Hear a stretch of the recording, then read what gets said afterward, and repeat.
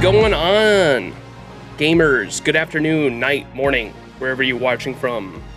We are live and alive. It is December 26, 2023, 5:22 p.m. And I'm excited to get into this. We are a bit late. Happy holidays. Thank you so much, Fez. How you doing? We are a bit late to the final raid, but I knew that it was going to be going on for like at least 24 plus hours compared to what JP's time frame was on killing this thing. So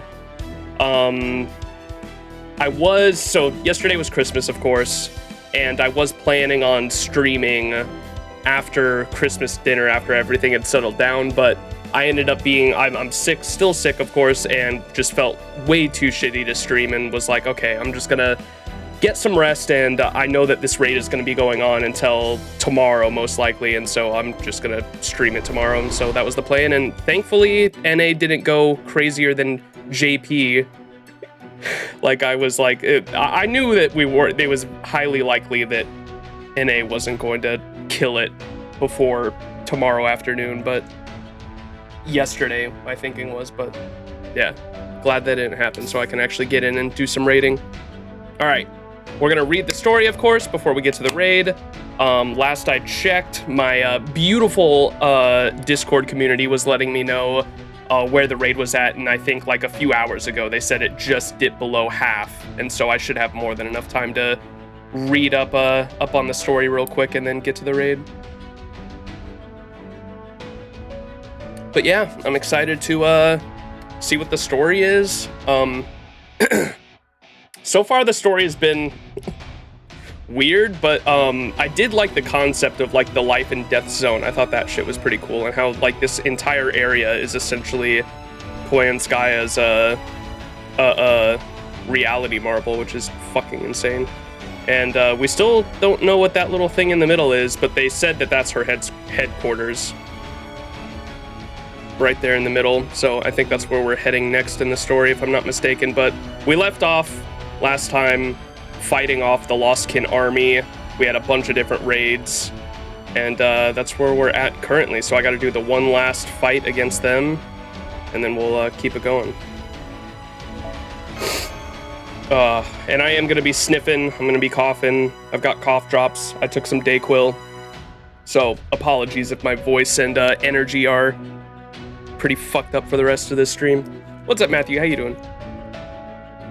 I'm gonna pop in a cough drop now as we do this fight.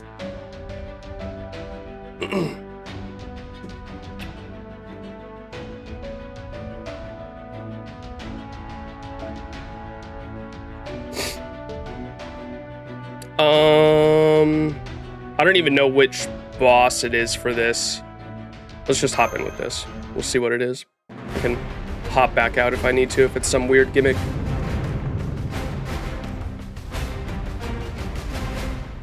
What's up, LSL? Happy holidays. Thank you. Sorry to hear you're not feeling unwell. Hope you recover soon. Thank you. I appreciate you. Thank you for the support. How am I feeling now? Still shitty. Still pretty shitty.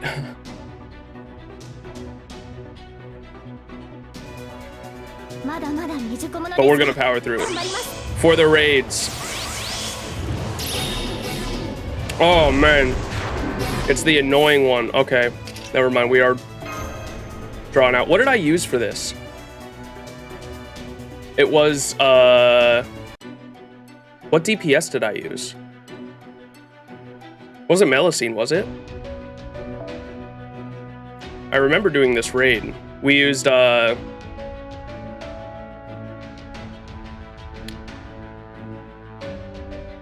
it's every gimmick from the individual raids? Oh, shit.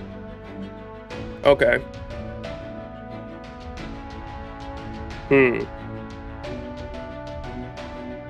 What, how long's the skill seal for, by the way? I might, if the skill seal is only for like a turn or two, I might just go in with the invincibility comp. Can't go wrong there.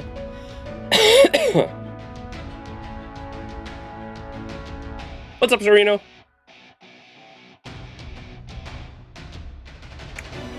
It's one turn, if I remember. Okay.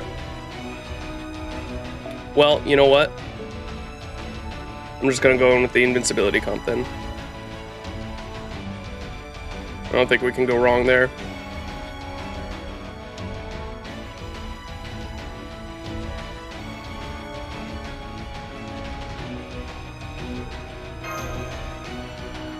And the swap seals 3 turns? Okay.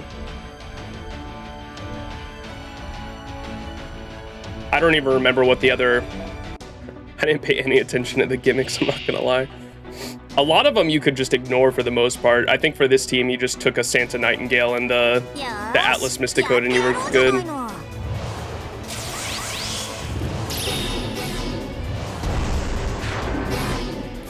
So the skill seal is only 1 turn, so here's what we're gonna do.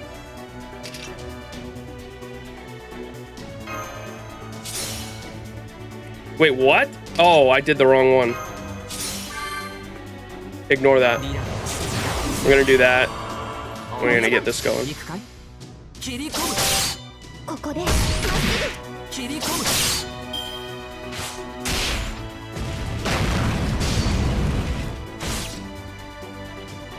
Okay, skills are up. Give this to Himiko. She's got a 50%er there.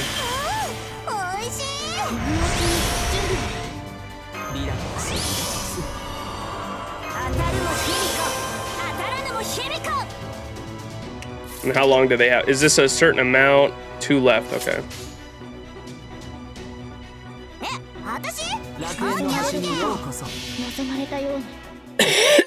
I didn't see anything, thank you. Of course you didn't. Ended up being so hard for you? Yeah, they happened pretty hard. I remember the, what was the last one before this? Was pretty hard for me. It was just annoying. I think we got it on our 2nd try, just barely, but it was still annoying. The Shitner one. That one was not fun. What's up, Yaoi? The Zoomer Daddy? What? Calling me a Zoomer? How dare you?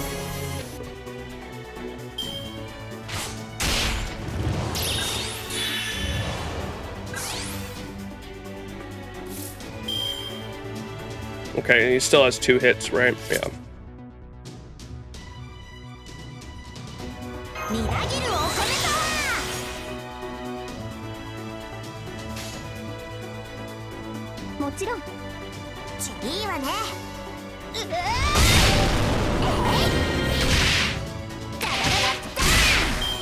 Himiko punch.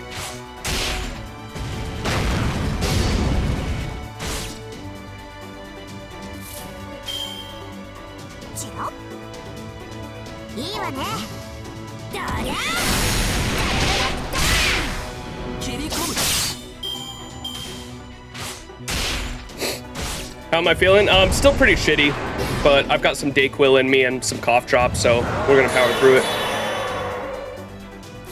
You got all the raid up servants and Melusine's banner? Let's frickin' go, baby. That's what we like to see. Oh, they come out with their NPs fully charged. That's not good. Frick. Oh, we're so dead here.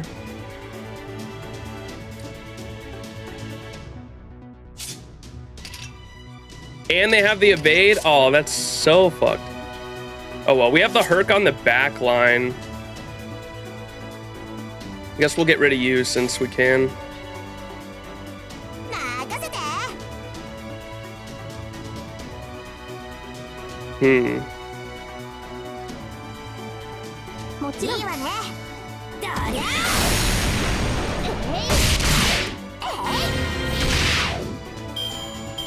Someone's dying.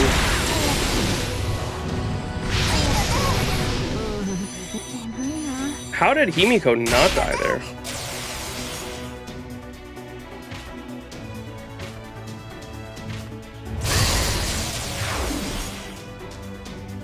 Surely Himiko has this.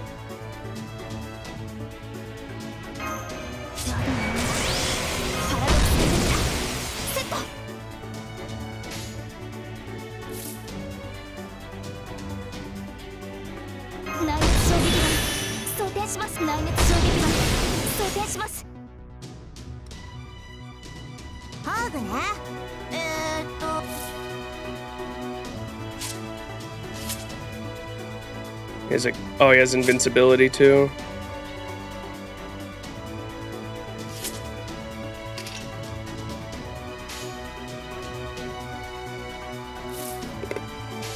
Hmm.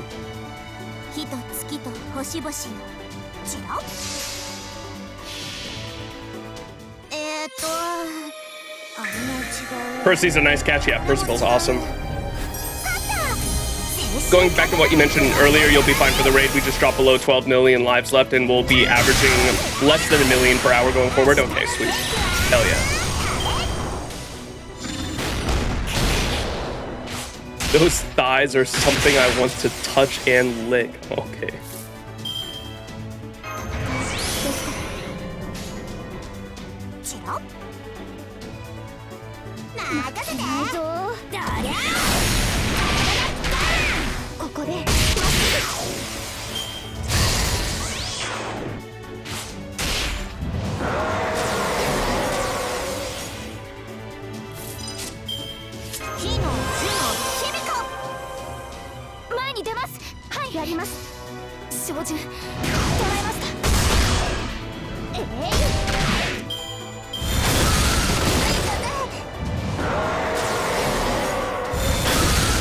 Oh my god, the debuffs.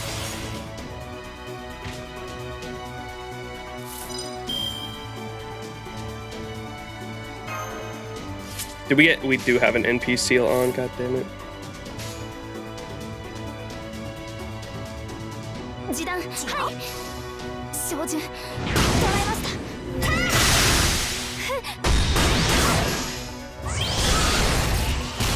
Whoa, what the hell? Transformer.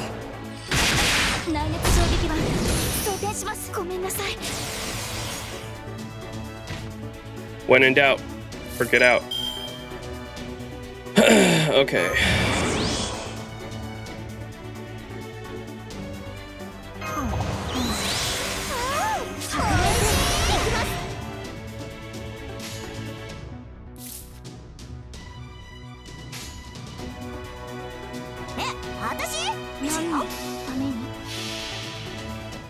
Ten HP. She holding on for dear life.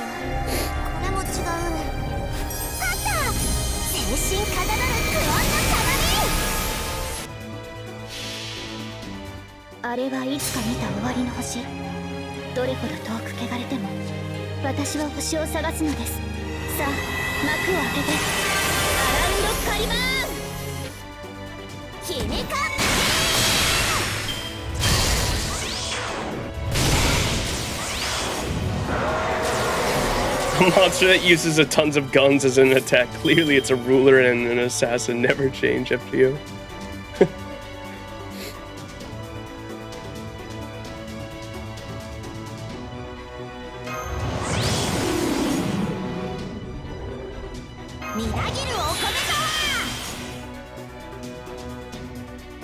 I don't know why I used the evade there. That was dumb. There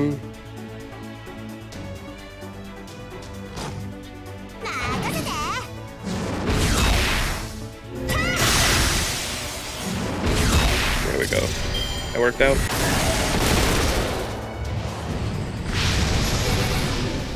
Oh, well, Himiko's dead to that burn.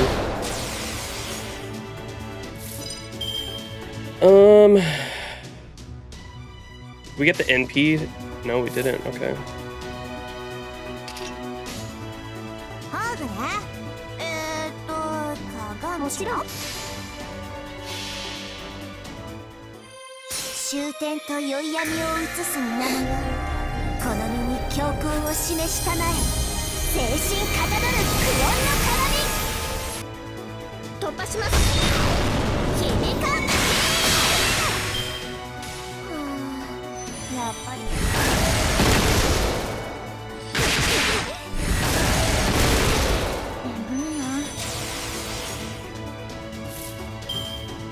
Okay, he only has a guts left, so let's pop the guts on you.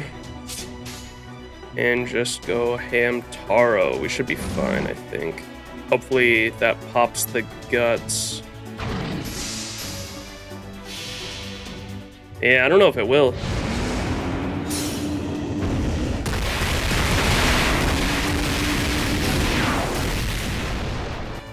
No.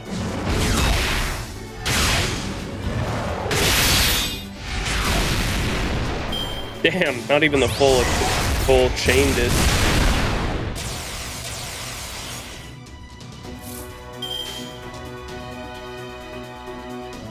Frick, okay, well, just go Hamtaro here.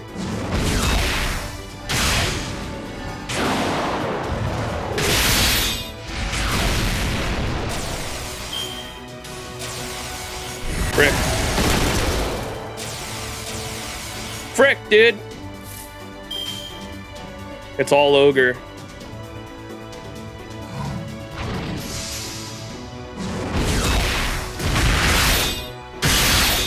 Oh my god, that MP gain, what the fuck? Fuck, if he had one more guts. I think it'd matter anyway, actually. Okay, so that didn't work. It's probably worth using. This is definitely one of the times where you'd want Morgan instead of Himiko. Single target versus AoE. Because of the evades. They all have 2 hits of evade. So let's try that.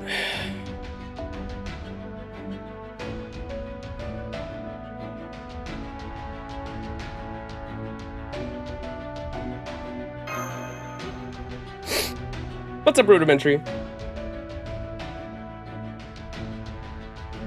Can tell this is story locked event, alright. When it works?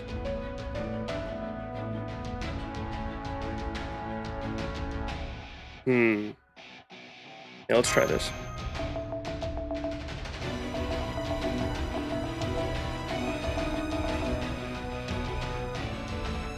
NPC Fubuki? Who the fuck is Fubuki?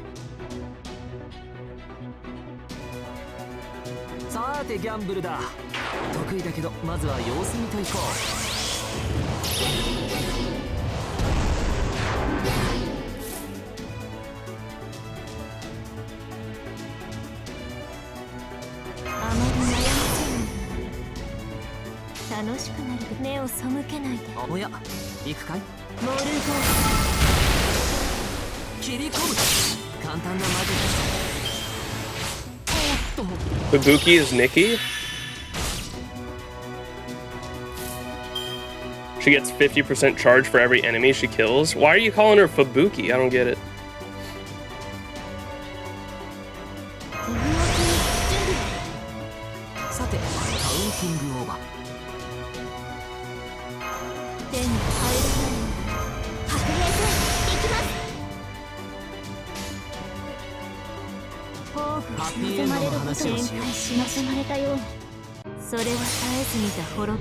Oh, it looks like a VTuber that she looks like? Okay.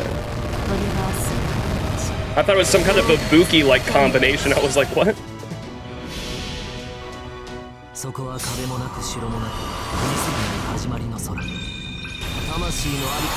Looks similar to a Hololive VTuber named Fubuki. Gotcha.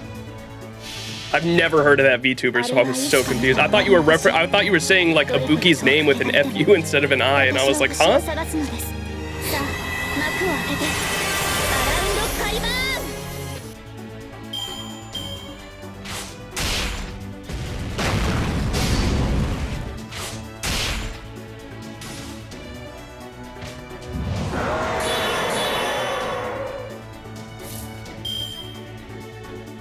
Okay, how many hits of this shit do we have left? 2 turns, but how many hits? 2 left? 3 left? 4 left? Okay, so I think I give this to you just in case. Might as well pop her guts as well, fuck it. And then who just popped in? You, who has 2 hits of evade still.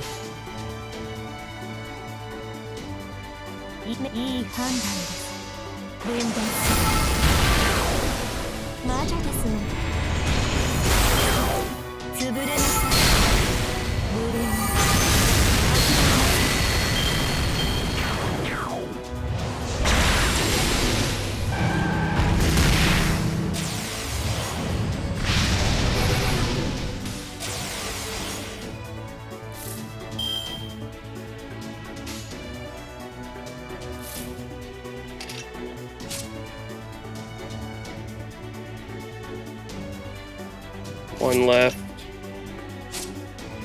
One left.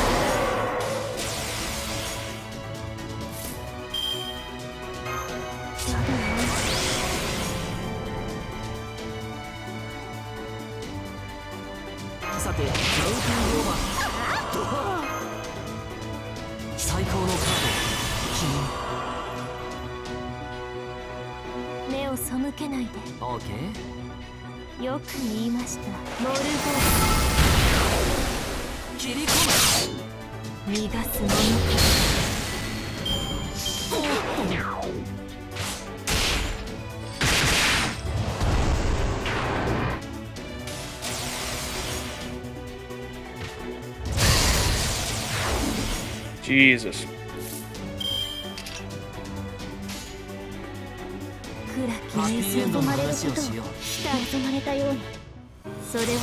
Ted, thank you so much for the 3-month resub. Appreciate it. Thank you, thank you. How you doing? In this case, this doesn't work out, Max. I ran this comp with a Pierce Invul CE on Morgan and didn't have any issues. Gotcha. Yeah, because of their dumb invincibility they get.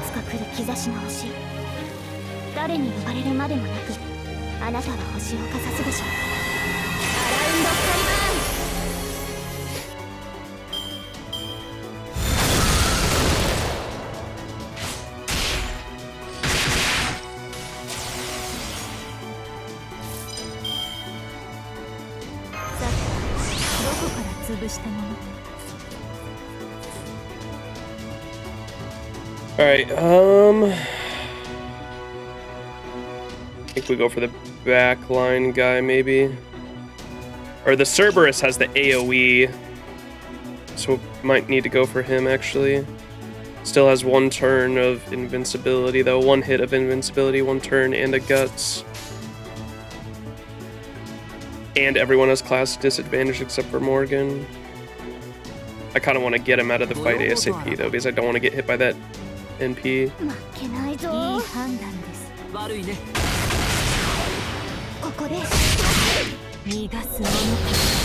Damn.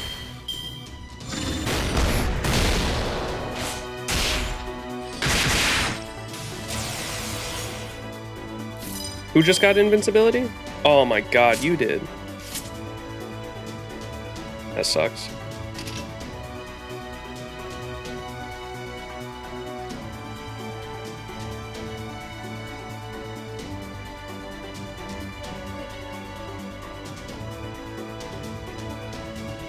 Okay, the Kali. I was like, who the fuck's the 3rd enemy? I see the little fucking plant monster there, and then the Cerberus. I was like, where's the 3rd enemy? He's like hiding under the grass right there, the little crocodile Kali.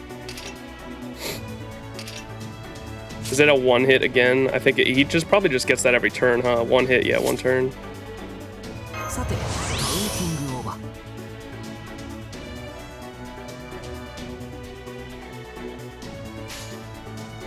Go bam, bam, bam, maybe.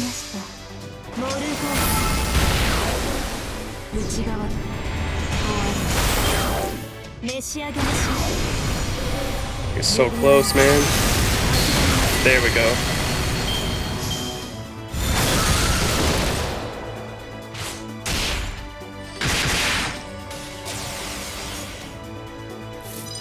Fuck.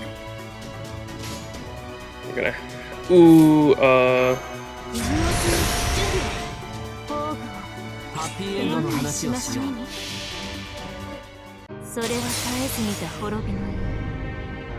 He is a little stealthy.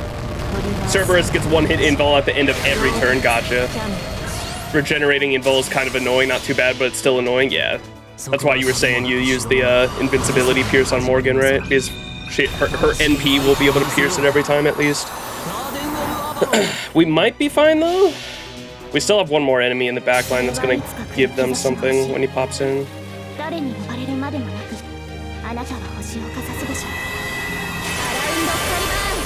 What's up, Notorious? How you doing?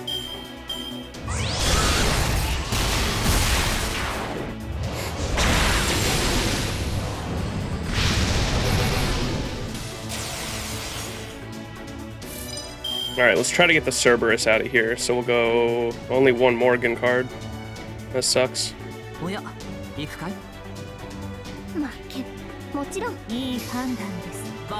Should still be able to kill, I think.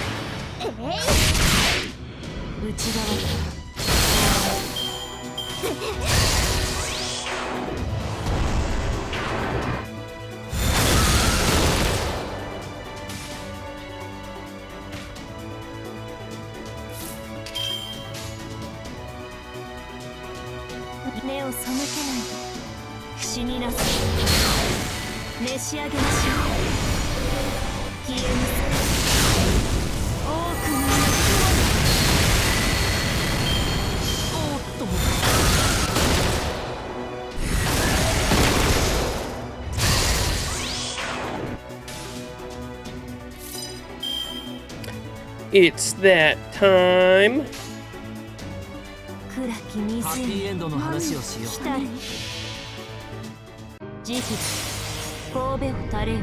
My bad, I didn't set my supports. You're fine. We got more than enough people to have shit anyway. I think for this specific fight, at least, we were definitely I'm just using my own servants here. We just had someone's Castoria with the event CE on the back line. When in doubt, roadless Camelot. Indeed. Indeed, my friend.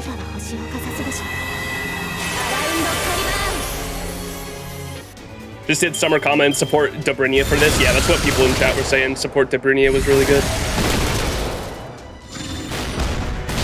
Spitchtar for all the challenge quest. Old Reliable came in clutch. Let's go. Spitchtar do indeed still be very strong. She has always been fucking insane. I love her extra attack animation too. Spitchtar's with the kick.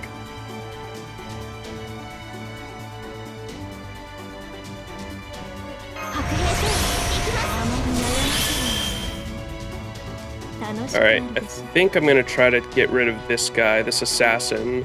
Let me give you the crit up. Art's crit as well, and then we'll go bam, bam, bam, and that should definitely kill him. Yes, sir. That's what we like to see.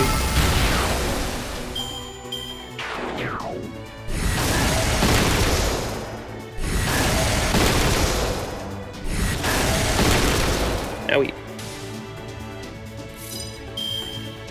Thanks for the NP charge, bucko.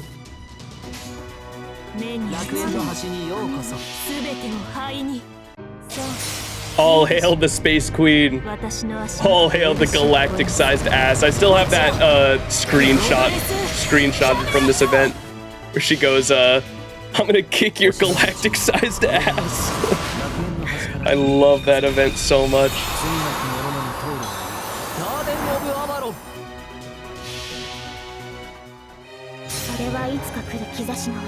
What's y'all's favorite event story in FGO? Mine still might be Space Ishtar's Saber Wars 2. I love that event so much. That one or the Idol event was really good too. I really enjoyed the Idol event. That had a really good story with Miss Crane. Miss Crane and Mixa.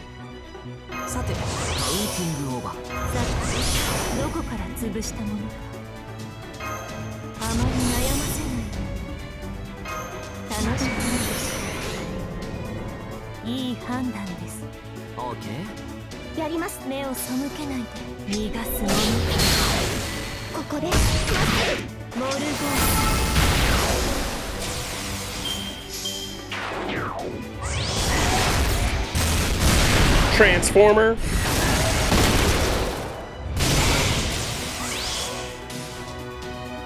All right, you're done, bucko.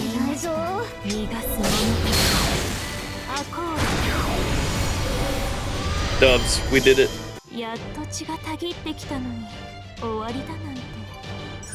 So Twitch has a recap too, huh? Yep. Yep. Really biased due to collab events, but I think Gouda 6 is my favorite. Gouda 6 was really good, yes. I was actually bummed I didn't stream it because of how much I enjoyed the story. I read the whole thing though, and I thought it was really good. Probably summer events because of how light and fun they are, yep. Summer 5 was insanely long, but I think Summer 5 might be one of my favorites. Summer 3 with Summer Jalter was amazing too, but I think I'm biased because of Jalter.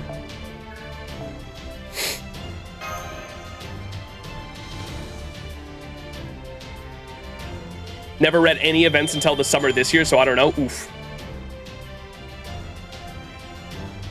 This year's summer was alright though, I enjoyed it. 220 hours here, 2100 chats, 76k channel points. God damn, let's go, baby. Usually like the shenanigans of Valentine's events. Yeah, Valentine's Day events are nice too. I really enjoyed Karen's this past year was silly. With the bag over her head, man. Oh yeah, look, we got the Apology Saint Quartz chat. We got 10 Apology Saint Quartz for the raid that didn't start. Oh man. I don't know what any of us were expecting, but that's something. Oof. Oof. Put in a pack for Melusine with no luck? Oh no. That sucks. Hey, at least we got 10 Saint Quartz. Yeah, I mean, it's better than nothing, but I don't know what any of us were expecting. I was really hoping they, like, because nothing like that has ever happened before with a raid not launching, and so I don't know what anyone was expecting. I was kind of, like, my biggest hope was that they'd give us some mats that would have dropped from that raid. Would have been really nice. Just give everyone who was caught up with LB6 that could participate in the raid, like, just give them, like, 50 of every fucking mat that would have dropped, but I feel like that's not like insane or game breaking, but that's also never happened before on an FGO server, to my knowledge anyway, a raid not launching, so I don't know what we were expecting. Mats, Gapples, or both, yeah. Gapples would have been nice too. I guess the Saint Quartz are rainbow apples, I suppose, but come on. People were so mad on X/Twitter, yeah. Ivan Raid is now JP exclusive. All right, story time. Yo, that's terrifying. Here I go. Flame and thunder, come to me. Wow. Now, diving attack. Raw, leave it to me, master.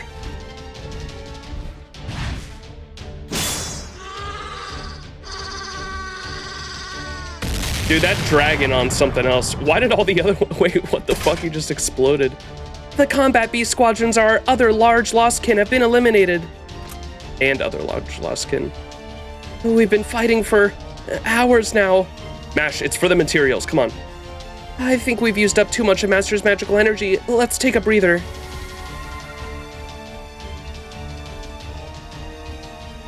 How are things looking, Mash?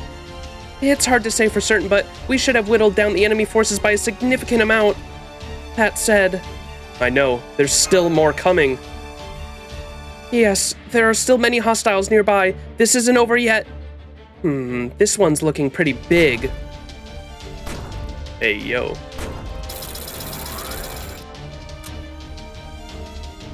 A large combat beast, and there are more groups of lostkin and combat beasts heading this way too. They just keep coming, don't they? They're like an endless swarm. Ugh, this makes me really thirsty. Huh? As soon as this is over, I'm getting myself a nice cold drink.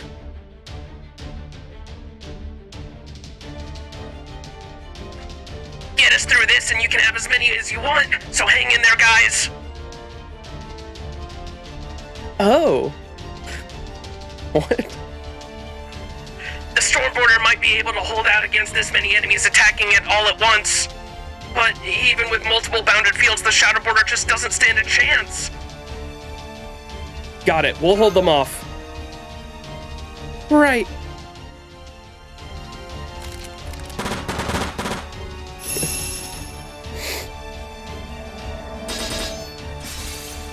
Wow.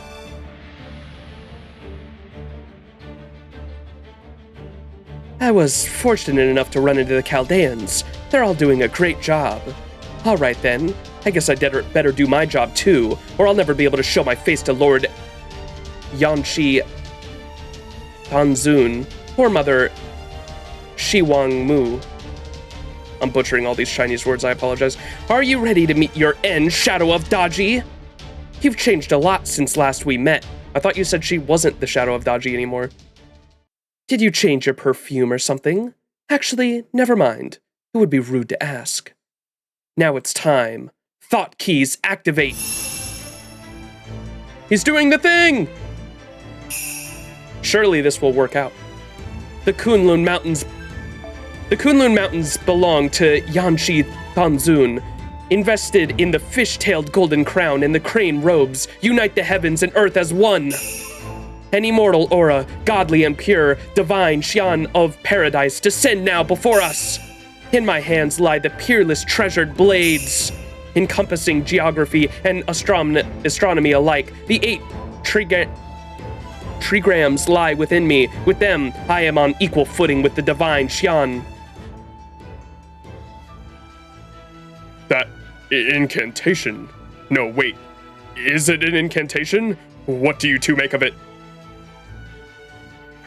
I think it is. Both his words and his voice are definitely infused with magical energy. I don't know much about sage arts or thought spells or whatever that is, but I do get the sense he's saying some really crazy stuff. I know, right? I mean, I'm pretty sure I heard something about Divine Xian in there. He's basically declaring he's just as powerful as a materialized Divine Xian class being. Huh? Divine Xian. Xian. The X is pronounced with an SH, right? I think someone told me that earlier in Chinese. If I recall correctly, Divine Xian are similar to divine spirits, but from Chinese mythology. Is that right? Yep, that's them. Though they're more like actual gods than divine spirits, much like the Scotty in Scandinavia or the 12 Olympians. Basically, they're super advanced beings with powerful mystics and overwhelmingly strong spirit origins and spiritual ranks. If you remember how strong Lady Yu, a regular Xian, was after taking some of Lanling's blood, that's a crazy declaration. Gotcha. Dodgy Killer Wang is finally doing the thing. Wait, what'd he say? Damn, seriously? That's one hell of a claim, Taigong Wang. Indeed it is, but I, for one, have no trouble believing him. If his exploits as described in the Investor of Gods are anywhere close to reality, then he is absolutely as strong to rival a divine Xian. He did supposedly kill Yao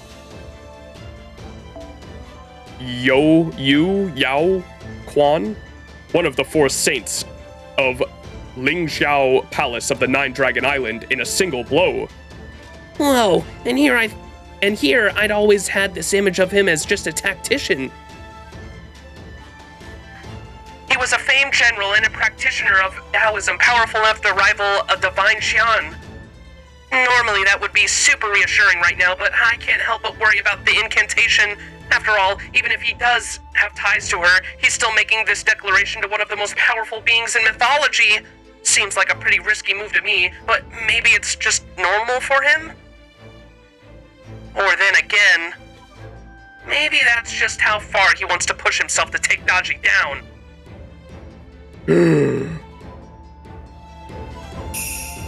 Here in this world, I am the embodiment of Yushu. Yushu? Here in this world, I am the enactor of Feng Shen. I swear here and now, under the mandate of the heavens, I shall defeat this god and usher in a holy dynasty. Prepare to be sealed away forever, shadow of the millennial fox spirit. In the name of the mother goddess, Nua of the three sovereigns, now know that the virtuous fruits of Taoism are not found in this world, fox. Da Yao, oh my god, I'm gonna butcher this. Da Yao Shen Yua Feng Shen Yan Yi.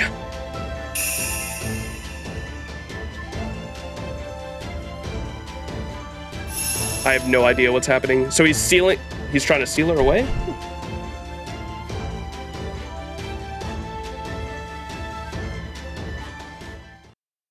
Uh-oh.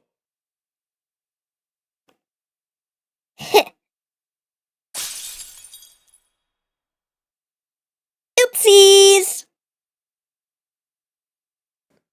Huh?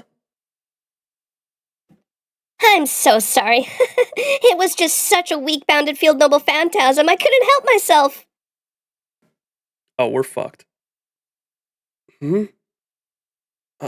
That's weird. Well, shit. No way, dude. That was my anti-beast noble phantasm tailored specifically for Dodgy Shadow. It had the power of 12 golden immortals. And it did nothing! I wonder why! Huh? Huh? Taigong Wang?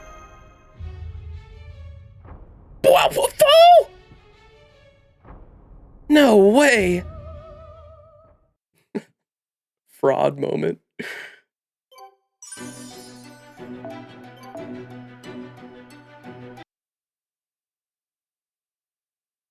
I love this, man.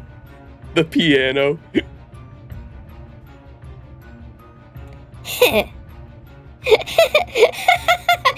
That was so hilarious! I wish I'd brought a camera crew! All that build-up for a complete flop! You're quite the entertainer, aren't you? I thought you were the most unusual heroic spirit. Were you a court jester or something?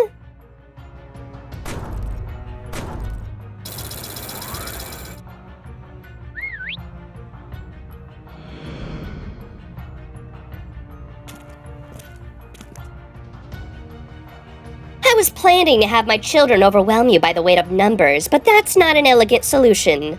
Since you put on such a good show, it's only right that I return the favor, no? So I'll play along with your game and put on a little performance of my own.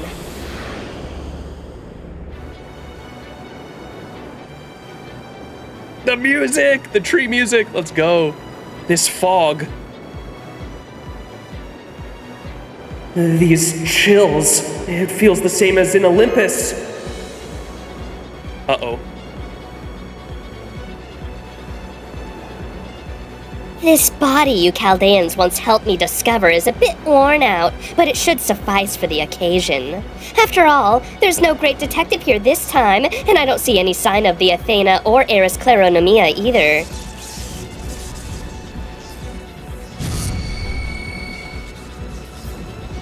Her magical energy readings are suddenly skyrocketing. It's just like we saw in Olympus.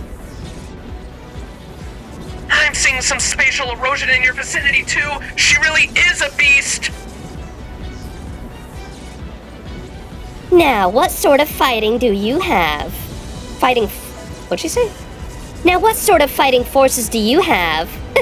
Ah, yes, there's the hilarious court jester, though I'm still not sure who you are.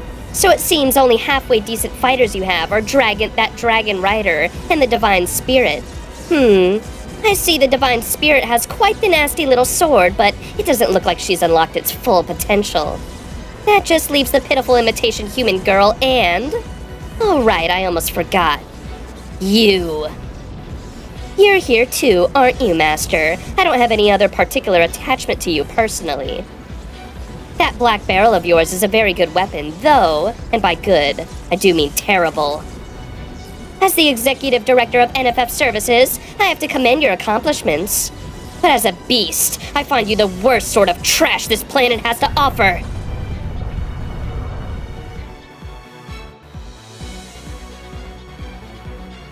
Her magical energy is still spiking even higher, and her physical mass is transformed into something enormous. I can't believe the sheer mass of her spirit origin. You guys actually fought this thing back in Olympus? Thought keys activate. In my hands lie the peerless treasured blades, encompassing geography and astronomy alike. The 8 trigrams lie within me. Yuxu, Tai Xian, Fengshen, Zixing.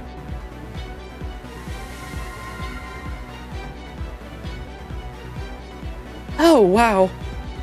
That was my second anti-beast noble phantasm. It's cast on my allies. I just hope this one works. You don't sound at all that confident. Well, yeah, after that just happened. Snap out of it already! We've come this far together, so I'm just about to get serious again.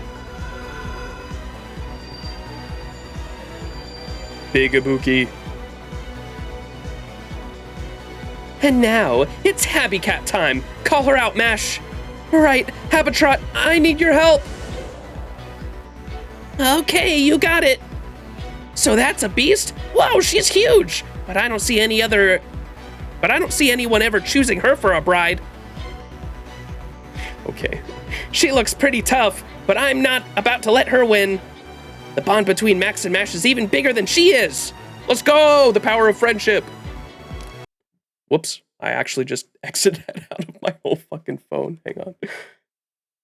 I went to screenshot it and exited out of the whole phone.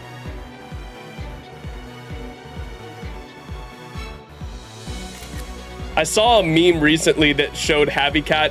What did it say? Oh man, I can't remember what it said, but there was a meme I saw of Habby Cat with the black barrel that said like, this is, you might have, or we have the power of friendship, and that power of friendship is the form of a gun or some shit like that. It was so funny. Habby Cat, go.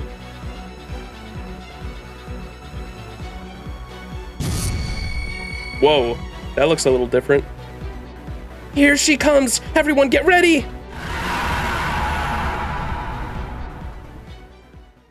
Alright, Koyanskaya, Olympus Fight 2. Yes, that's what it is, Yowie. Yes, that's the exact quote. We will win with the power of friendship and this gun we found. And it's the fucking black barrel. Yes. I love that shit.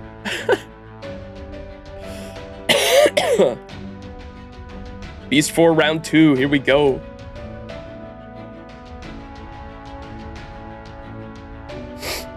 Oh man.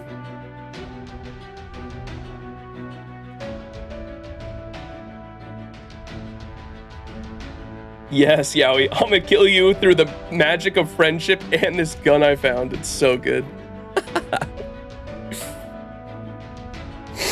Bargus solo? I need my Bargus leveled up, man. Bargus is honestly a 4-star. I'm debating taking to level 90. Does someone have... Wait, I could use a friend's Bargus, though. Because Bargus has, Ooh. Bargus has the power against... Or has a niche attack against beasts, correct?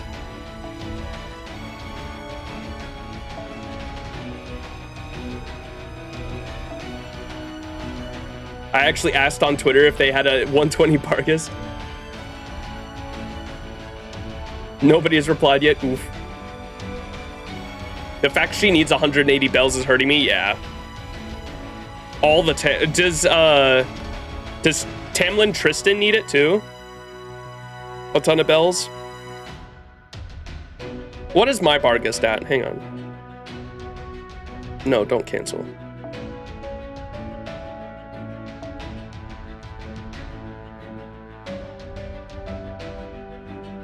Okay, Black Barrel can be used in this.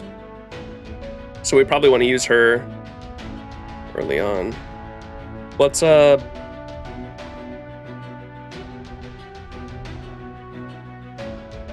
DPS. Buster DPS. Filter by Saber.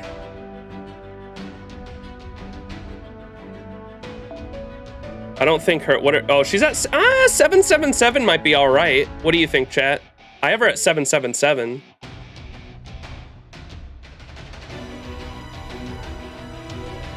That's good. Yeah, she might be all right, actually. And then what support should we take? I have a Merlin. Koyanskaya?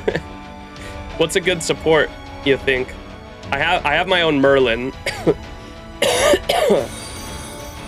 Adrian King, appreciate the follow, thank you. She's better solo, true. But I don't know if I can solo unless I just want to kill off all my allies with...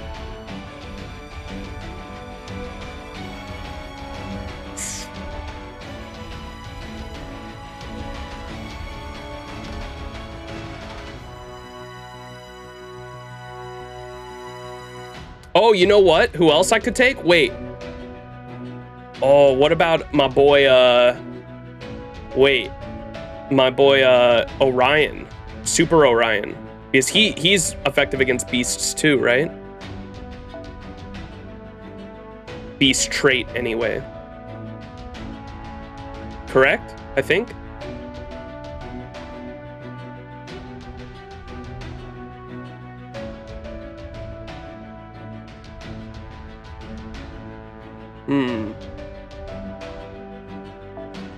I might take a Koyon just for the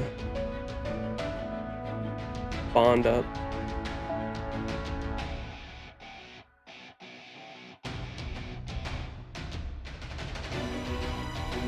Bro just wants to bully Koyon at this point. Hey, after Anniversary 6, having to pity her? Come on. We gotta get some revenge. She also does effective damage versus everything that is not beast.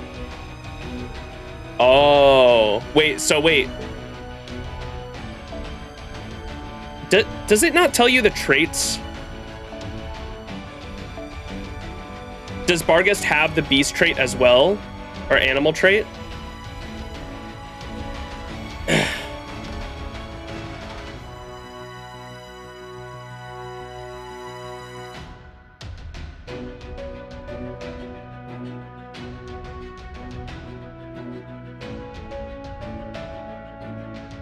She does.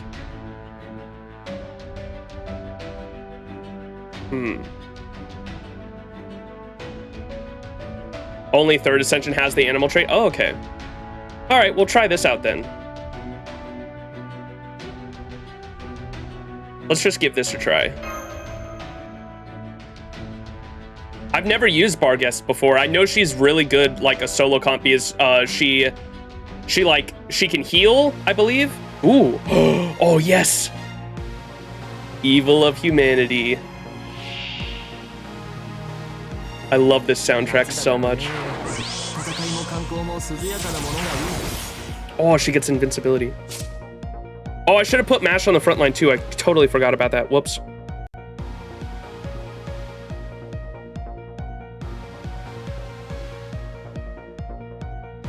One turn of invincibility. 3 turns of that. Okay, so we don't want to NP in the first 3 turns. Increases attack 3 turns and increase Buster card effectiveness for 3 turns when on a sunlight field for yourself. Increase Buster card effectiveness. Okay, we probably just want to use this for now.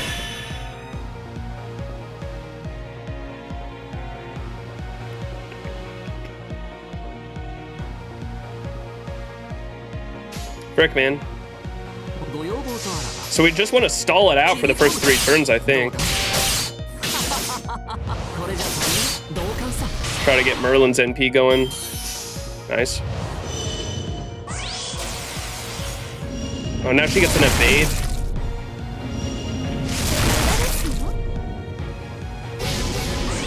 Nice. 5 left, 2 turns. Oh my goodness, that's gonna be annoying.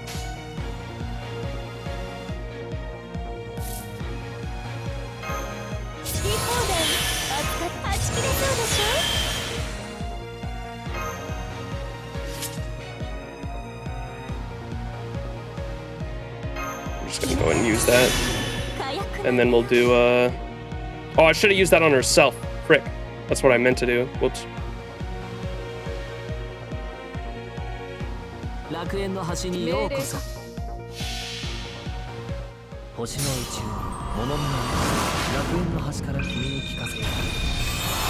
Heals 1k for each time she hits. That's crazy.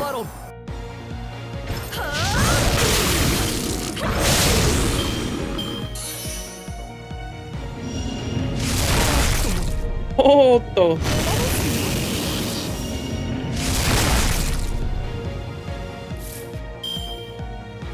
All right, one more turn and then we can NP.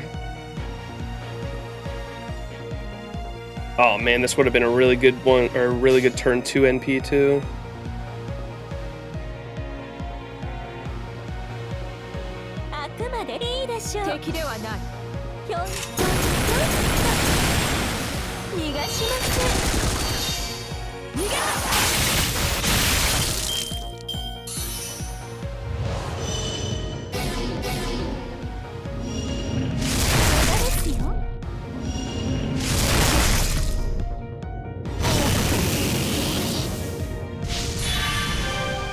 Okay, nice, I think. What did we get? What's this? Activate on defeat, increases an enemy's attack when HP reaches 0. Gotcha. Not good.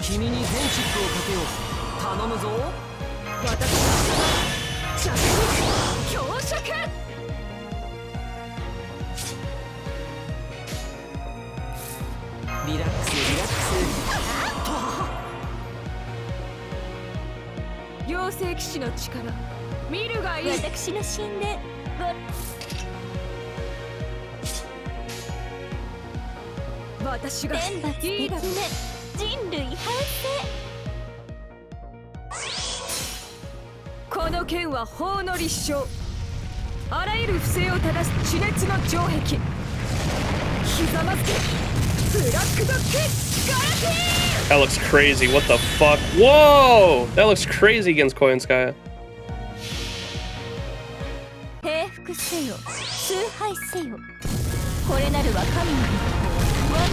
Oh yeah, Koyan reduces charge. And I just used the invincibility. Whoops.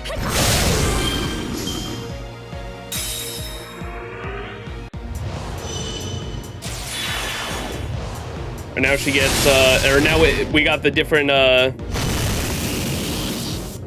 soundtrack playing in the background. Oh, she used it anyway. She skill upped. Well, that was lucky. Yeah, I guess we'll bam, bam, bam, maybe. Oh my god, that hit hard. The Lostbelt 2 phase. Her bar broke, so she charged herself. Gotcha. Okay, that's her charge effect. Or the bar break effect.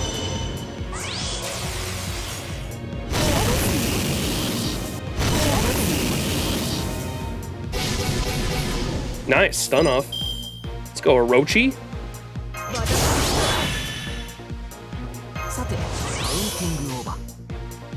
Ooh. Yeah, let's do this. I like how Koyanskaya is effective against Koyanskaya.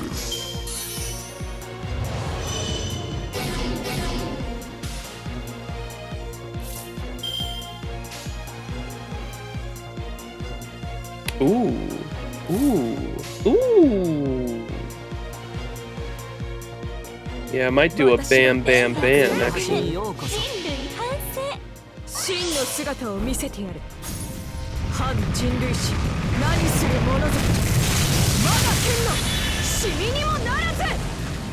God damn, yeah, I definitely want to take Vargas to level 90, dude. She's crazy.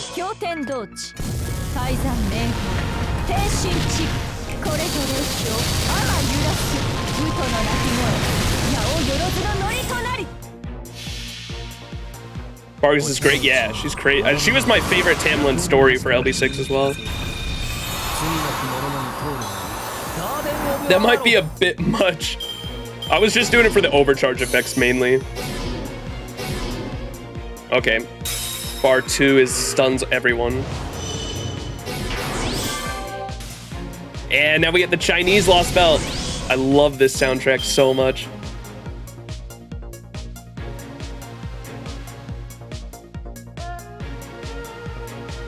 Oh, it's so good.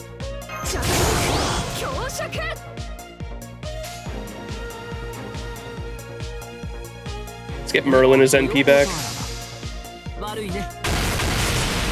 Keep stacking the Merlin NP.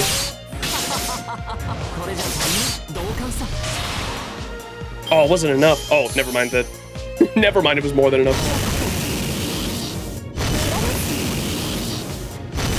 God damn, Merlin is ouchie. It's the only one without the animal trait. Huh.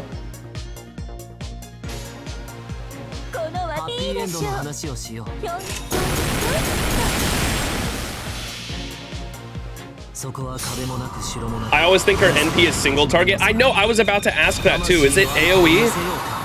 Because she hits like a fucking truck, man.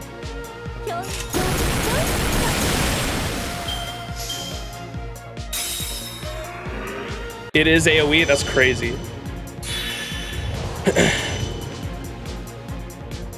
Oh, she had the buff block. Let's go. Was that Orochi?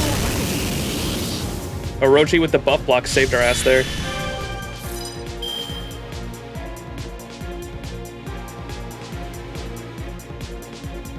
Oh, you're actually dead.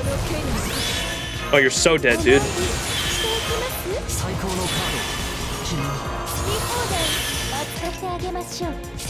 You're so dead. She's just dead.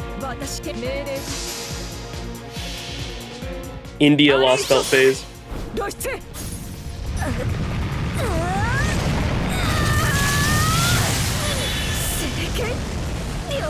Overkill. Let's fucking go. Oh my god. Well, Lostbelt 6.4 done, boys. Let's pack it in. Call it a day.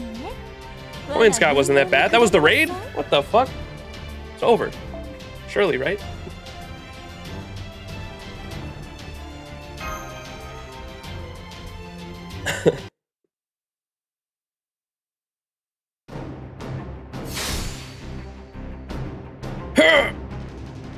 What a strange feeling. It almost feels like I'm hitting cotton candy? No, that's not quite right. There's something about her that makes my hair stand on end. I don't even know how to describe this feeling, but I don't like it. I can say this second noble phantasm of yours is working pretty well, though. Ooh, that was a weird sound. True, I do get the sense that she doesn't like it. What do you think, Taigong? I suppose. However, its output is far too low. It's not even giving you 10% of the power I expected it to. And then there's the lack of feedback from our attacks. It can only mean this beast is not actually Daiji's shadow. You've already said this. I thought we went over this in the Shadow Border. It's either just an alter ego of sorts or a clone. Nothing more. Huh? Oh, he means that what we're fighting right now isn't actually Koyanskaya.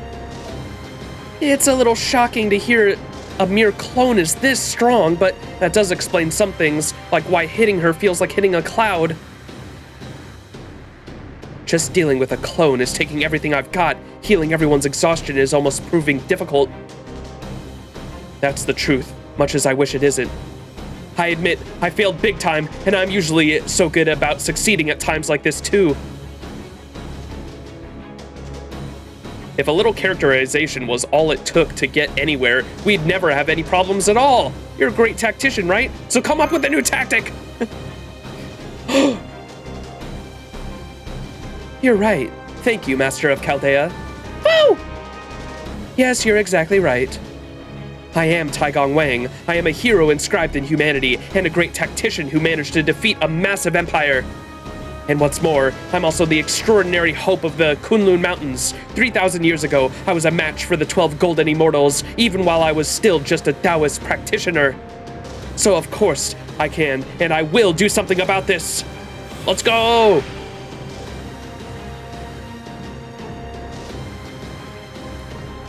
Are you all done flailing at me now?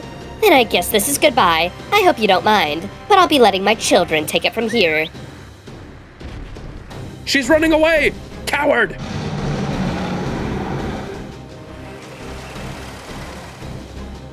I'm detecting multiple hostiles again. There are even more of them than we fought earlier. Uh-oh, that's not good. Why are you so happy about that? I recommend an immediate retreat, Master of Chaldea. Let's get out of here, everyone. Let's fall back to the Shadow Border for now. Allow me.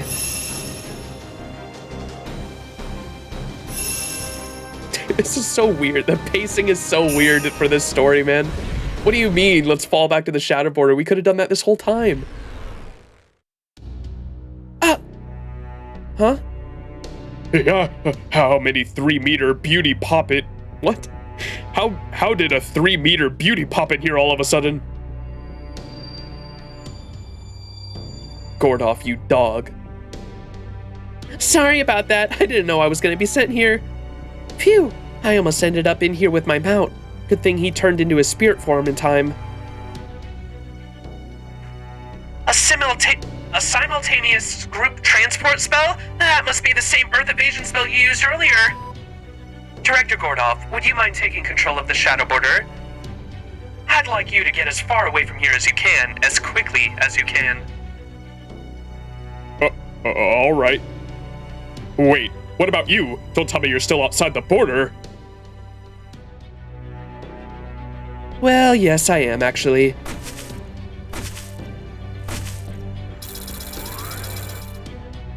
I'm going to draw Koyanskaya's children away from you so that you can put as much distance between you and them as possible, if you wouldn't mind. But what about you?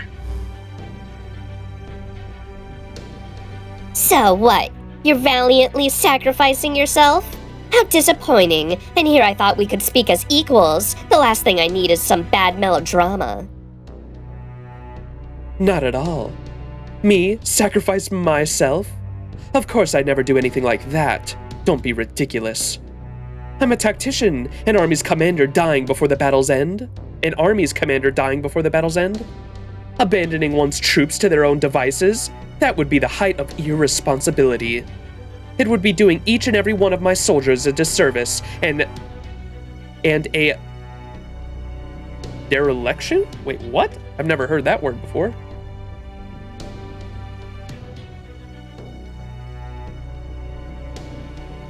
Dereliction? Dereliction. Dereliction, the state of having been abandoned and become dilapidated. Dilapidated. A state of disrepair or ruin, okay. We're learning English. It would be doing each and every one of my soldiers a disservice and a dereliction of my duty to the world at large. A disservice. So no, I'm not sacrificing myself. FGO is educational. The truth is, this is all an illusion. I may have mass life force magical energy.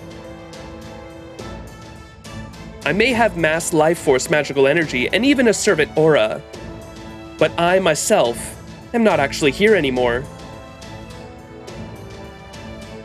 Well now. I had no idea you were such a magician. Are you sure you weren't some court jester somewhere? Maybe I was. But just so you know, Miss Beast, I can repeat this trick as many times as it takes. Every time you decide to go after the Shadow Border, I'll help them escape in the exact same way.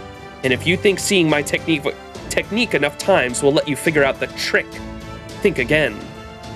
I'm very, very good at Earth evasion spells. I know over 200 of them, and an untold amount of combinations thereof. How do I know you're not just talking big? Care to see for yourself, then? No, I'll pass. I'm out here on a lark anyway. I don't have any mental or physical energy to spare for games. I'd much rather spend my free time back home enjoying a nice siesta. Of course, if you and the Chaldeans would like to come visit my headquarters, you're perfectly free to do so. I usually turn away all visitors who show up without an appointment. But as a beast, I certainly can't turn down the representatives of humanity away empty-handed. So the next time we meet, I'll greet you myself rather than sending a familiar to do it. And with that, I bid you good day. See you later, then. Has anyone ever told you you're something of an odd bird? That's not a very nice thing to say, Miss Beast. But if you must know, yes, I do get that a lot.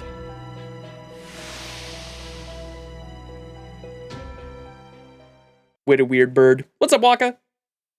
Trivia: Neza and another 5-star servant coming out next year were in this guy's army fighting against Daji, and one of Daji's, and one on Daji's side, but not directly. Interesting. There was a comment on one of my most recent VOD uploads that I'll go ahead and share right now that was talking about his story that I found interesting. Yeah, Jesse commented this on my last video talking about the Investor of Gods. The Investor of Gods was a story about the fall of the Shang dynasty. When the story meets its end, those who participated are appointed to the positions of godhood, hence the story's name, Investor of the Gods. Gods commanding things like the elements, fortune, wealth, etc., all of them once fought against or for Taigong Wang, including Neza. Taigong Wang, in the story, the main character of the story is Taigong Wang, tasked to bring down the corrupted nation. Also slapped the fox who was supposed to help him bring down the nation from the inside. The fox ended up switching sides the second she gained the emperor's trust, causing the rebellion to drag out. One of his famous stories was him fishing with no hook and no bait in front of the future rebel leader. The leader questioned how anyone could catch a fish like that without a bait or a hook on the fishing line. He then replied, "Well, I just caught a big one. He is standing right in front of me." Him using his NP god-whacking stick like that is paying tribute to that story, and is also him just being a pure show-off. I like that. That's cool. There's a 4-page comic about this fight?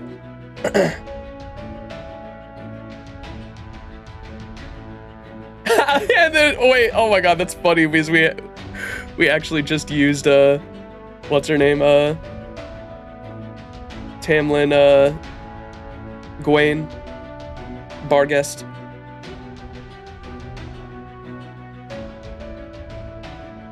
Here. Am I supposed to read this like a manga, or this is the beast of this is the best humanity has to offer. What a joke. I wouldn't have bothered putting on my good suit if I knew things would have turned out like this. You paltry human history. It's over. On that, for once we can agree on something, bitch. Huh? For a silver-tongued fox, you boast big. That's awesome. Bargus did slap the fuck out of her. I'm glad y'all recommended her because she was fun to use in that fight. That's awesome, Luis. Thanks for sharing.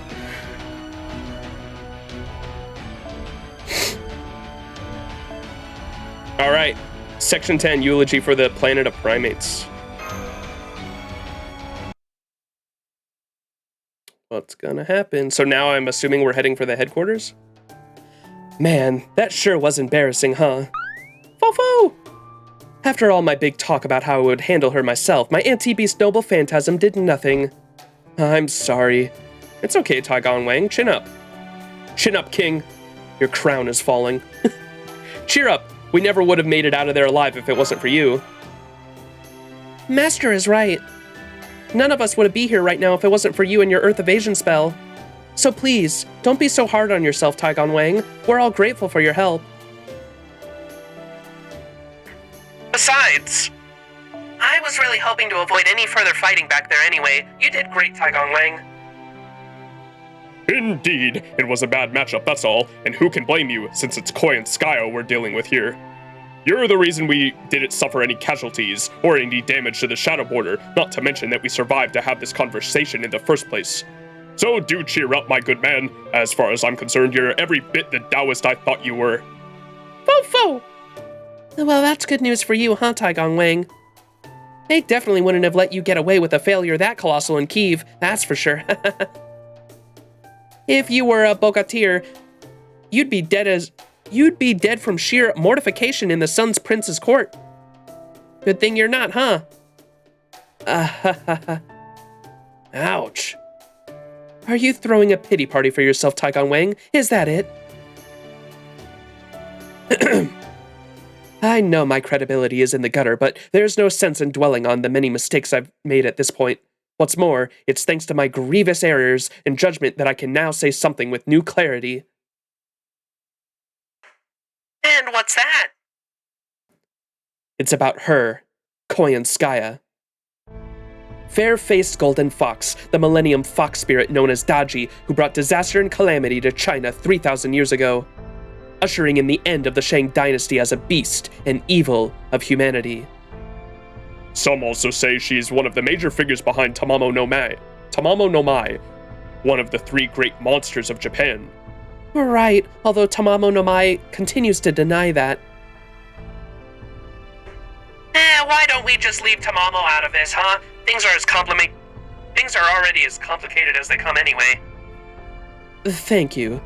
Up to this point, my hypothesis was that the being you call Tamamovich Koyanskaya was actually Daji, now transformed into a heroic spirit after her death. That is the assumption under which I materialized and prepared my special anti-beast noble phantasm for. However, your second noble phantasm had some effect on her, but your first didn't work at all. The first was supposed to hit her from the inside, and the second was supposed to hit her from the outside. But the second was the only one that worked, and at less than 10% of the effect I originally envisioned to boot. So then, the noble phantasm you created with Daji's shadow in mind had no effect whatsoever on the inside, only had a limited effect on her outside. Then, that must mean... Indeed. My second noble phantasm had some effect on Koyanskaya thanks to her resemblance to Daji, but since the resemblance was only surface level, my first had no effect at all. Oh. For the 100% reveal? So she's just pretending to be Daji. Koyanskaya pretender when. That, in turn, can only mean the beast we faced is not, in fact, Daji's shadow. There it is. Wow. Who could have seen this coming? I mean, we only started thinking it was Daji's shadow at the start of this story, I think, because of Taigong Wang, right? It's not like this was like a long time thing coming, I don't think. No? When was it mentioned in the story before that? People assumed it was Daji as far back as China? Oh, I don't remember any specific dialogue. Remember what Qin Shi Huang said? No, I do not. This really pissed off JP?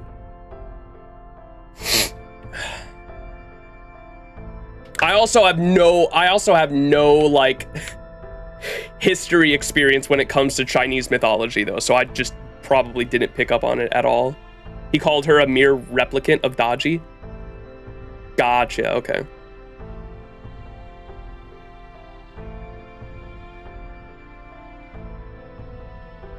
This is the thing that Cian was pissed off about? To this day, we have a lot of pissed off Tama fans. So does this essentially mean that Koyanskaya has no effective connection to the Tamamo 9 at all? Is that what it means? Tamamo has lots of... Yeah, I knew that, Yaoi. To be fair, Koyan never herself to be Daji. We don't know yet. We know she's not Daji, that's it. Oh, okay. Yeah, I can see that pissing off a lot of Tamamo fans. So she has no connection to the Tamamo 9, essentially, is what this means. Replica dodgy is still not dodgy, so there's that. Huh. Okay, we'll keep going. The beast we face is not, in fact, Dodgy's shadow. Although Koyanskaya does look a lot like her, they actually have no connection whatsoever. They are completely separate beings. I think I saw something on Twitter recently of someone saying that that pissed them off, that what did they say? They said that there's two answers. They said that conclusion can have like two answers, and like one of them was that just Nasu doesn't want Nasu doesn't want any other writer to touch Tamamo's lore. I wonder if I can find it.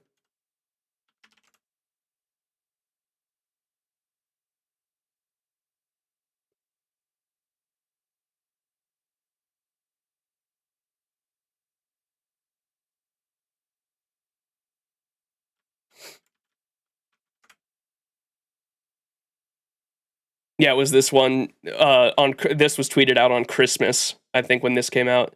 There are two ways to look at this. Either one, Tamamo deserves nothing. What? And then the second one is Nasu won't let Sakurai touch Tamamo.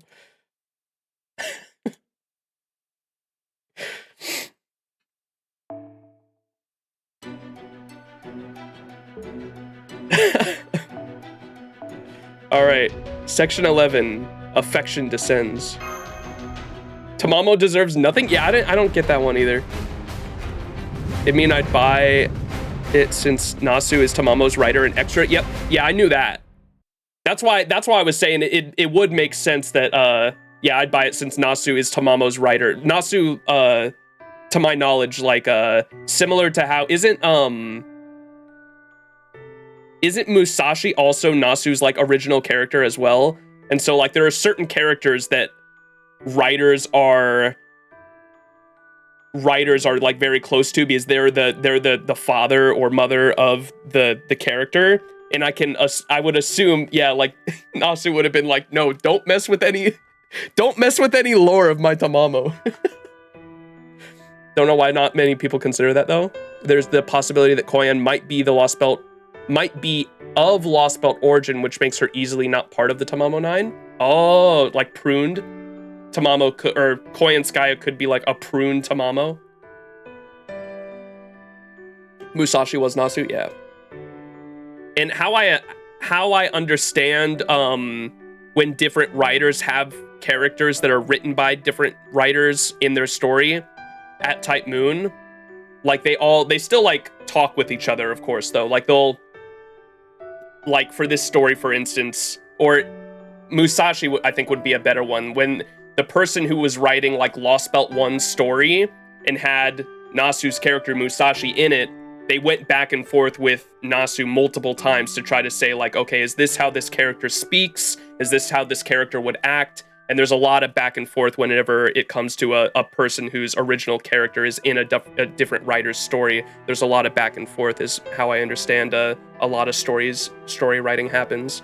And so, yeah, it wouldn't surprise me if there was that back and forth with whoever was writing Tunguska had that back and forth with Nasu, and Nasu would have been like, no, don't touch the Tamamo lore. Koyan's settings are written by Nasu. All the hints he gave us about her were spread throughout the story. Koyan is written by Nasu, but the story Tunguska itself is written by Sakurai. And Higashide? Did I say that right? It's kind of weird Koyan Sky is written by Nasu, but her event is not. Yeah, that's how a lot of stuff happens, though, to my knowledge. There's just the back and forth between the writers to try to make sure that the characters still act the way they should.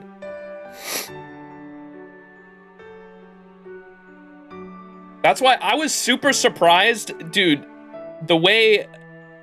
I'm really not a fan of how they wrote, what's her name in this? Ibuki.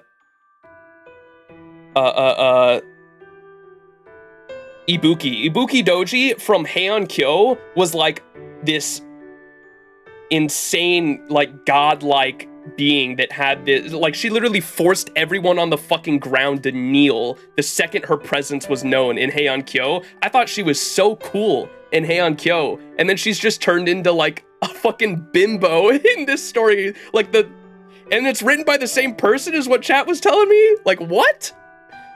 I'd believe it if they were two different people. You check her voice line. You check her voice lines? Wait, whose? Ibuki's? Any intimidation Ibuki had went away when she got summoned. I don't have an Ibuki. So if you're saying like similar to how some of the Tamlin, like Tamlin Lancelot is also kind of a completely different character when you summon her as well. It's explained in her profile. Okay. I don't have her, so that's why then. I don't have my own Ibuki.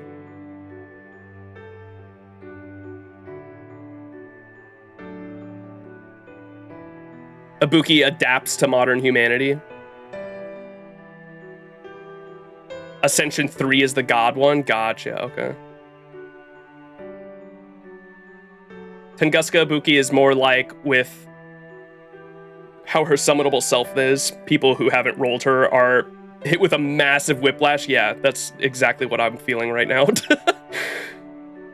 Tamlin Lancelot, nice when summoned. At least that one makes sense in lore. Yeah, because Tamlin Lancelot basically views us how she viewed. I caught on to that one pretty quick. Why she's different. Lancelot views us how she viewed fucking what's her name. I hate her so much that I fucking erased her name from my memory. What's her name? The one she had like Stockholm syndrome with. When she's on the Virgin Killer sweater, for God's sake. I know. That's Aurora. Yeah. Fucking Aurora, dude.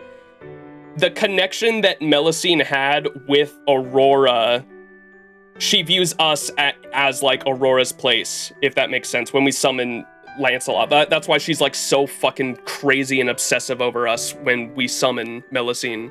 That's how I understand it, at least.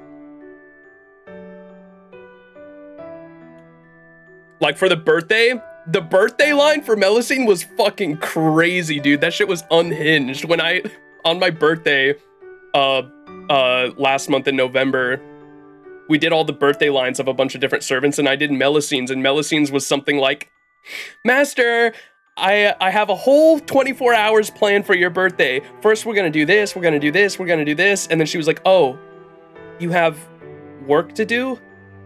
With Chaldea? I see. So I just need to destroy Chaldea then? And I'm like, wait a second, dude.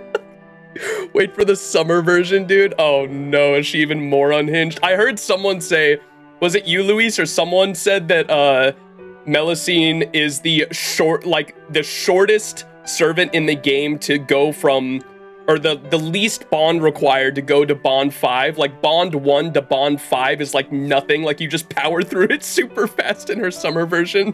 That's so funny. Better Melu being obsessive than Kiyohime, I guess. Maybe? Question mark? Dude, Kiyohime is on something that different too.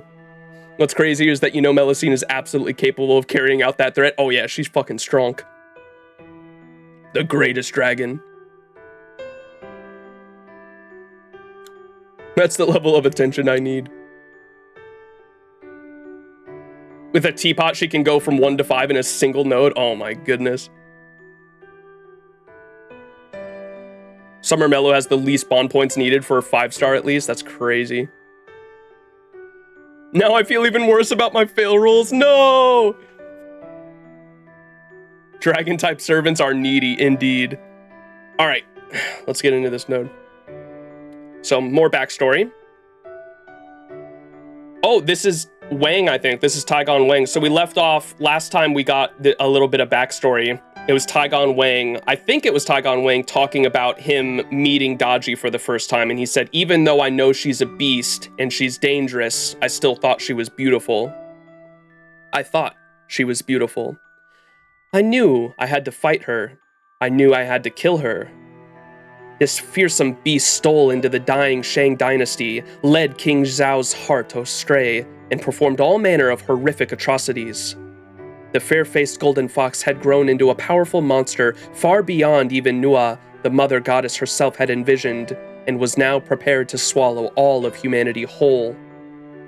Both Lord Yanxi Xuanzun, the greatest divine Xian ever, and Shiwan Mu, Great Mother of the West, declared her to be the great evil that threatened peace and tranquility all over the world. She was a beast, a catastrophe with a will of its own. I steeled myself to fight her, to kill her. I understood that my Feng Shen, my god-sealing techniques, may not work on her even if I used all of my strength. I knew I had to defeat her, even if it meant risking everything, my treasured twin blades, my 8 trigrams, my fire and lightning, and my very life. I understood all of that. I did. And yet...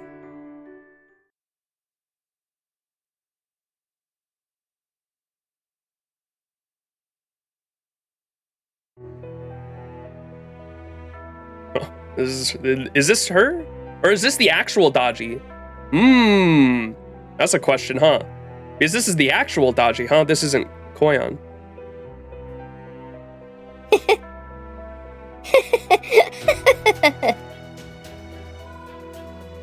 Okay, I'm going to kill you now. Oh yes, I'm going to kill you.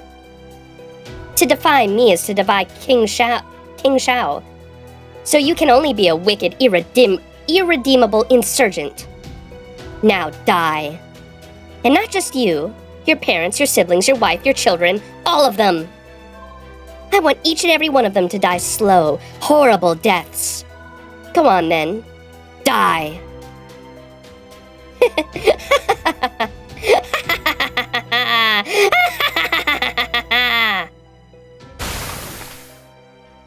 Monka.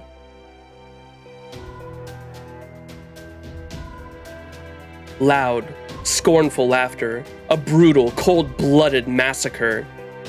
Please don't make Taigon Wang into a simp. Can you blame the man?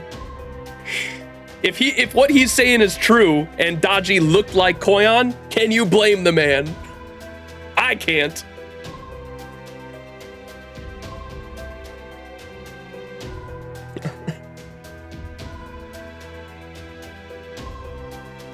Taigon, you can't fix her, bro. It don't matter, dude. I'd be falling prey to those lustful charms, man. You kidding me? If evil, why hot? Loud, scornful laughter, a brutal, cold-blooded massacre. The tragedy that unfolded before my eyes was so horrific to behold, so far removed from reality, that I honestly thought I was living in a nightmare. The river of blood that gushed from the newly dead bodies almost seemed as though it was swallowing the ground beneath it. And there, amid the ocean of blood, she laughed and laughed and laughed. Then, when she was finally done... Ah, that was fun. That was all she said. As for me, seeing her standing there like that, all I could think was... beautiful. Even though the woman I was looking at was far beyond pure evil, utterly devoid of reason and morals, I still couldn't help but see her as a solitary, exquisite flower. A flower that could only fully bloom in that river of blood. That was really well written. I like that. Despite knowing I would eventually have to cut off that beast's head, I still couldn't help but find her beautiful.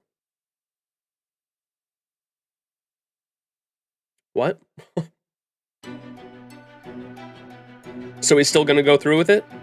Or what? I don't know. We're going against a ruler here. Avenger time. I'm sorry. Would you mind if I double-checked something?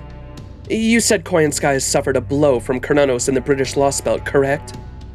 Could you tell me exactly what happened there again? PTSD, don't make me think back about LB6, man. So she protected Chaldea from Kernanos, but you're not really clear on why? And she seemed to have done it deliberately, rather than happenstance or accident. It was her last promise to Murian, right? That's why she did it? There's a common theme with this man. He's a mega dodgy simp. Yeah, I don't trust him.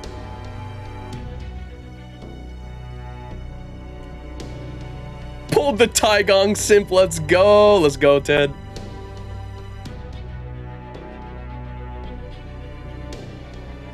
Whoops. Hang on.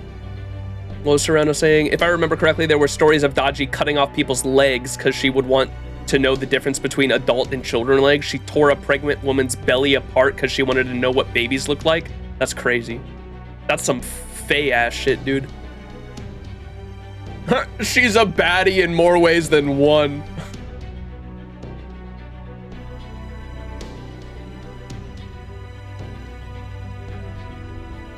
What I find funny is how Murian and Koyanskaya's relationship was a major clue to Koyanskaya not being dodgy, if you notice. Really? How's that? Murian is a lookalike to Khazardrop. Koyanskaya is a lookalike to Dodgy. Oh! That is true. That's cool. They both look like the things, but they're not, huh? And they're both sadistic as fuck. You're right. And they were both sadistic as fuck. Poor Murian, man. Her story was so sad. I mean, it's hard to feel empathy for after it was just it's a tragedy is what Murian's story really was. I mean, the almost every character arc in fucking LB6 was a tragedy. It was just written, I think Fez said that just all of LB6 is just, every character arc is almost just a Shakespeare tragedy is like what almost all of LB6 was for the most part. Shakespeare would be proud. Yes, exactly. All right. What did nodding? What happened? What did Mash say? So she protected Chaldea from Kernanos, but you're not really clear on why. And she seemed to have done it deliberately rather than by happenstance or accident. That's right. We nod. I see. I knew it. I really did screw up. Screw? Fucking foe. Once again, I am sorry. I should have paid closer attention to my feeling that something was off, no matter how slight it might have been. Okay, you know how I've been saying this whole time that...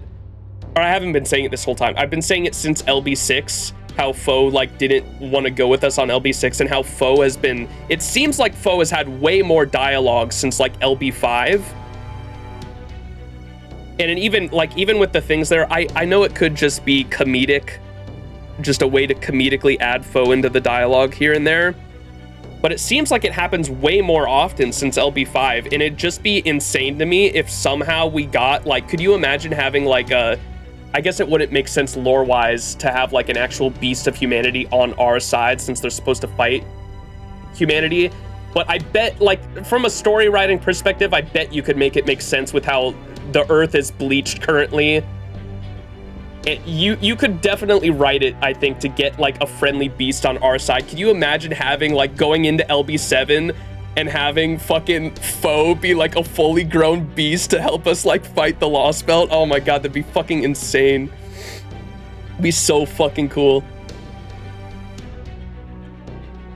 Foe's been regaining intelligence? Yes, that's what I'm saying. Like, since LB5, like, Foe has slowly been, like, inserting himself, like, it, like, scroll right there, like, it not just like a dumb animal anymore. Like, he's definitely getting his intelligence back.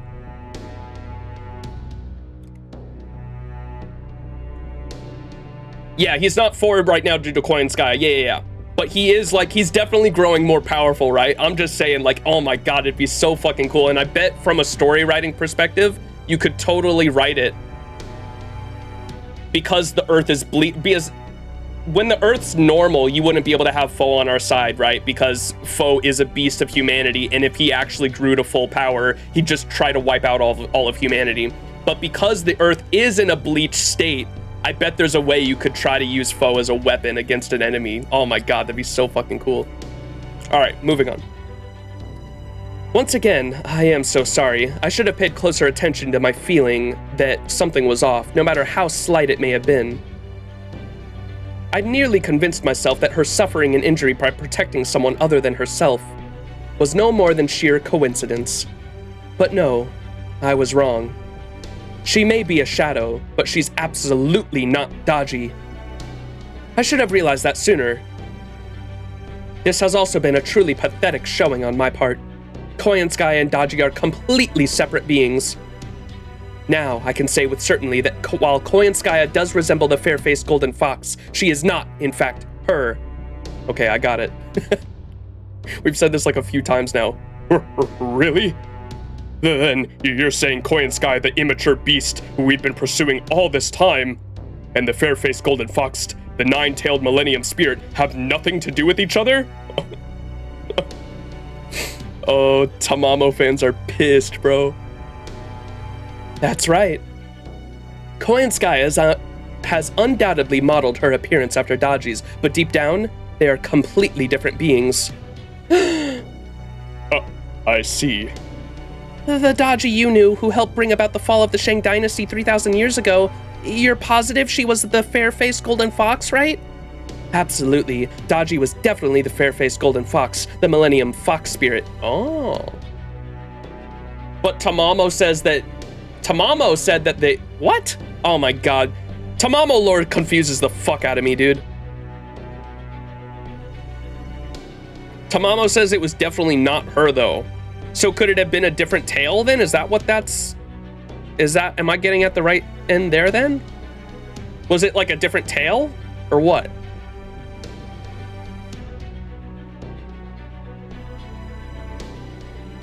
Daji is too cruel and sadistic to ever stick her neck out for someone else. Koyanskaya has empathy to do so. Oh, so that's why that's how he could tell. Despite how evil she is, Daji would never do something like save us like how she did in LB6. One thing gets repeated 3 times. That's just how the writing is in this. I feel you're way too willing to believe Tamo's words to the letter. I know. Well, Kat confused me too because Kat was like, no, we definitely did. I thought for a long time she was one of the Tamamos. I am a Tamamo lover.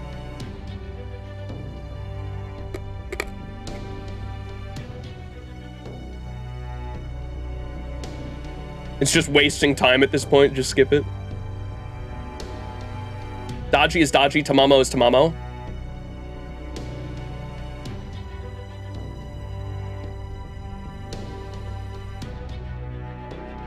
Once the story ends, I'll show you a chart about Tamamo's tree. Oh, okay. Yeah, that'll probably help me out. Less like a different tale, more like a different her. Like how there are different versions of servants. Okay. Okay.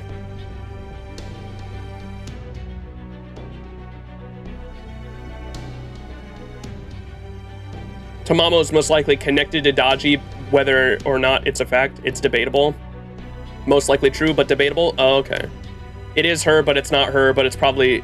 It sounds like it's just one of those things that's like, it's just don't worry about it for now because like Nasu or the other writers just haven't written in what the actual canon lore is for the moment. Am I right in assuming that? It sounds like they might have some kind of connection, but it's just not been actually established by any writer up to this point, so no one really knows for sure. Is probably what it is, huh? Basically. The sus part is Tamamo is supposedly an avatar of Amaterasu, and we still don't know how really was the Tamamo in Heian Kyo. Maybe Amaterasu and Daji are related. General connection is Daji and Tamamo in the golden white face, the fair-faced golden fox title. Whether they bother to give us more Tamamo lore. In real history, Daji would have been the original that spread to other countries with the tale of the beautiful ruining the whole country. Which is never, because they hate Tama fans. Oh, man.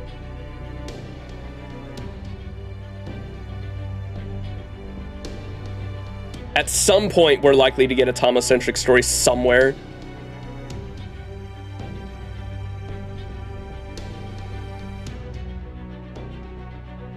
There's only one place to know if Koyan and Tamamo is Daji or not. My bed.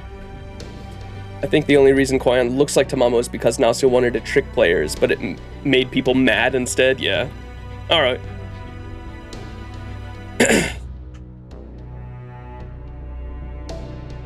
So the Daji you knew who helped bring about the fall of the Shang dynasty 3,000 years ago, you're positive...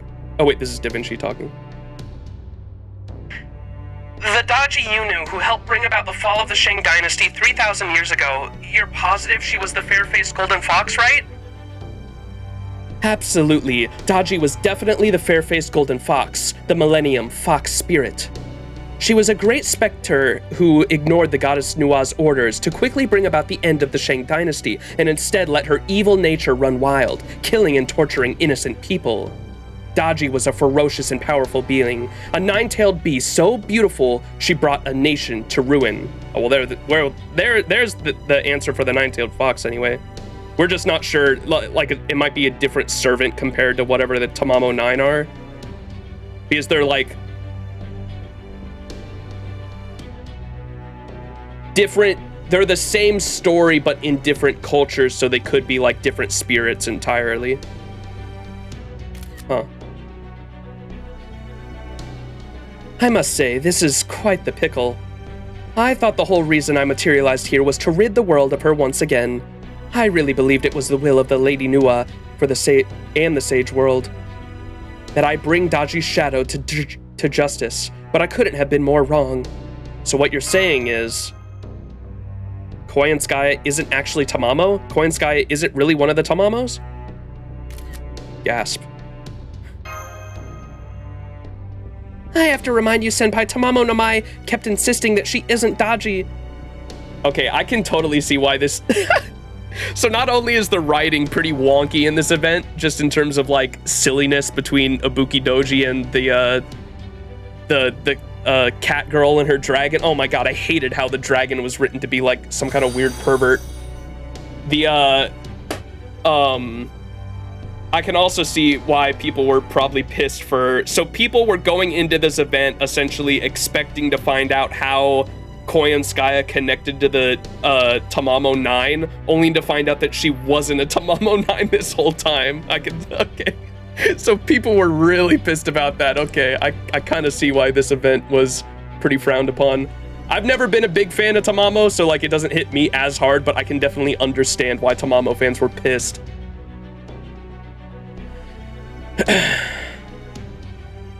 But there is a Tamamo 9 member named Tamamo Vitch. That part wasn't a lie. She just isn't the real Vitch. Oh, man.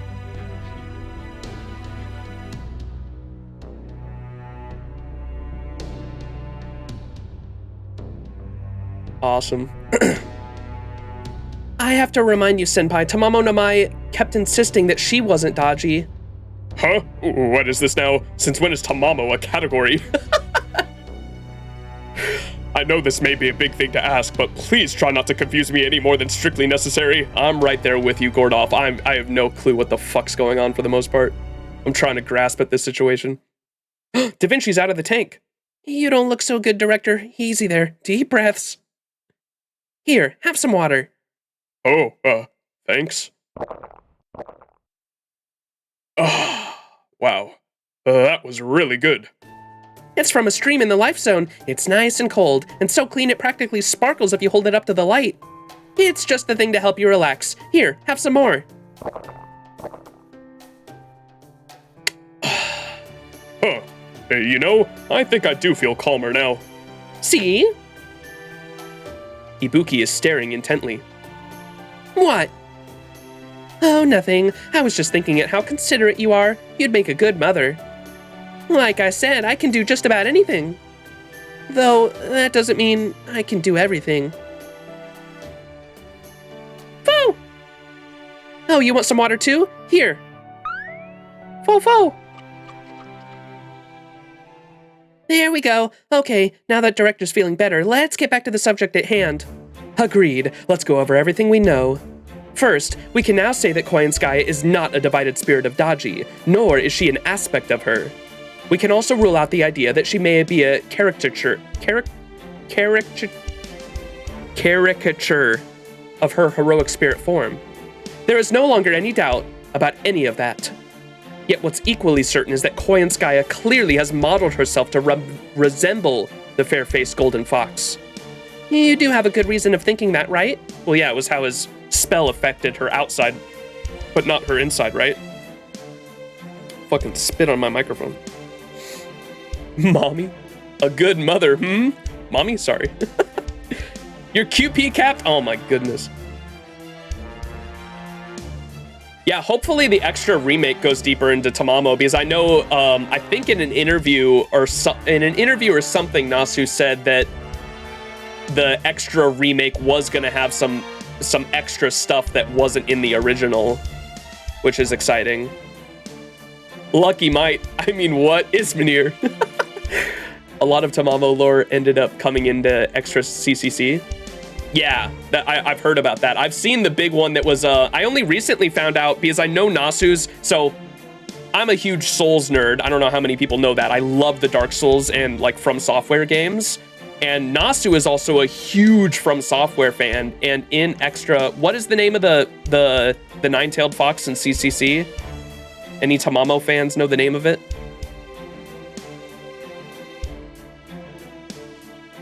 One of you said it earlier. Is it Amaterasu? Yeah, Amats.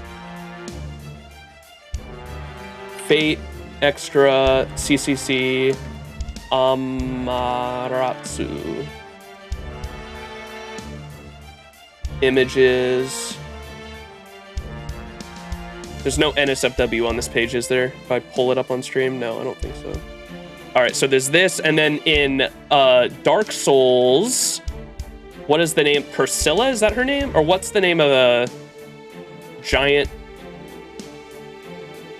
goddess? What is her name? I forgot her name, but she's in Dark Souls. Guinevere. Dark Souls, Guinevere. Images. Is there one with the character?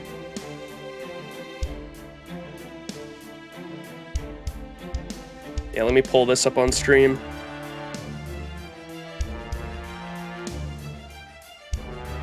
So, fun fact for any of you CCC fans and Dark Souls fans. So, this is who you meet in game. This is the nine-tailed fox, right? That you meet in Dark Souls. Or, sorry. Dark Souls, CCC. You meet her in CCC. But this is totally inspired and modeled after Guinevere, which is an NPC that you meet in Dark Souls. She's sitting in the same position. She is also giant. If you can see, is there anyone's right here? So she is giant. There's the player character. She is a giant girl. And you can see the character there. Like, totally inspired by Dark Souls. And so I thought that was super cool because Nasu has a lot of different pokes and nods to Dark Souls in Fate. And this is definitely one of them. Whoa, mama. CCC came out before that particular Dark Souls entry? Did it? I don't think so. This is Dark Souls 1, isn't it? I think it was 2 years after. Because I think I looked this up. Because that's the original Dark Souls that came out in 2011, I think, and CCC came out in 2013, if I'm not mistaken.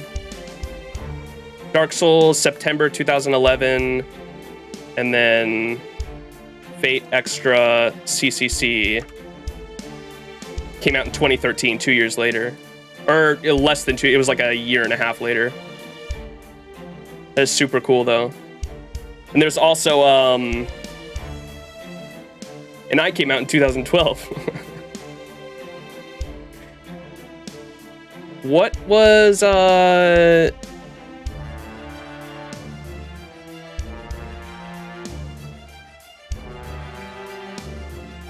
was I gonna look up? Oh, what's her name? And then Ash, the Savior, has a Moonlight Greatsword as well in one of her animations. Is there a still image of it anywhere? I don't know if I'm gonna find it, but I think, is it Ash's extra attack or what? I don't know which one it is, but in Ascension 1 and 2, Ash at one point pulls out the Moonlight Greatsword, and like that's what I love so much about Ash's first Ascension. I feel like Ash's first Ascension is just a nod to the Dark Souls series in general, because I remember Nasu saying that he took off a vacation, or he took a vacation when Elden Ring came out, and just spent like a few days just playing nothing but Elden Ring. And I was like, okay, when Ash the Savior came out, I was like, that's totally like a nod to the Souls franchise in general, because she has not only does she have like a big wizard hat, but also the Moonlight Greatsword's so fucking cool.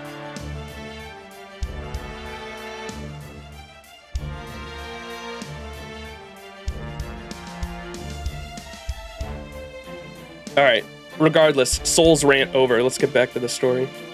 I'm taking way too long to get to this fucking raid. You already planned a farming setup for the raid? I'm beginning to, yeah, I'm gonna use my Summer Kiara, I believe. I do have an NP5 Melusine. I can use that if anything goes wrong, but I think I'll be all right with my Summer Kiara. I think I have an NP3 Summer Kiara, and I just got her, I spent my 3 lores yesterday on her append skill, her mana loading append, her skill 2 and skill 3, and her skill 1 is still at a level 9, but I thought the mana loading might be a little more important than the skill 1. About 1/3 of the left of the raid? Okay, we gotta get going then. So we're just talking about Koyanskaya more. Yet what's equally certain is that Koyanskaya clearly has modeled herself to resemble the fair-faced golden fox. You do have a good reason for thinking that, right? Oh wait, who said that? You do have a good reason for thinking that, right? I do. I hope you know what you're talking about this time, Tagan Wang. We can't afford to repeat our last engagement. Rest assured, I have every intention of redeeming myself. I'm basing this assertion on her personality, her actions, how poorly my spells worked on her, and her tails. Her tails, huh? Ibuki Doji is swinging her own dragon tail around. Fo. At this point, she already has enough magical energy to reach full maturity as a beast. Given how strong her familiar clone was, that much is certain. And yet, she still has to fully mature. Why is that? I believe it's because she sees the fair-faced golden fox with all 9 tails as the standard she must strive for. Ah. Trying to get new tails, huh? Yeah, I could see that. While we're on the subject, this is just a thought I had. But I suspect her tails may in fact be her various acquisitions from the Lostbelts. So Koyanskaya's tails are made up of things like Yagas and Kali? Huh? How does that work? You mean, you think she was collecting tails in the Lostbelts? That's right. I believe that she is recording information from each of the Lostbelt's creatures into the tails during the process of turning them into her lost kin. What are you talking about? I think you might have skipped something important. Mind filling us in? I'm talking about the fact that even her clone's spirit origin has incredible mass, to say nothing of Koyanskaya herself. As far as I can tell, she currently weighs several 100,000 tons, which is about the same as any kaiju, as I believe you can call them nowadays. That much? A kaiju? The fuck is a kaiju? Those are those like giant monsters from Pacific Rim, right? Well, it's like a Japanese word for like what, giant lizard monster, maybe? What's a kaiju? He's saying Koyan's fat. She got a fat ass, remember? Qin Wang also said she weighed a couple 100 tons. Godzilla. Just a generic giant monster. As far as I know, Koyanskaya's lost a tail in the LB6. Yeah, I remember her saying something about her tail when she helped us out. Is it Godzilla kaiju? Yes. I believe, so it just must be a giant monster in general, because I remember the monsters in Pacific Rim they call kaijus. Collect a copy of any weapon he's seen so far stored in a reality marble. So that's like how she does it with the monsters? Interesting. That's crazy. Wait, so Koyanskaya's reality marble is basically unlimited blade works, but with monsters. That's crazy, what the fuck? That's a really good comparison. It will go over it soon? Okay. While her mass may not be immediately obvious as the amount of magical energy she possesses, it is definitely there, and definitely, well, massive. It's the weight of her very existence. So I think she may have gotten there by taking in information from 6 different Lostbelts through her lost kin, transmuting that information into her tails, and using them to grow to her current state. 6 Lostbelts, but she only had 5 tails earlier, so she lost one somewhere. If that clone was just a recreation of herself from Olympus, that would explain why it only had 5 tails. It's also possible that she still only has 5, though. Oh? She lost one of them in Britain. Oh. Melusine. Melusine punch. It was during a battle in Britain's Lake District. I remember Muramasa saying that Melusine destroyed one of her spirit cores. I see. Still, in terms of her growth, or rather, her beast spirit origin, that doesn't change the fact that she acquired 6 tails. Anyway, we can set that aside for now. Killing or burning a spirit origin with that much... Killing or burning a spirit origin with that much sheer mass will be no easy feat. I won't say it'll take the same amount of power as destroying 6 Lostbelts, but it will definitely require a lot of resources. I see. I'm doing this for resources, not to spend them, bro. So there's a good chance we need a literal ton of firepower, huh? Damn it, if only the Excalibur cannon was ready, and after I ordered a new pair of sunglasses too. Huh? What do you mean, Gordy? You had sunglasses in the summer event. Taigong, what's up? Yes? Huh, I haven't noticed you haven't even noticed you're smiling, Taigong? Let me guess, you still have another trick up your sleeve, don't you? Well, just spit it out.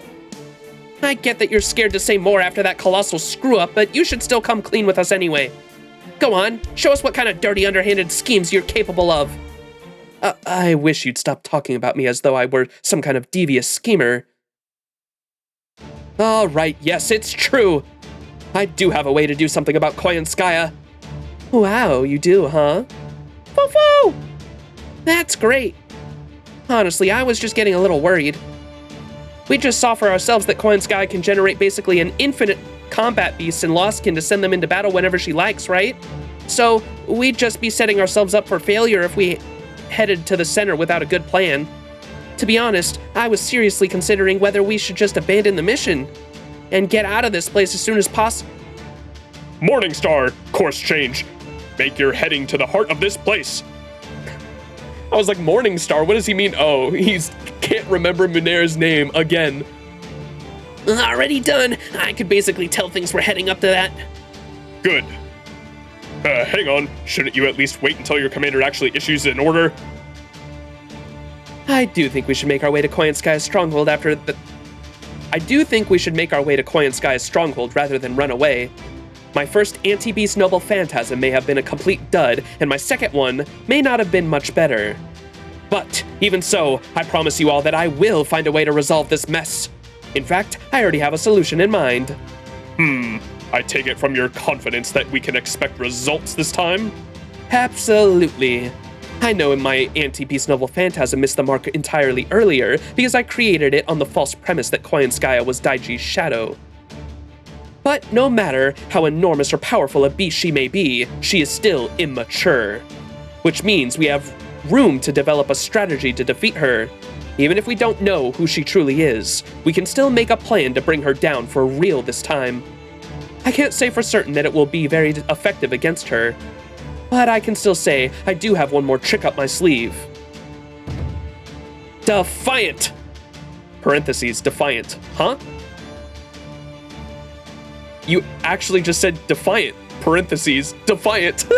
Oh, does that mean it, like, echoes? Do the parentheses mean it echoes? Defiant, defiant, defiant, defiant, defiant.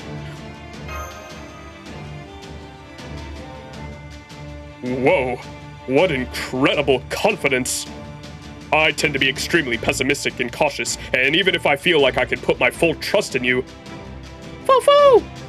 I get it. We hit her as hard as we can, right? That does usually solve most problems.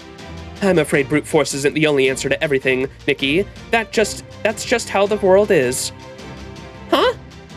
Then I don't get what you're saying. I admit, it is built on the inferences stacked up top inferences. But that aside, would you all mind coming closer so I can whisper this next part to you all? Okay. Fofo. I don't think he was talking to you, Furball, but I guess we can't just kick you out now. Fo's part of the team too. Besides, we shouldn't be excluding anyone at this point. Indeed. Now then, let me put up a soundproof bounded field for good measure.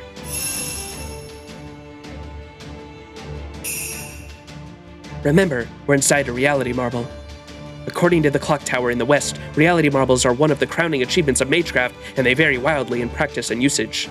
Some say there isn't a single trait they share aside from being bounded fields, but I believe it's better to be more safe than sorry. Besides, it sounded as though Koi and Sky is aware of everything that takes place inside of her reality marble. And speaking of reality marbles, my last trick hinges on the assumption that we're in one. Now then, if I may. We don't even get to know the plan? Come on, bro. Fuck off. Okay, we're coming up on the death zone. Field team, I'm counting on you to fend off any beasts that get too close. Huh? You mean we're not going to go through a much safer life zone? We already know the Lostkins patrol route, so wouldn't it make sense to just stick to the life zone, stick as close to the life zone as possible? Take a look at the mission map. The whole center thing we're heading to is clearly a death zone side.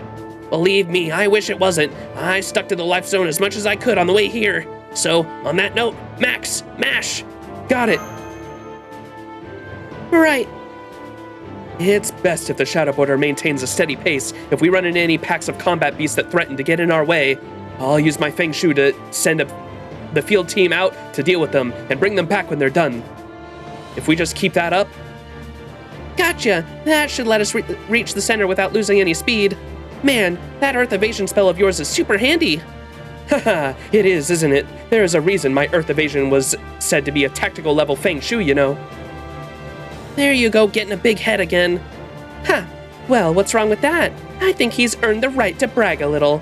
Fair. Okay, everyone, get ready to face another swarm of combat beasts. Right. Well, that didn't take long. We've got multiple hostiles 500 meters away, coming from the opposite direction. Looks like they're all combat beasts, and we've got a big one in the mix. All right then, let's get started. Earth evasion!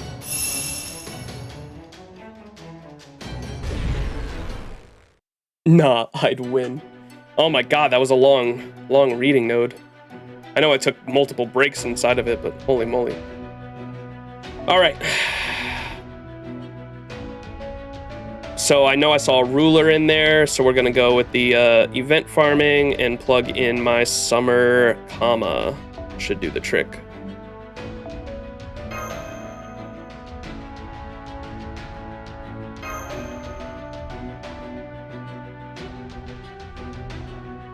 Domain expansion.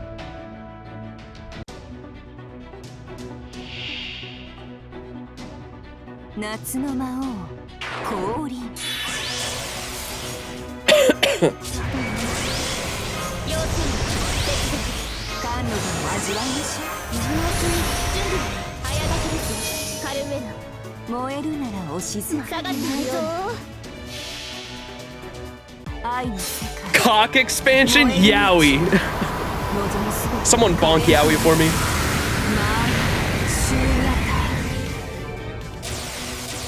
This fucking guy.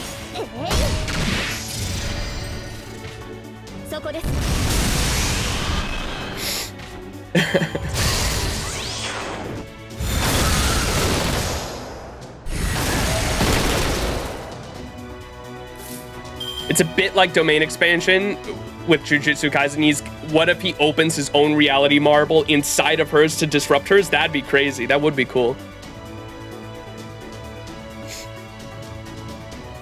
What happened? Wait. Oh, did he have like defense or something? Or was there another one? What the fuck just happened? Oh, they're...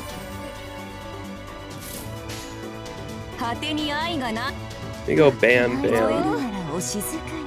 Bam. Guts? It still has a guts. Reminds me of a certain scene in The Boys. I still gotta watch The Boys. I've heard really good things.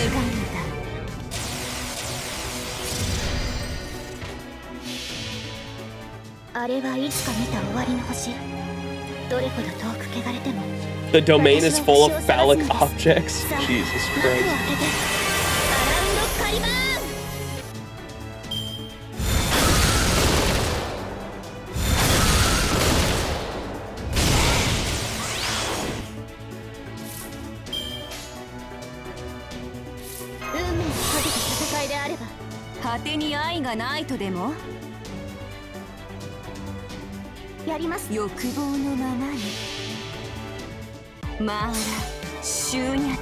It's fun, but also extremely edgy. Too edgy? Yeah, I've heard. I've seen some scenes. I've seen the laser eyes scene, so yeah, I know what kind of show it is for sure.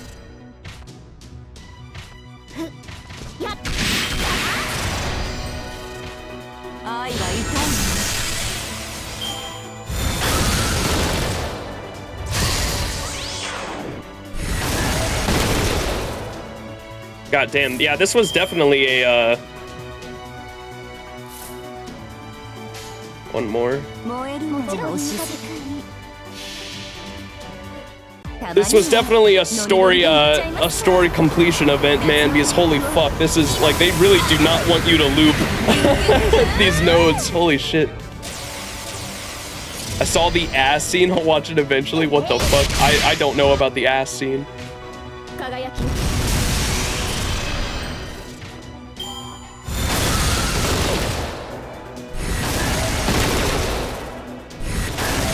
Jesus Christ. What the fuck is going on?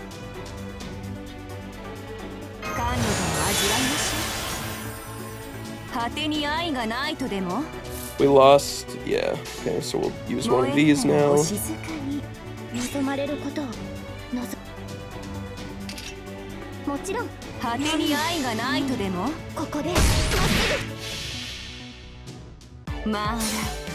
They're still behind on JJK. You read it? Oh, like the anime? Yeah, but I know you. I didn't know if you meant the manga or the anime. I still haven't watched the last, like, 2 episodes, I think.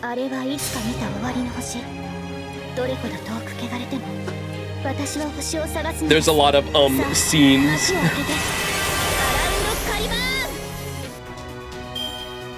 Scenes, huh? Oh my gosh, dude. My throat is killing me. I shouldn't have said that with fucking Yowie in here. Need another cough drop. When did I take my Dayquil? I took it at like 5:30, I think. So like another 2 hours and I'll take some more Dayquil if we're still in here.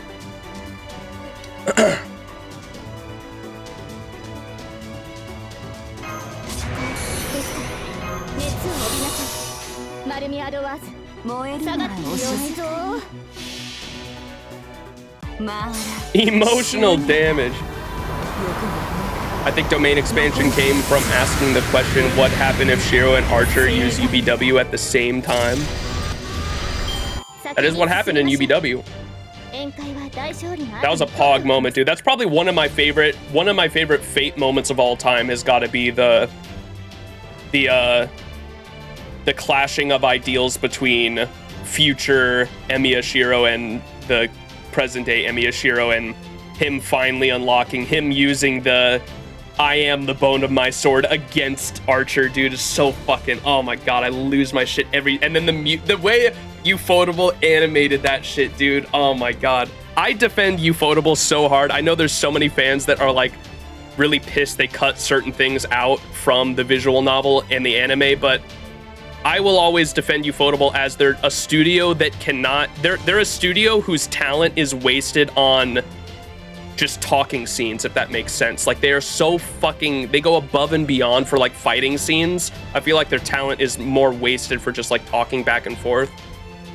So in that sense, like they just go above and beyond on like the fight scenes, man, and like being able to put certain things or details in fight scenes. The scene in that specific episode as well where Shiro pulls out the sword, Excalibur. I didn't really realize the full extent of what that visual symbolism meant until like 2 years later after watching that, because I finally read Garden of Avalon and realizing it was supposed to be symbolic with Artoria's own story and her pulling out the sword, with Merlin telling her, you don't have to pull it, even though she had essentially been raised her whole life to be this ideal king.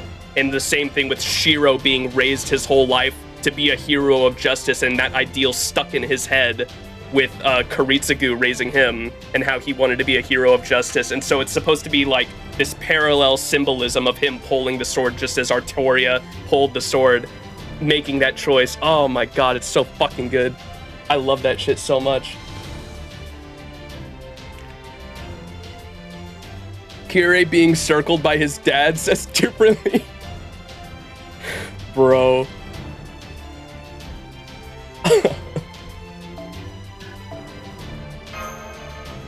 Holy shit, we got a ton of Berserker gems that run.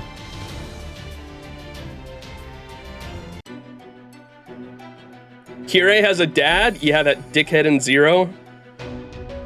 He was the overseer for the Zero Grail War, if I'm not mistaken, right? Kirei's dad, because remember him and Tosaka like set up the war for Tosaka to win, I believe, if I'm not mistaken, in Zero, right? Yeah, he was the overseer in Zero. More reading time, oh boy. All right, section 11, Affection Descends.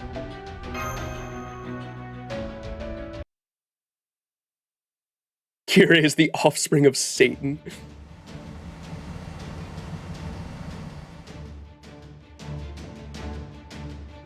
Whoa, we did it!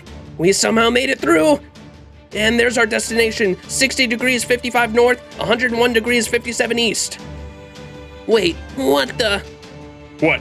What are you seeing? Let me have a look. Huh? Fo! Is that an office building? I'm not seeing any more hostiles nearby. It looks like there aren't any at all within scanning range. I thought we'd have to fight our way through even more combat beasts than ever to get to Coin Sky's HQ, but instead, it's so quiet. There's nothing here at all, not so much as a magical energy signal that could plausibly be a lost kin. We know she defended Chaldea from Carnanos in Britain, so perhaps she truly is exhausted and just wants to recuperate somewhere quiet. At least, that's one possibility. Who cares? If there's no army to get in our way, we can just go right into her castle. That's all that matters. Dragon! I'm ready. Max! Right. I'm good. Let's go. That's the spirit. Zibu Zhang, Shang. Mo. Jesus Christ. When did that animal get in here? I do beg your pardon. I normally have him stay in his spirit form, but if we're heading to our final confrontation, it's easier to have him come along. My mount definitely won't fit in here. Oh well. Okay, that's everyone. Heading to the front line. Be ready for anything. The enemy's castle is right in front of us, and we know its king is inside. Our job is to make it to the throne room no matter what. Now let's go! Bogateers, charge! Let's do this! Fucking Bimbo Ibuki.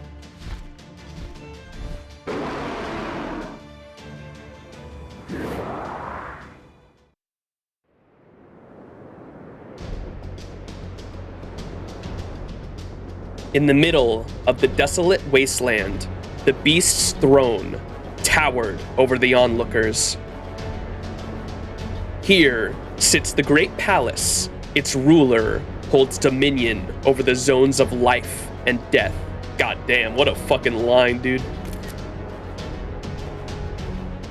60 degrees 55 north, 101 degrees 57 east, the center of the reality marble, and also the location of the Tunguska event, Ground zero of the massive explosion that devastated all life for kilometers around over 100 years ago. This imposing tower's name was... Whoa, what the hell? Welcome, distinguished guests. Is that a robot? I can't tell. Or is it an actual bunny?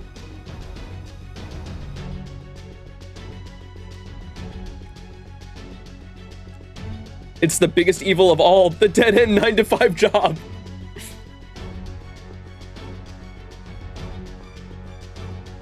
It's a bunny? Do I give it a voice or no voice?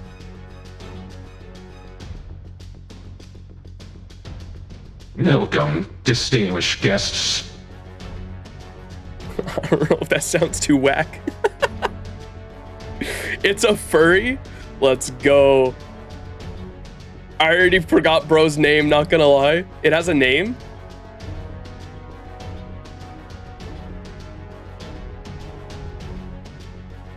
I'm making it a robot, I don't care. Welcome, distinguished guests. Welcome to the Nine Fox Foundation's headquarters. My name is PB. I am the only pseudo-life form in this place that has been endowed with the ability to speak. On behalf of NFF CEO, I am more than happy to serve as your guide today.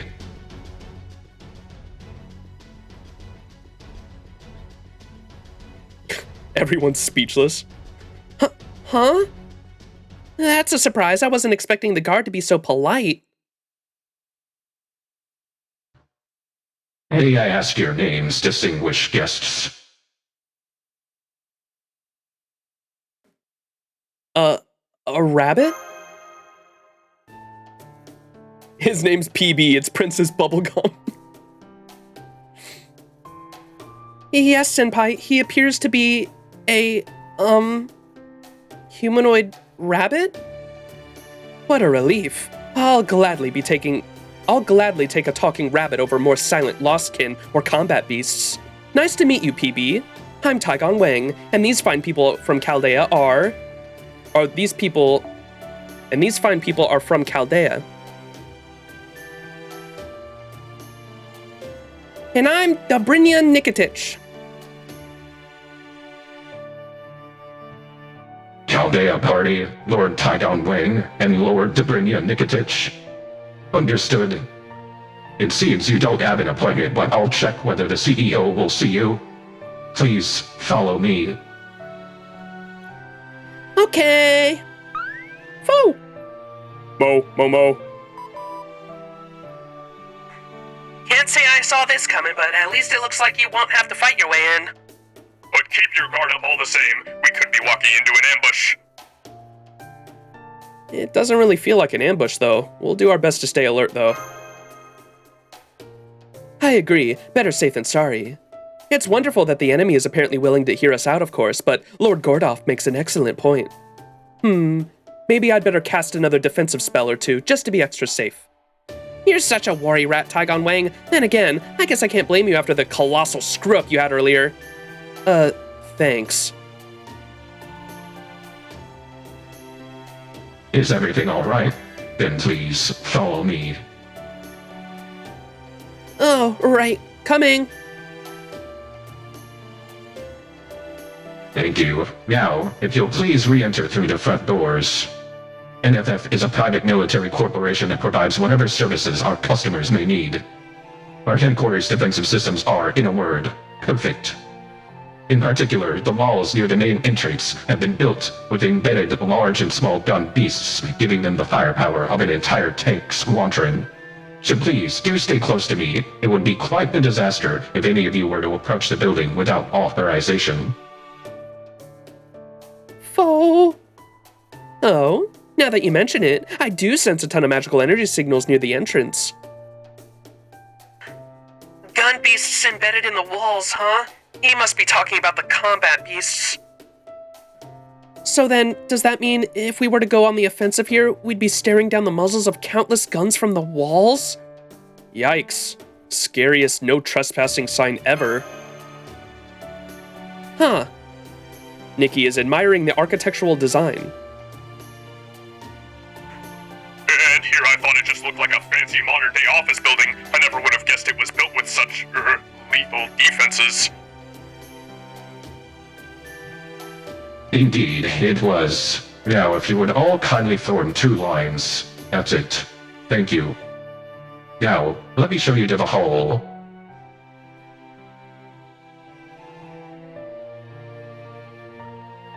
I know. Whoa! Narrow? Looks like Narrow's Coliseum. Oh my god, does he bounce? Sounded like a bounce. Bunny bounce.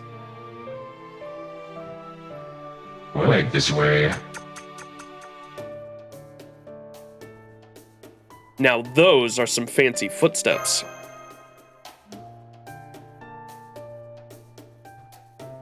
The CEO can usually be found in her office. She generally prefers not to leave it these days, for personal reasons. She did agree to come greet you in the hall herself after I told her of your arrival, though. It doesn't look like he called her on or... It doesn't look like he called her or anything like that. Do you think they were using some kind of telepathy? Most likely, yes. Mr. PB there is almost certainly one of her familiars. Here we are. This is NFF Headquarters Grand Central Hall. If you'll kindly wait here, the CEO will see you shortly. I hope your negotiations will help lead this world to a brighter future. Not that I have any will or self-awareness of my own, of course. Now then, if you'll excuse me... Thanks, PB. You were a great guide. I hope we'll see you again sometime. Thanks for showing us around, PB. Thanks, PB. Take care. The pleasure was all mine. Farewell, humans. Whoa. Mommy, sorry. To be perfectly honest, I'm a little surprised. You do know that you're inside a reality marble, yeah? And that I can create as many kin and beasts as I want? I showed you all as much before, and you had no choice but to flee with your tails between your legs. The gap between our fighting forces is measured in miles, but here you are anyway.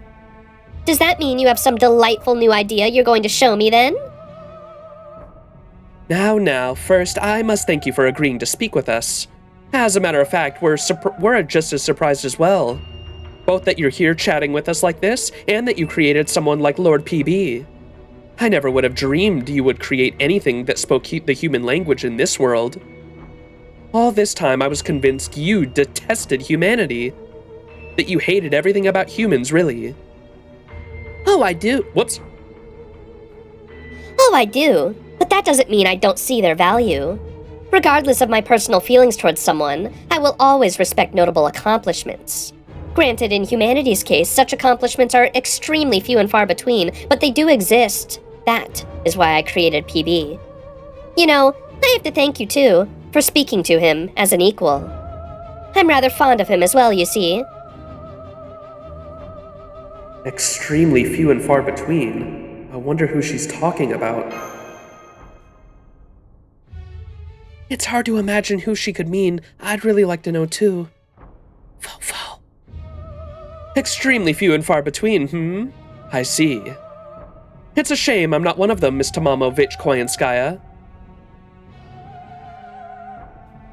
Oh my. You're calling me Koyanskaya now, after you insisted on calling me by another woman's name earlier? That's right. I'm afraid I was mistaken before. But ignorance is no excuse. I was terribly rude to you earlier, and for that, I am truly sorry. I, Taigong Wang Lu Sheng, sincerely hope you will accept my humble apology, Miss Koyanskaya. Well now, you really meant that, didn't you? I'm touched. But let me guess, behind the hand you extend in a peaceful gesture, your other hand is reaching for a hidden gun, right? That's how humans hunt. They're duplicitous by nature. Am I wrong, Mr. Taigon Wang? I assure you I have no ulterior motives here. Getting someone's name wrong repeatedly is incredibly rude. I'm also told another Chinese hero made the same mistake before, albeit in a lost belt. Oh shit, he's talking about Qin Shi Huang there. How Qin Shi Huang also assumed she was dodgy, right?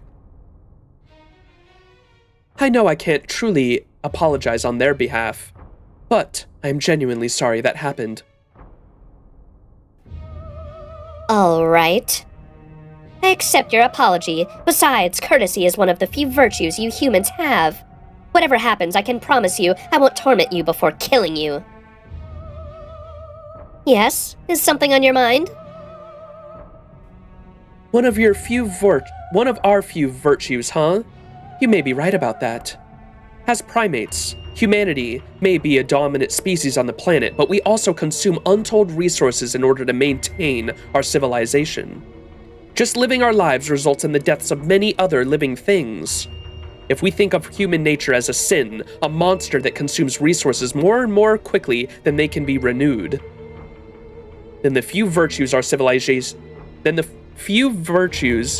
civilizations, societies, and cultural exchanges have created must absolutely pale in comparison. Indeed. No accomplishments you could ever manage will ever make up for your monstrous nature. You're no more than apes who changed your biosphere from a symbiotic cycle to one of endless consumption. No, that's an insult to apes. Even to them, humans may as well be aliens. Even though you feel guilty about the harms you inflict on your fellow higher animals, you still see every last one of them as things to be consumed. Though I suppose the way you at times seem so courteous is just one more reason you humans are truly irredeemable villains. Even taking all of your good and bad into account, on balance, you utterly disgust me. And now that you've traveled to my world, my reality marble, surely you must understand what I live for, no? Surely you understand why I support the foreign god's invasion, even as I pursue my own goals outside of her purview? You want to eradicate all of humanity? You want to see humankind wiped out. But she's a beast, so she has to love humanity, right? Oh my, you really do understand? Make no mistake, my objective, my very raison d'etre, probably butchered that, is the extinction of humankind. But that doesn't mean I want to exterminate them myself. Far too much a hassle. I'm perfectly happy to let the foreign god handle that. I truly don't care if we're talking about humanity in the Lost Belts or proper human history. It's all the same to me. All I want is to enjoy myself as I watch them die out. I want to see that insignificant, self-important bunch of walking egos scream, sob, struggle. As their numbers are reduced until there's only one left, crying helplessly as their own life is snuffed out. That's what I want to see with my own two eyes. You could even call it an aesthetic if you like. How else could I possibly assess just how miserable, meaningless, and insignificant the last remnants of humankind will be? Can you imagine any other form of life accumulating such wonderful technology and knowledge in only a few dozen millennia, only to then meet such an ignominious end?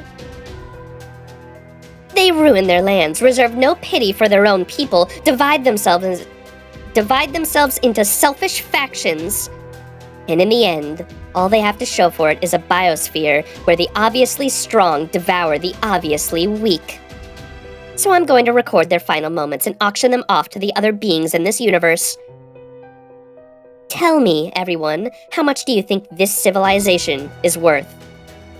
That's crazy, dude. What the fuck? I like that.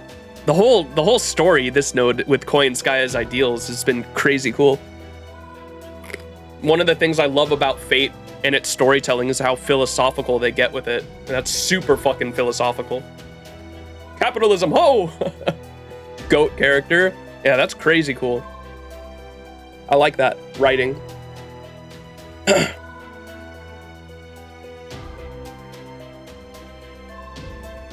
So, let me read that again. Her whole plan is...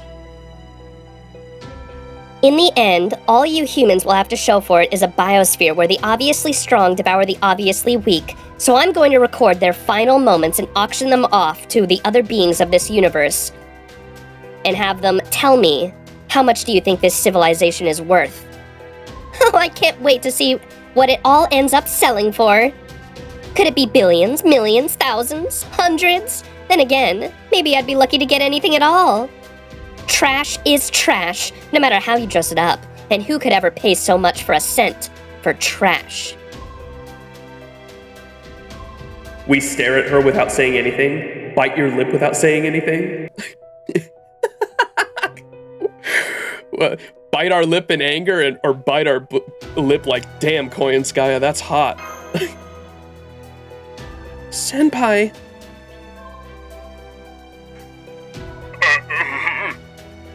Good grief, that's one hell of a... If you really believe that, then you're an irredeemable villain here. I thought I might be able to empathize with you, at least a little after I saw how you run the life zone. But this is just like, well, it's sneering at the failures of others, just like a There it is, Nikki! Nikki, you genius! She's saying, this is just like, it's like sneering at the failures of others, just like a human, but she cut herself off. No, never mind that. I won't say it. My point is, even a starving dragon has better taste than you. And who might you be?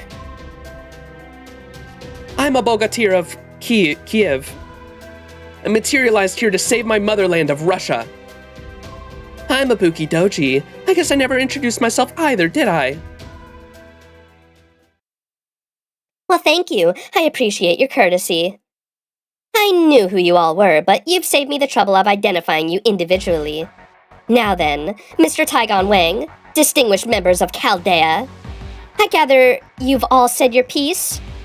I hadn't planned on talking for quite long, but between my exhaustion from my run-in with Kernanos, and you being so kind to PB, well, I felt as though my hands were tied. But that all ends now. We may have been compatriots up to this point, but no more. Huh? Compatriots? What are you talking about? Oh my, you mean you hadn't realized? Well, she also needed us to, she couldn't fully, her contract or the agreement she made with the foreign god was that she couldn't actually take on the full form of a beast until she was identified as such. And Holmes made that mistake in Olympus. And so maybe that's why she needed us, or what she's getting at? We'll see. Oh my, you mean you hadn't realized? Your top priority has been cutting down the trees of emptiness. Mine has been collecting life forms. We had no reason to be enemies. If anything, we were birds of a feather, since we were both there in the Lostbelts as visitors. Uh-oh. But this time is different. This time, you came to my world planning to kill me. There was never anything for us to discuss. I admit that strange heroic spirit there with you may have thrown me off a bit. But now it's time for you humans to do what humans do best, and we beasts do what we do best.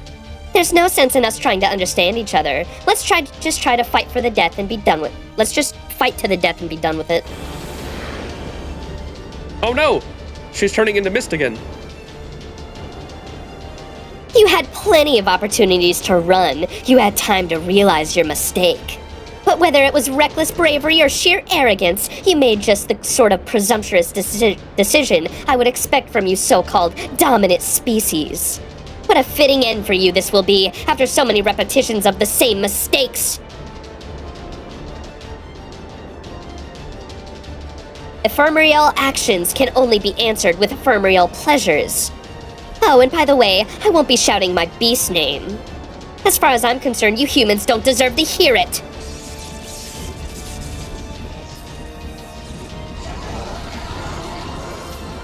Monka. Koyanskaya's magical energy is rising rapidly. Here we go. Her magical energy type is nothing like the shadow we saw before. I can feel the spell I'm using to protect my spirit origin being eroded. This power must eat away at anything related to humanity, even divine Xian level defenses. So she's coming for us, huh? I'm sure she's going to appear with 6 tails this time, though I can't be sure how powerful she'll be until I see her for myself. I'll put as many mental defenses as I can, but try to hold yourselves together. Even the sight of a beast like her is a dreadful weapon all on its own. Refuse to look away or steal myself? Refuse to look away!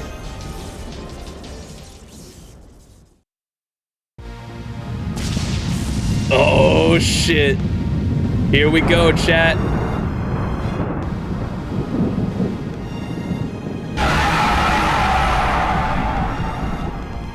The true Beast 4 form.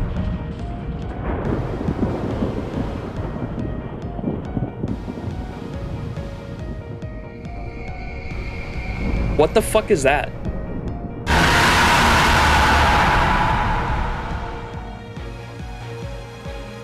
I've seen Koyon Dark, and Koyon Dark has the same thing on her head.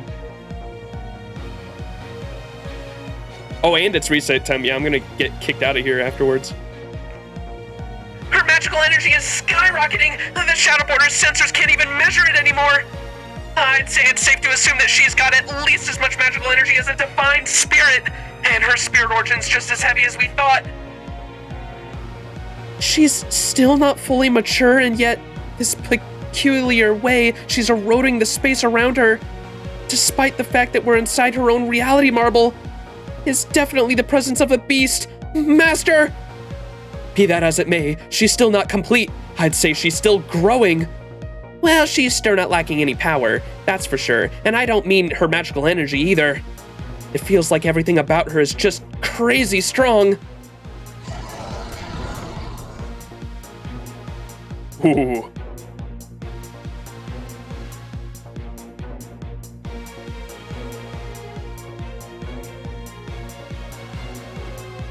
I am Beast 4. Had there been no other beast to compare myself to, the beast of taming would inevitably come to dominate. Compassion, protection, devotion, storm, murder, love. At times you direct your flames to slaughter, at times you offer recompense and resolution, and extend a hand of contradictory affection. Frail humans, your wild nature has long been lost. Those things on her head, are those the great horns? Uh-oh.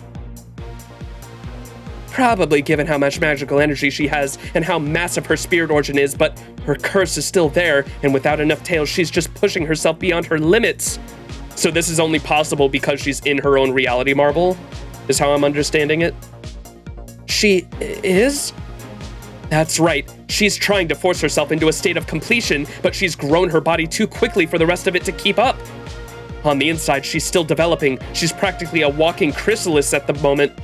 So she's just about to hatch, huh? Beast of taming. Senpai. Koyanskaya! Even if it is just contradictory. I don't think loving someone is evil. And I can see there's something you love too. She didn't like that. Thought keys activate. The Kunlun Mountains belong to Yanshi Shanzun. In my hands lie the peerless treasured blades, encompassing geography and astronomy alike. The 8 trigrams lie within me. Yuxu, Taizan, Fengshun, Shijing. I'm butchering all these words, I apologize.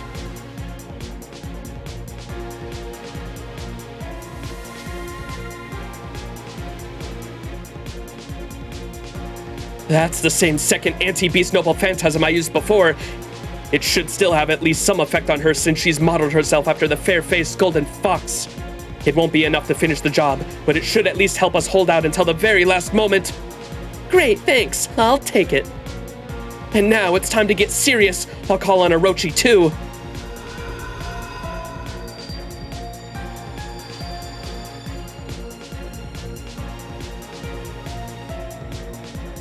Habitrot, we need your help!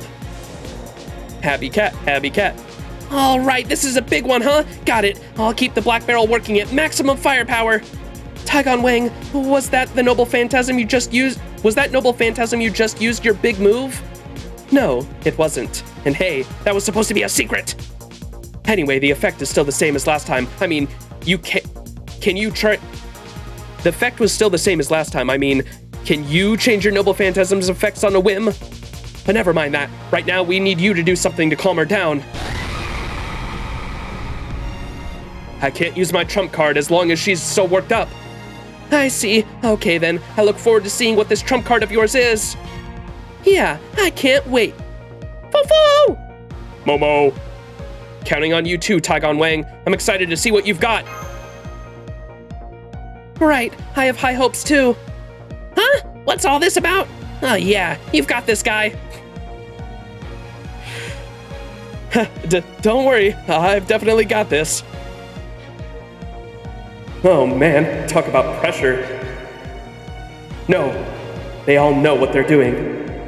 They're saying this so I don't get too tense when the big moment comes. I must say, Taigon Wang, you've certainly been fortunate with your comrades.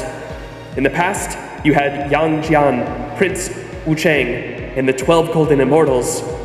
Now, you have all the Chaldeans and Nikitich. Right then, I won't let them down. Not for nothing did I get to be such a famous tactician. All right, everyone. First of all, I need you to do whatever it takes to make her settle down. So hit her? Heh, on it. Sometimes the only way to get the stubborn types to listen is to knock some sense into them. Come on, my mount. You got it, Master. Oh man, it's freaking hot in here, and that's one hell of a monster too. That thing looks even tougher than Gonrinich. Be careful, Master, or it'll tear us to shreds. That's right, she will, even if I can't possibly handle her alone. Which is why we're all fighting together. Though a single hero may be no match for some formidable foes, there is no foe Bogatir can't overcome by fighting alongside her trusted comrades. Hup! Make sure you hold on tight, Master. Let's go, everyone. This will be our final battle. Mash! Right, Master. Activating Ortnex's combat mode, raising output to maximum while preserving auto-maintenance functionality. There, the Black Barrel's been reinforced. Go get her! Output has reached 100%, switching Black Barrel to physical round support mode. Battle preparations complete. I'm ready, Master. Take the fight to the beast. Understood. Hell yeah. Raid time? Oh, it's gonna kick me out. Oh, well, at least it completed first. Now it's gonna kick me out because of reset, I think. Oh wait, it didn't. Okay, sweet. Combine forces with all masters to the Lostbelt Beast 4 in raids. All masters work together and use your full power to defeat the Lostbelt Beast 4. Let's go.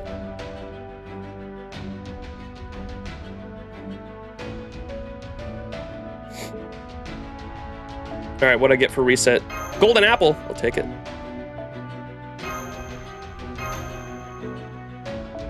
All right, 90 plus.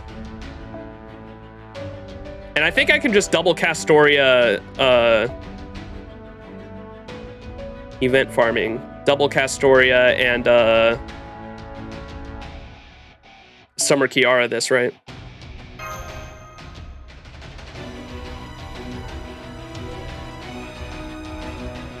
All right, before I start using teapots, let's just go in with this and make sure we can 3-turn farm it.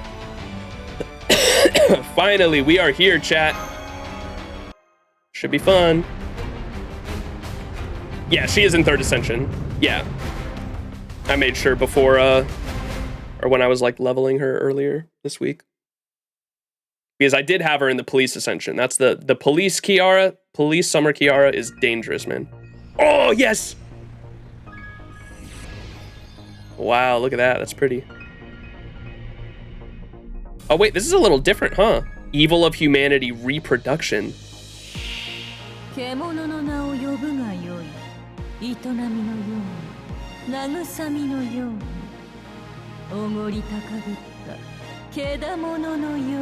wait, she looks crazy. Wait, what the fuck is her form?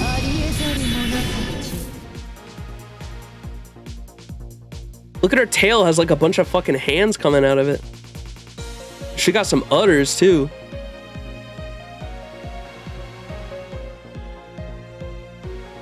Her horns look crazy. She's like a combination of a bunch of different animals, huh? Just like the other animals we saw in the life zone. That's crazy. For some reason, you use a teapot and you quit the quest. You lose the AP, but not the teapot. Oh, okay, cool. So the teapot only activates if you complete the quest. It's a mix of all the creatures from all the Lost Belts. Fuck. The incomplete nine-tailed fox made up of all the Lost Belt monsters she was able to grab. She has a human foot in her back hip.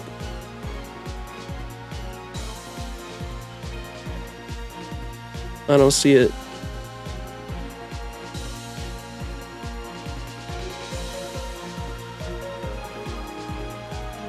Oh my god, I love the vocals. Where's the human foot?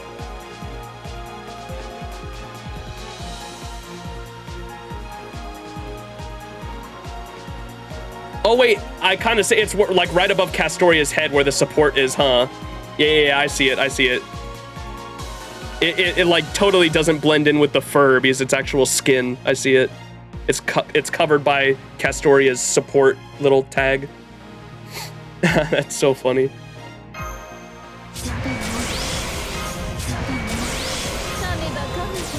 All right, so I have no idea what I'm doing here.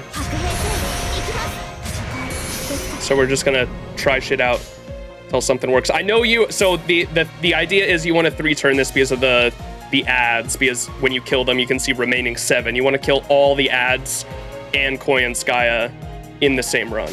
That's what I'm aware of.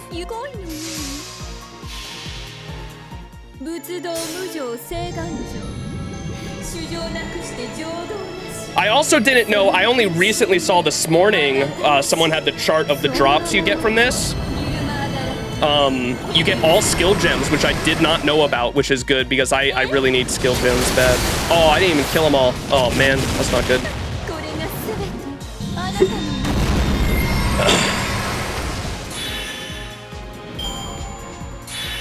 Might need Black Grail, huh?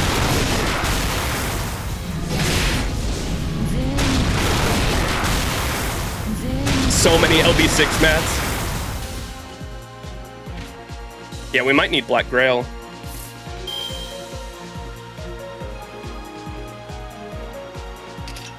I bet if I wonder if I would have used the Mystic Code there, if that would have cleared it. Or the attack ups instead of the NP. The refend should be fine, yeah, because you get hit so much by her, right?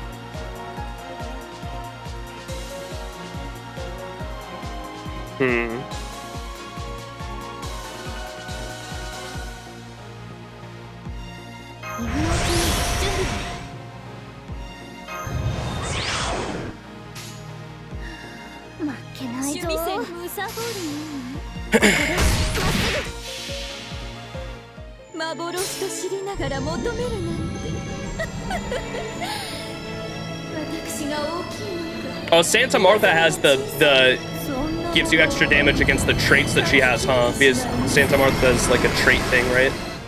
Or her NP.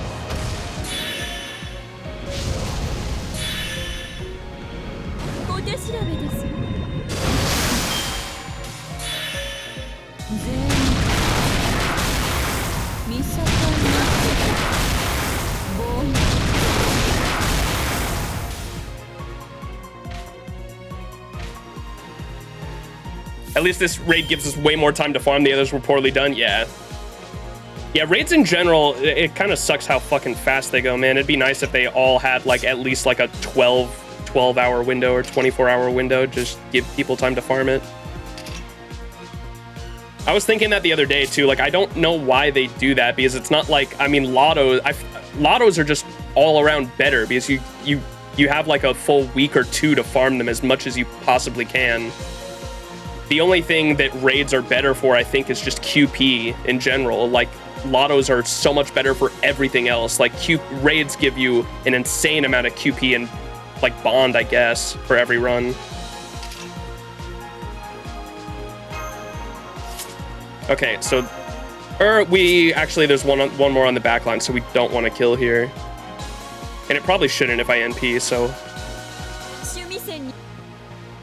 Maybe use one of these. Not that we need the protection.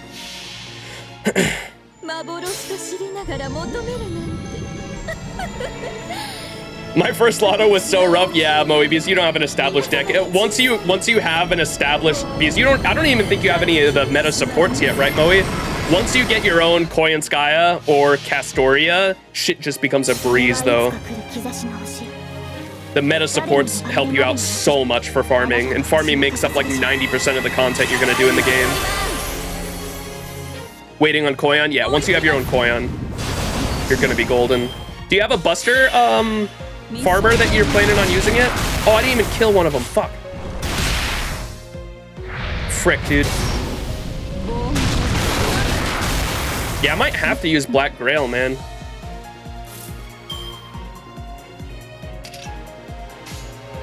Kill this guy back here.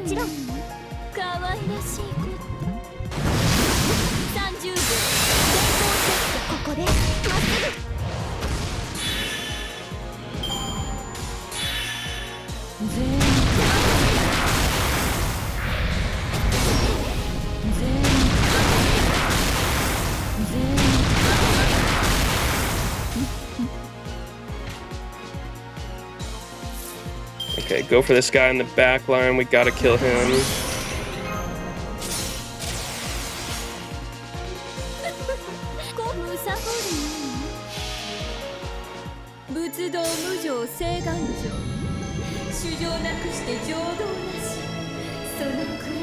Alright, maybe I should have used the face cards first. I'm not sure if it ends as soon as she dies.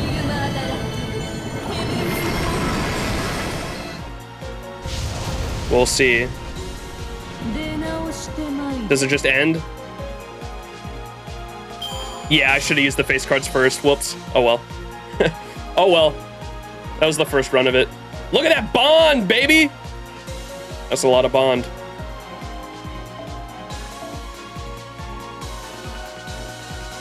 Alright. We go again. Rip the bells. Okay, I really would rather try to figure out a way to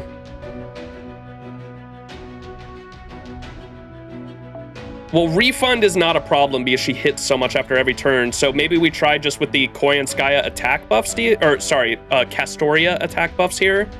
Do you think if I just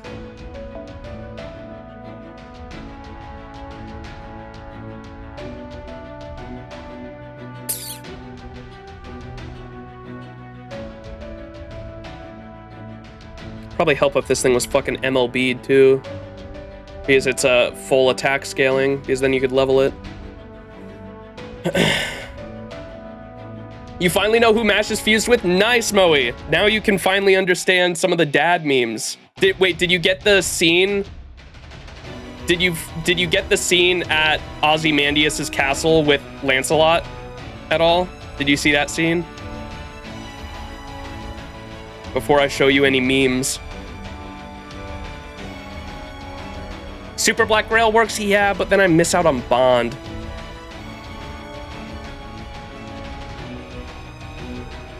It's 30% Bond I'd be missing out on. Or I obviously could switch it with one of the backline ones too. Why not try Melu? I could, but I was also... I'll probably end up going with Melu instead. I wanted to see if there was a way I could get the Kiara one to work with. Could also do it with Plug Suit as well, yeah. You're still in the Atlas Institute? I think you might have passed that then. It wasn't... You're in the Atlas Institute, which is cool. There's a lot of lore in the Atlas Institute for you, Moe, especially some shit that, like, kind of foreshadows to shit that happens later on.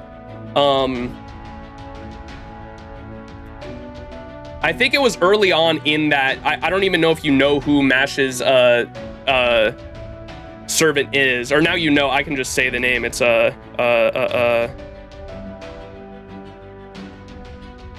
was spacing on his name. I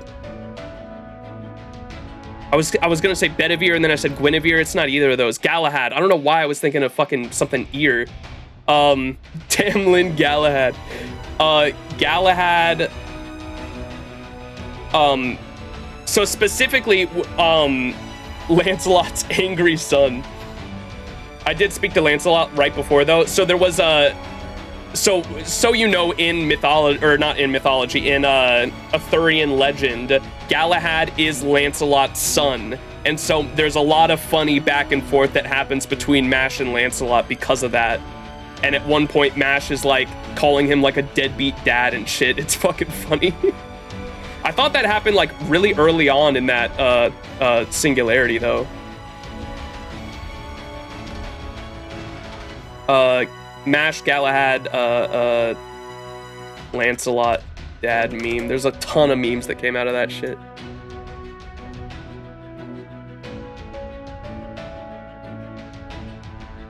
Where is the, there was one I saw of the Think from whatever that, cartoon is called. What's the cartoon where he's like telling his son to think? She's so real. Invincible, yes. Hang on. Let me see if I can find this on my phone because I know I have it somewhere.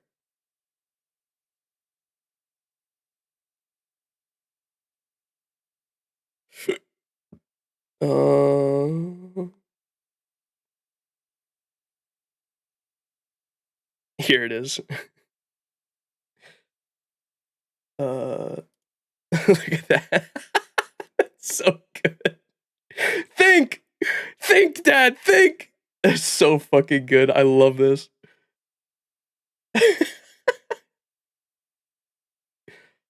And then there's also, can someone get like the YouTube link of the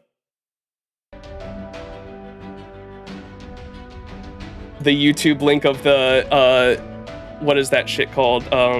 Grand Carnival, where Lancelot's trying to be a better dad and it goes horribly wrong. Fate Grand Carnival Lancelot scene.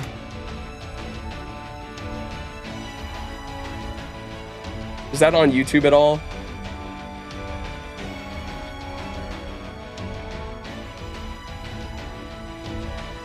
I don't know if there's a YouTube clip of it. That shit was funny as fuck. Yeah, the Dangerous Beast Lancelot. Oh, did you find it? Oh my god, yes. This is it. Moe, you are going to fucking cry. Let me fucking mute this shit. This shit is fucking crazy. 懐いてくれないんです。元を正せば私のやらかしが原因。一体どうすれば。家族の絆を信じるのです。あなたは賢く優しい父親だ。娘さんが何を愛し何を望んでいるのかきっと理解できるはず。Moriarty. Definitely not an evil bastard. 私はあの子の父親なんだ。A few moments later.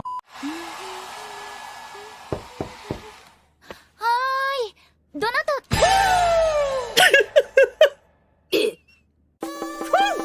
マッシュパパださあ思う存分潜っていいんだ Yeah, that's a thing that happened.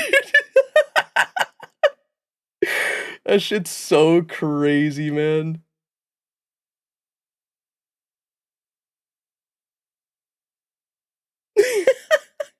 Instant PTSD.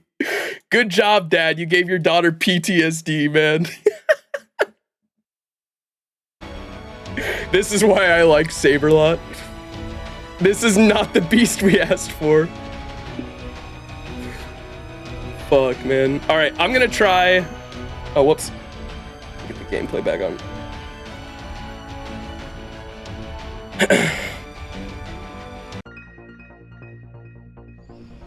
Oh, this intro is so sick. I'm gonna try just putting all the buffs on immediately and seeing what happens. The one time we get to see the Dangerous Beast animated, it's fucking Lancelot, yup.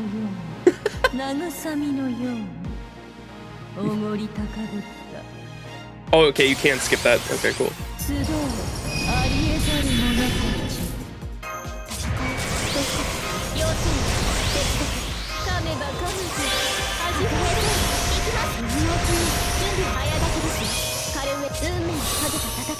since refunding's not a problem.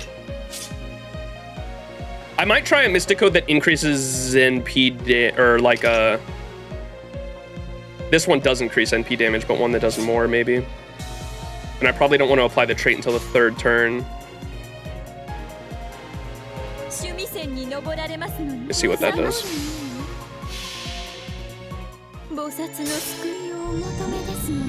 When will I be good to watch Grand Carnival? I don't... Is there any Lostbelt spoilers in Grand Carnival?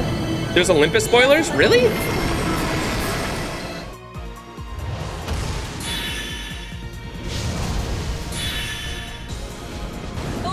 I don't remember the Olympus.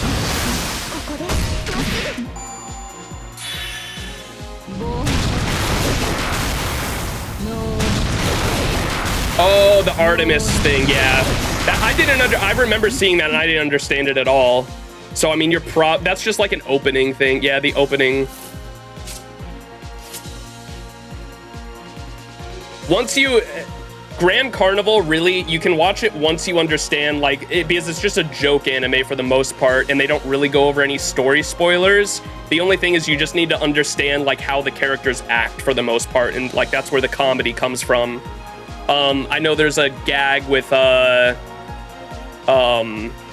Columbus that, I mean, you don't... you just need to understand Columbus is a piece of shit for the most part, so, I mean, that's not a huge one. Columbus gambling addict. And yeah, the ending of sequence of Grand Carnival teases Castoria. Man, I want another Grand Carnival so bad with Castoria. We'll get the full season in a decade.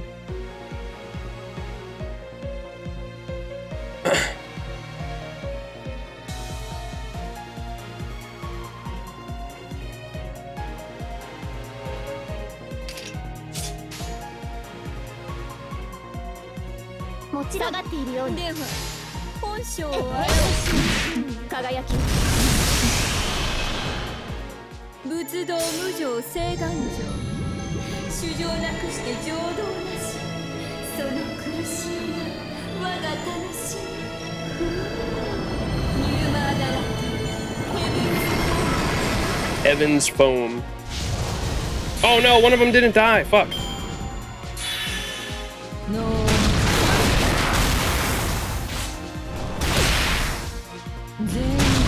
Yeah, frick, dude. I might not be able to do this without Black Grail. I wonder if Melusine without Black Grail could do it. Maybe. Or do you need a plug suit with Melusine though, don't you? I'm trying to figure out if there's a way I can do this without Black Grail and without plug suit, and I don't think there is.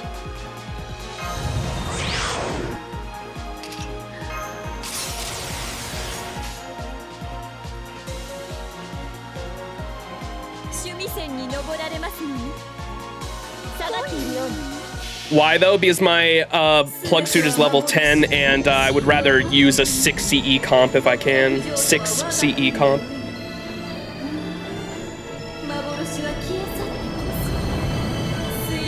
Melusine with no Black Grail that is NP5 is okay, you think?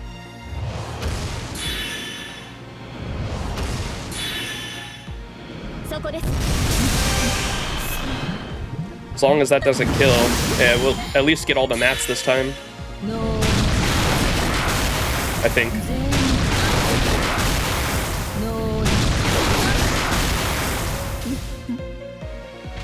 Just gotta make sure we actually kill the mob first.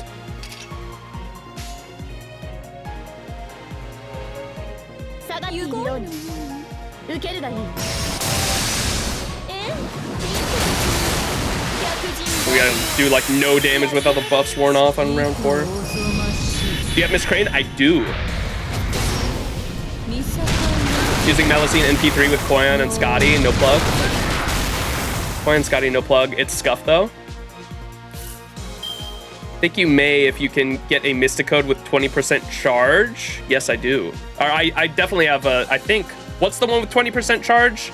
Those ones aren't fully leveled. So as long as I'm getting Mysticode EXP, that's all I really care about. I want to try to find a comp that has 6 CEs, so I can use all the bond CEs that I have.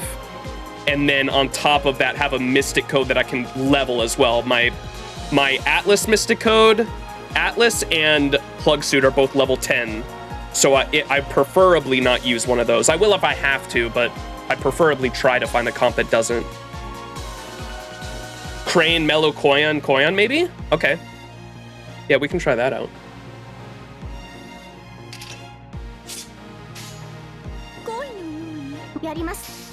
Trying to kill this mob first before I NP. Oh shit, Koyan's about to NP. Wait, does she have a unique animation? Tunguska 9 drives the name of the NP.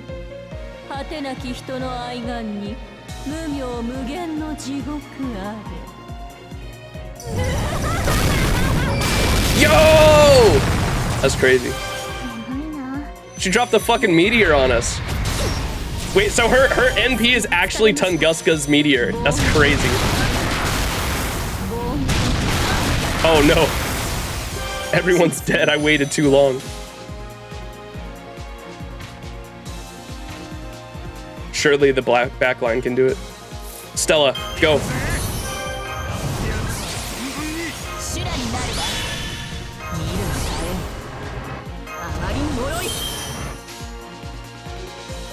Oh, the fucking thing healed too. Okay, we might as well just fucking end it then.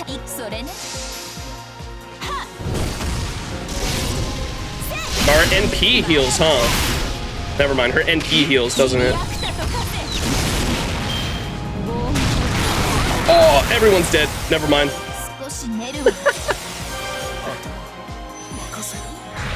Missed the Ivan raid, so now I'm under 1,000 proofs. Thanks, Losangle. That's fucked up, yo.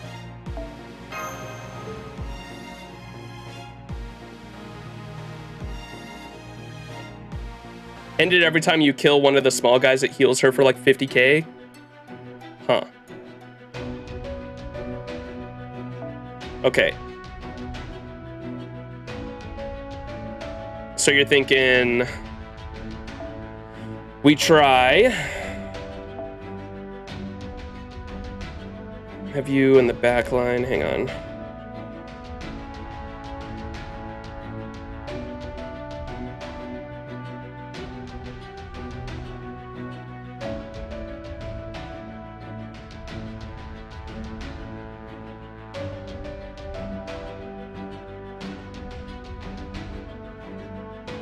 We want the middle, hang on. I gotta remember Miss Crane placement too, because it does the one to the left of her. So we want the DPS on the far left side and Miss Crane in the middle right. Where's Koyan? My Koyan there. Move my DPS around. You're gonna be Melusine now.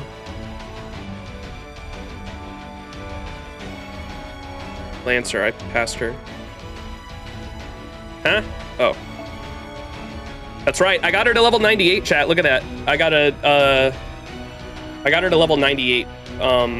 Once I get the Grail from Tunguska, I'm gonna put it into her, and Melusine will be level 100.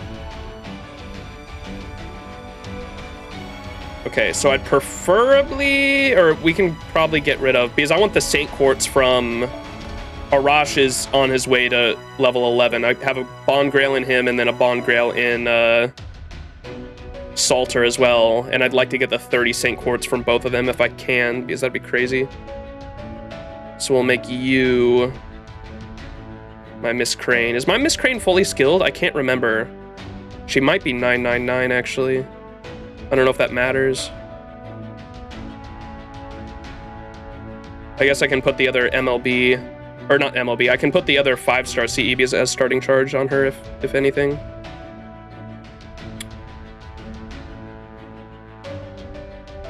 There you are.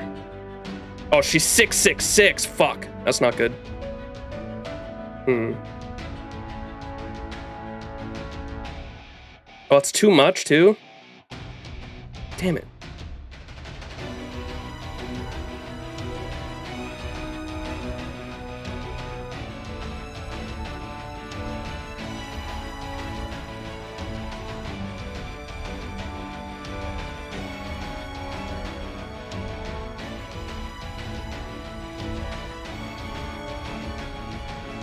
Switch Salter and Koyon too.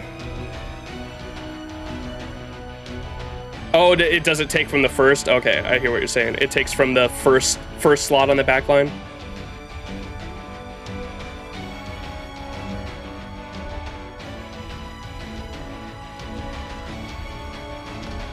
Her charge is 75%. Okay, so she'll be fine with that CE. It's too much. Damn party cost, dude. He's a 1-star as well. This is a 20%. And the MLB 3-star is only a 15. Damn it. Missing out on 5. 5%'s not a huge deal, I guess.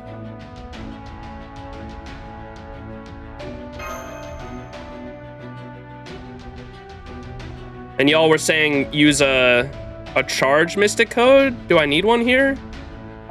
Or does it not matter for this comp? It might not matter for this comp. You can put Mash there for the extra bomb. She gives 5% more. Oh. Yeah, then I'm missing out on a Rash though too. And I was gonna be okay with that if, wait, did I ever get my Mash to level 8? I can't remember. Yeah, she's max bond now. But it is 5, she gives more bond, huh?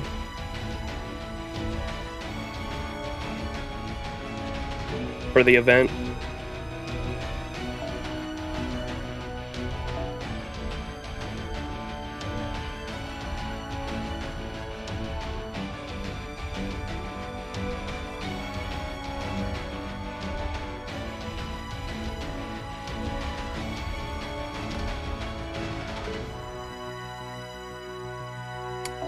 Frick, man.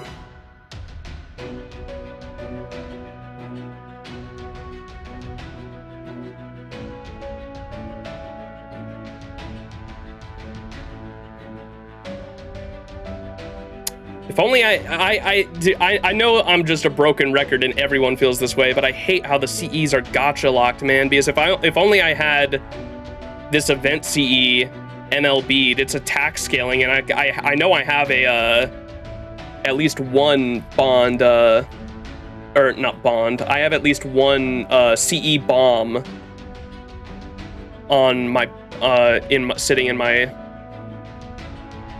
storage at the moment, and I could just throw that into there, get it to level 50 at least, and then that'd probably help it at least a little bit. I don't know if it'd be enough.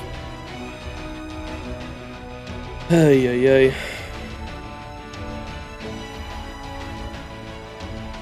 Just roll, smile, no. Put the 4-star CE on MASH? Wait, why?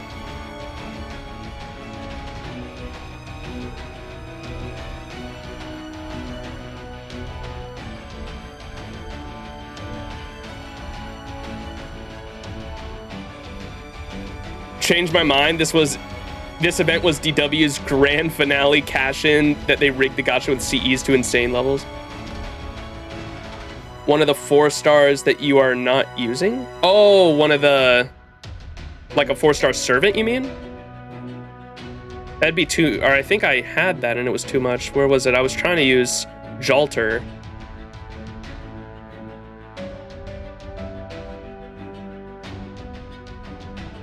Four-star CE. Oh, because yeah, it's enough. I hear what you're saying. Sorry.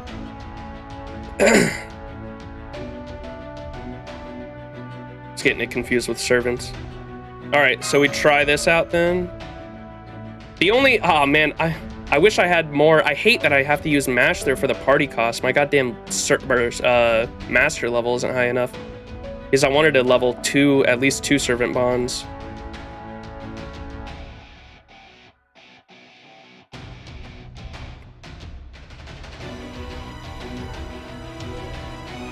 Do I need charge, chat? Do I need a 20, or what mystic code should I use? Does it matter?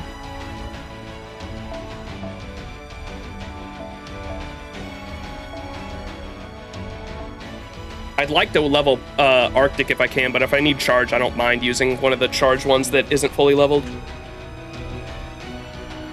I can't, the cooldown reduction's level 10 too, unfortunately. Fucking Level 10, Atlas is.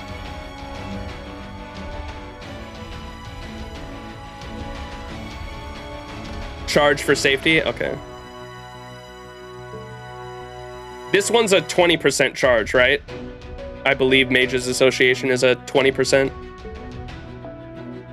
Or does it scale on level? Maybe it's 15 because it's only level 5. I'm not sure. No, regardless, it's more than 10 at least.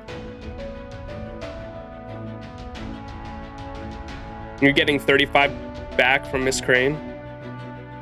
It's a flat 20%? Okay. All right, so what's the play here? We go in, we miss Crane right away. Do we use Melusine skill 3 right away too?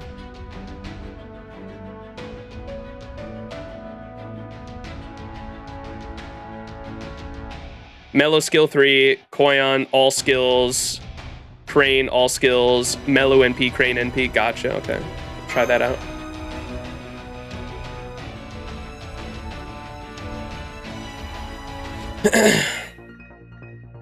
Oh, this intro's so sick, man.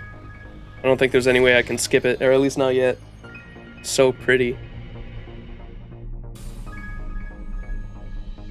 The piano is beautiful too.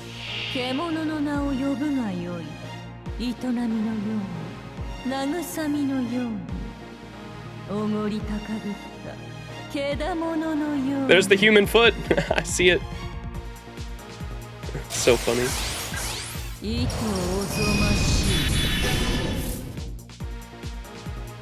And you can see it there. It's to the right of Melusine's head. There's just a human fucking foot. It's so funny. Be careful to not use Melusine's Buster crit. Yeah, because you don't want to she'll just fucking die, huh? She does that much fucking damage. All right, so you said Melusine skill 3, Koyon all skills.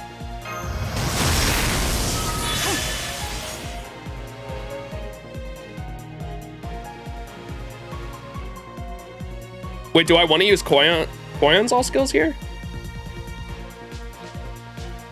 An utterly ridiculous design. Skill 2 and skill 3, gotcha, okay. And then Crane all skills, right? Because she's gonna get plugged out.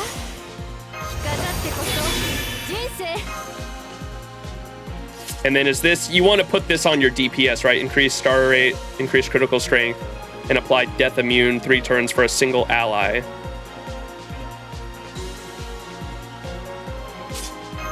Yeah, put that on the DPS. And then Melusine, Crane. And you don't want to use a Melusine face card, is that right? Because it'll just do too much damage? Or does it, as long as it's not Buster, is it okay?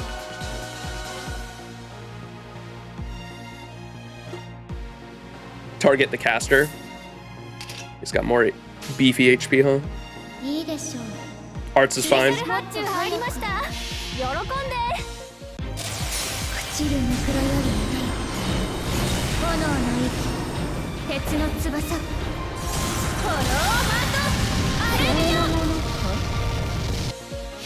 Oh damn, it didn't kill.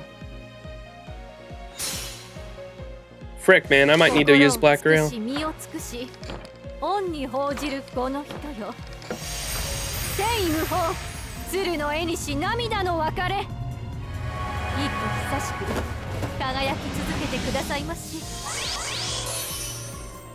Use Melo NP. Well, that's what I was told. I never used Crane.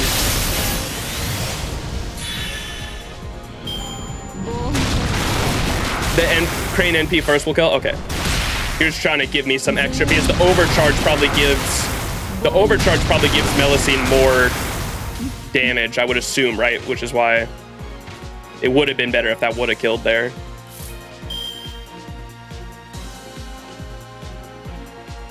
Okay, well, I just say we just kill them.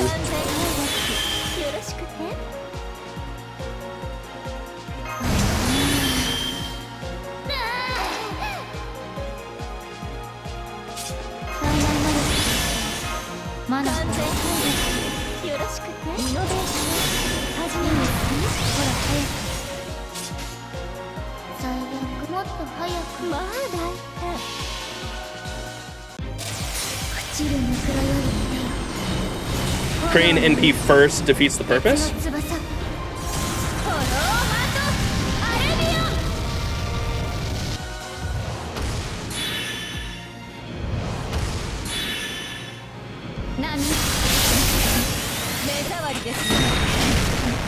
There's some damage.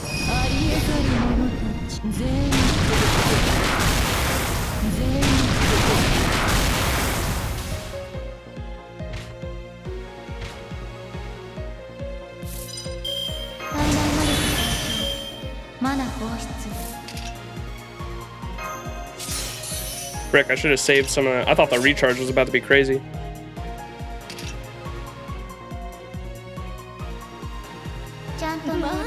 Oh, I should have done the caster.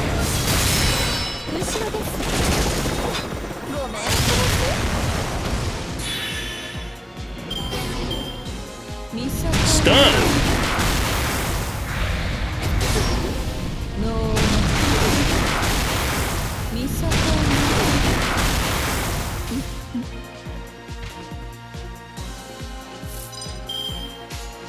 Oh my goodness.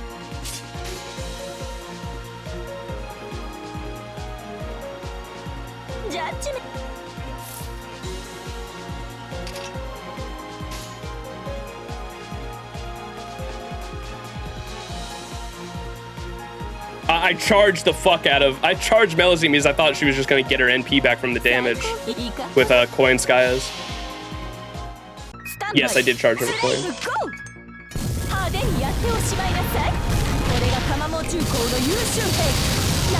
Castoria setup has the benefit of cleansing it, yeah. I might just go with the, I might just go with the, what's her name, Summer Kiara Black Grail, to be honest. Just say fuck it. Because at least then I can charge my own Mystic Code, too.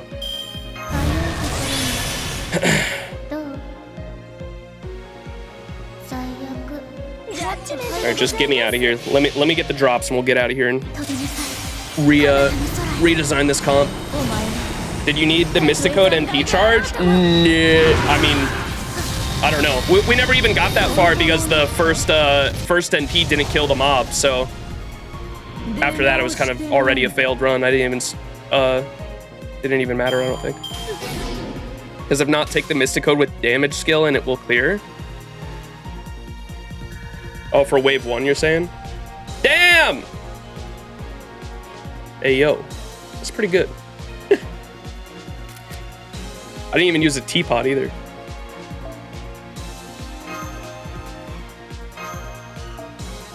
All right, we only have 20 golden apples. That's our first apple there. But I am thinking, here, let me back out. Because here's the thing. With this comp that we're using right now, chat, with this comp that we're using right now, I can also only use one. I'd rather have 2 units in the back line. With this comp, I have 4 units that I need, right? With the, if I put Black Grail on, if I just trade this out here, let's go bam. Wait, what am I doing? Hang on. Hang on.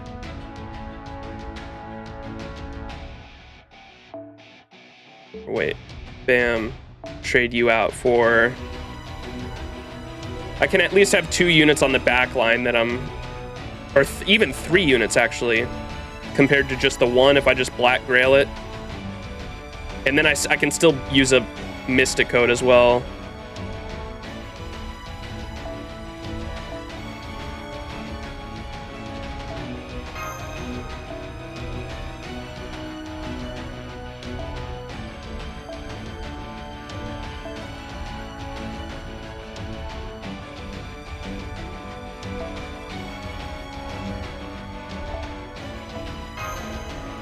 Oh, no way, dude. Wait, what? It's just because of this one. Oh my god, one fucking point. That pisses me off so much, man. 1 fucking point. I could just use Bedivere, I guess, because I think Bedivere's level 10 as well.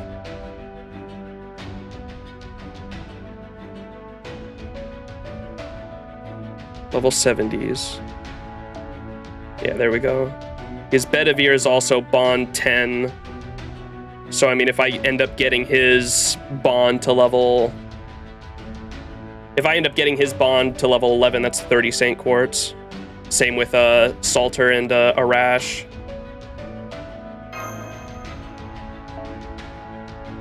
And then I want to level Arctic if I can. I think this clears it, right, chat? Surely? Surely this clears it.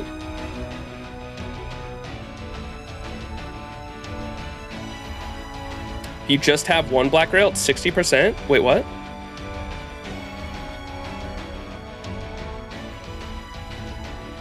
Oh, yeah. MLB versus non. Yeah. I have an MLB. It's level 100 as well, so plus 2,000 attack. 2,400 attack, yeah. Yeah, man. No. Shut the fuck up. MLB Black Rail is 80% NP damage with the 2,400 attack at 100. Yeah, which is what I have. I have a super Black Rail right there. So I think this clears it for sure. And I think this is probably a better setup than the Crane setup, even though the Crane setup was a 6 CE setup. And I could still level a Mystic Code. That also only allowed me to level one unit of my choosing on the backline because it required MASH and 4 5-star units, right? It required 2 support Quienskaya, but it required Melusine, who is a DPS that I'm going to be bonding a bunch in the future anyway, which is why I'd rather use Summer Kiara here because Summer Kiara... Melusine can be used for fucking everything, whereas Summer Kiara is more of a niche pick here, so I'd rather work on her bond while I can, because content in the future I'm probably going to be using Melusine for anyway, if that makes sense. So I'm trying to pick the more niche unit here to work on her bond, because I know Melusine's going to be getting a fuck ton of bond in the future anyway. Which is, like, I'm just trying to explain, like, where my mindset's at the moment. You use Oberon a lot more if I can. Yeah, Oberon's going to be used a ton in the future as well. So, especially now that we're getting another Plug Suit 2.0 after this event. Thank God, because my Plug Suit has been at level 10 for like the past 6 months, and I feel like discouraged to use it because it's at level 10 and I'm just wasting Mystic Code EXP I could be getting for another. Need 1 more copy of Black Rail to make it super? Hey, you'll be able to pick one. I think is it next anniversary, chat? We get to pick a 5-star CE, a permanent 5-star CE, I believe. Just altering between 3 comps. Yeah, to help them all out. That makes sense too. All right, we're gonna go with this and see what happens.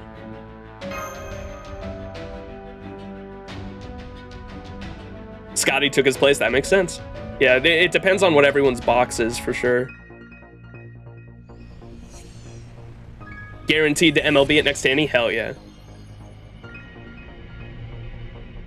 Do we get something for Mystic Code levels? I don't think so. It's just a personal goal of mine. I just want to have every Mystic Code at level 10 eventually. That's just a personal goal.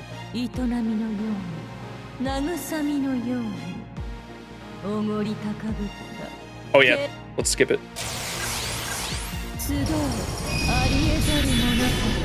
All right, so I think we use this.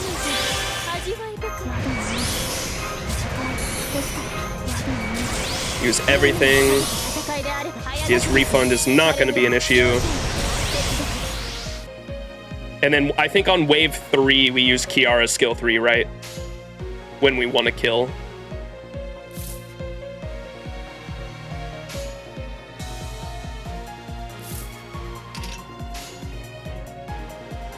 Just in case we don't kill Caster here.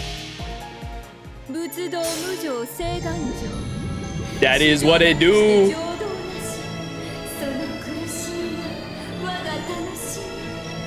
Try tapping during the early intro animation as well to see if it can be skipped as early. Oh, okay, I got you. The intro's so sick though. Every time it plays, I'm like, I want to look at this. Ooh.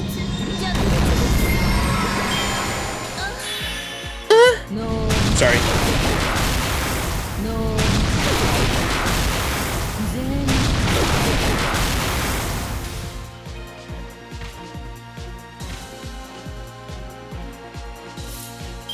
I wonder if we should use the Mystic Code on Wave 2 since the mobs have beefier HP.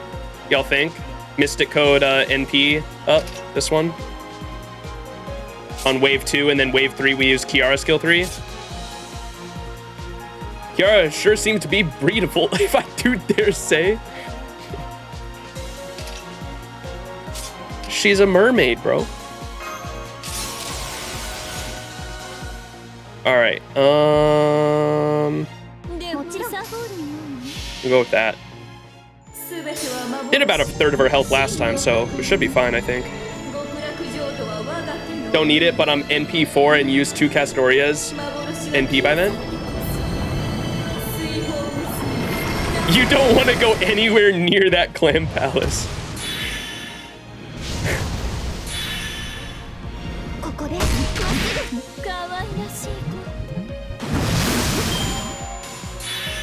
All right, what do y'all think?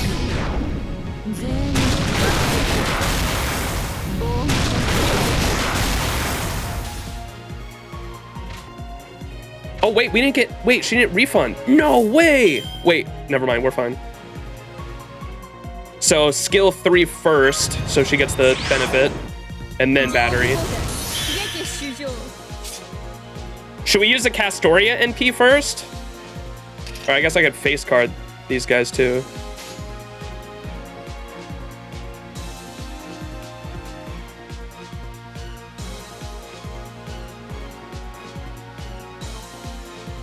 Both Castorias and then hers?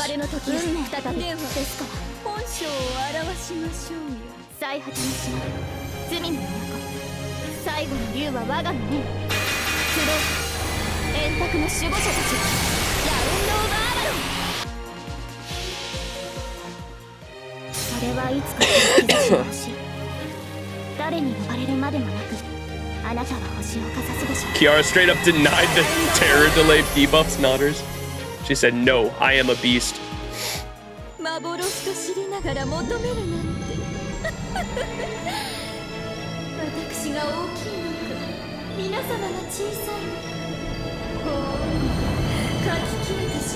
Moment of truth. Nice, everyone's 0. We did it.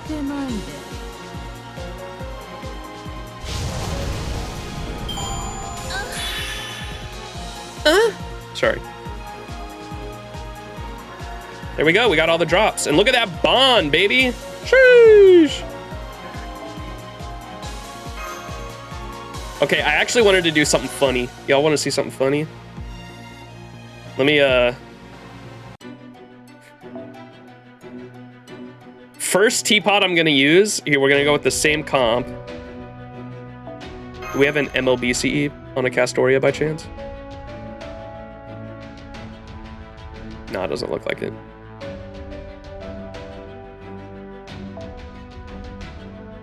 Okay, here's what we're gonna do. This is gonna be a funny haha. Ready, chat? We're gonna go with, might need to move some guys around. But I'm gonna see if we can go here, event bonus.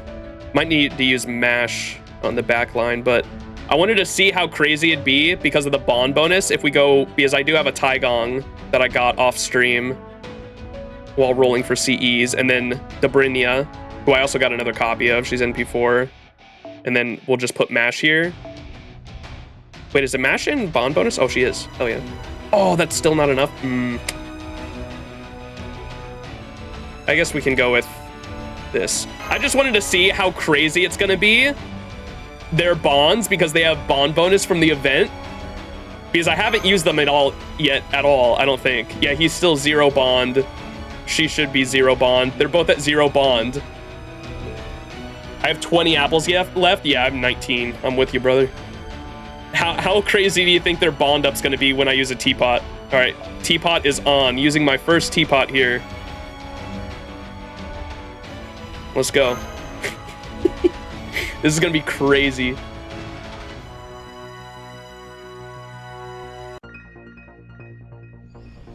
So pretty.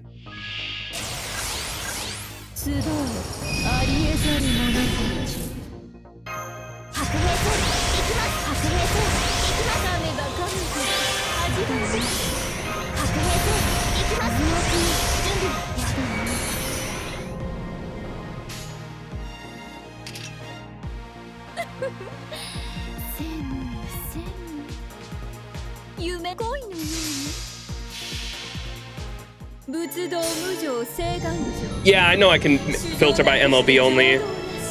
It's just that I don't think a ton of people on my friends list have it, and I didn't want to sit there for a bit because I did that for the other raid, the Shitner raid, and we spent like more time filtering CEs than we did actually raiding.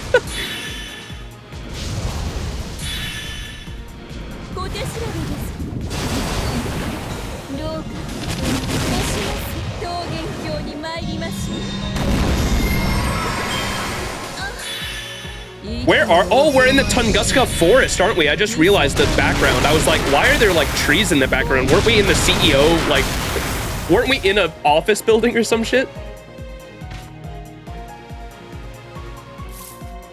All right, so for this one, I'm gonna use the Mystic Code.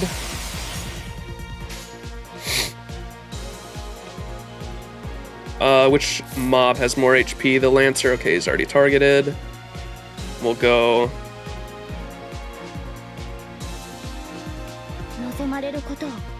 Wait, I think they're both NP5, but...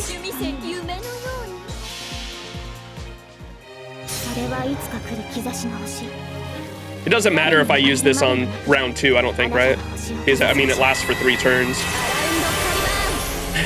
This is just the rest area from her office. Oh, okay. Makes sense. These new age CEOs and their eccentric offices.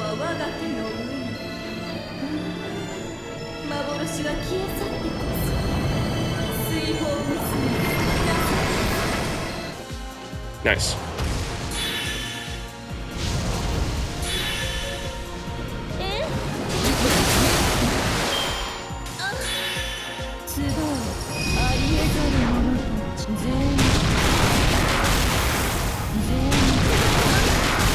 Thank you very much.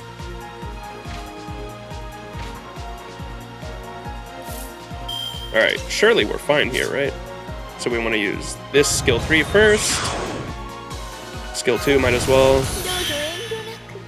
And then bam, bam, bam, just in case, I guess.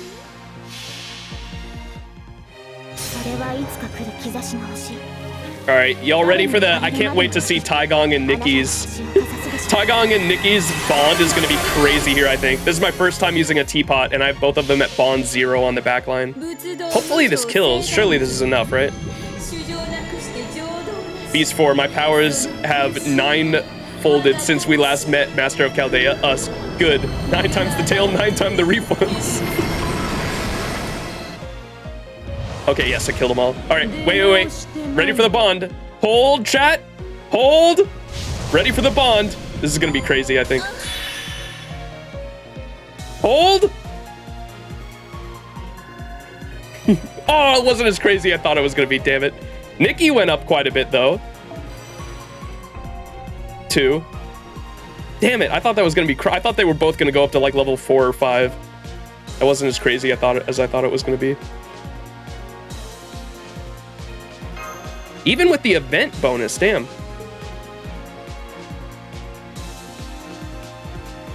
Okay, I'm not gonna put them on the back line anymore though. I just wanted to do that for testing purposes and see how much they'd actually get. Because they have bond bonus from the event. All right, we got any MLB CEs? Any 5-star MLB CEs? Ooh, Sonic Brandon, the GOAT, my homie. Okay, we're gonna go back to what I had before, which was, I think, Salter, Bedivere, and Arash, right? Salter.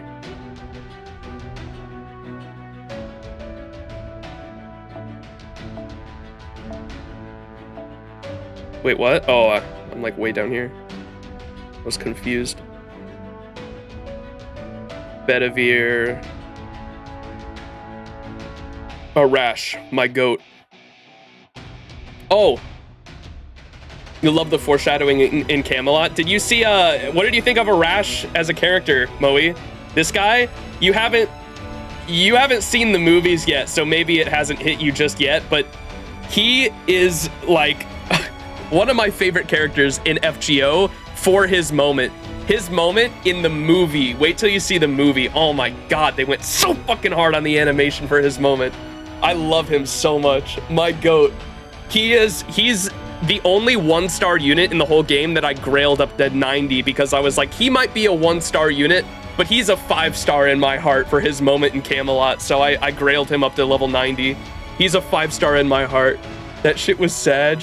His story, from humanity, like his actual legend is so fucking good too, because he's like, essentially what his legend was he was able to end human conflict with a single arrow, and he didn't use that arrow for bloodshed either, because like what the legend was, I think if I'm not mistaken, it was either the formation of Iraq or Iran? Arash legend. Iranian. So his story is like the formation of Iran, essentially. There were two kingdoms that were like fighting each other, and the winning side told the losing side, like they were scoffing, essentially saying, "Heh, you can create your own kingdom, but the border for where that kingdom will be, you will climb to the highest mountain in our territory, and you will shoot an arrow from the top of the mountain, and wherever the arrow lands will be the border for your colony in between the mountain and that arrow." And so obviously a normal person is going to shoot an arrow and it's just going to land at the tip of the mountain. So they're essentially like exiling them all to that mountain is essentially what their goal was. Arash, the fucking Chad that he is, goes up that mountain, pulls back the fucking arrow and lets it go, and that arrow fucking flies for like 3 days and 3 nights or some shit and fucking lands, and that is essentially how the country of Iran was founded. Like that's the Iranian creation, like mythos in his legend is so fucking sick. I might have gotten some details wrong, but that's how it is in my head. And just the fact that his arrow was able to end human conflict without bloodshed is like how his legend like lives on in my head, and why I love him so much. He's so fucking cool. And then also and why he disappears after he shot the NP in Camelot is because his legend says that after he fired the arrow, he put everything he had into that arrow. When he let it go, he put his soul, his body, the very will of his own mind was in that fucking arrow. And so when he let it go, his entire body just vanished from the face of the earth. And so that's why he disappears after using his noble phantasm. So fucking good.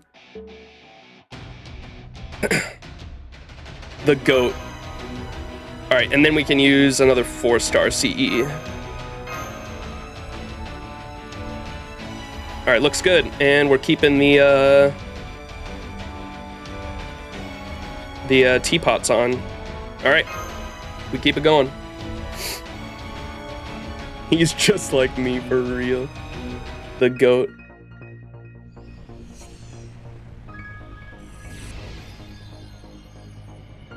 Camelot is like a solid 6.5 to 7 hours for me right now. Yeah, it's fucking long. No weighing!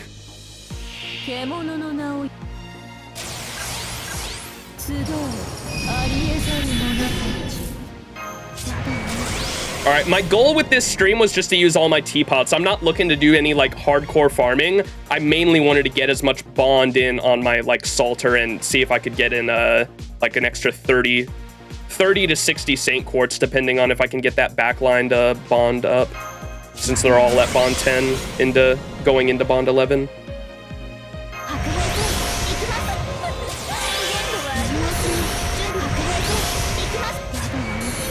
So as long as I can use all my teapots before it dies, we'll be fine, which it looks like we're going to be more than fine. It's only like a little less than or it's like around a quarter at the moment, health bar wise. Make sure we target the caster.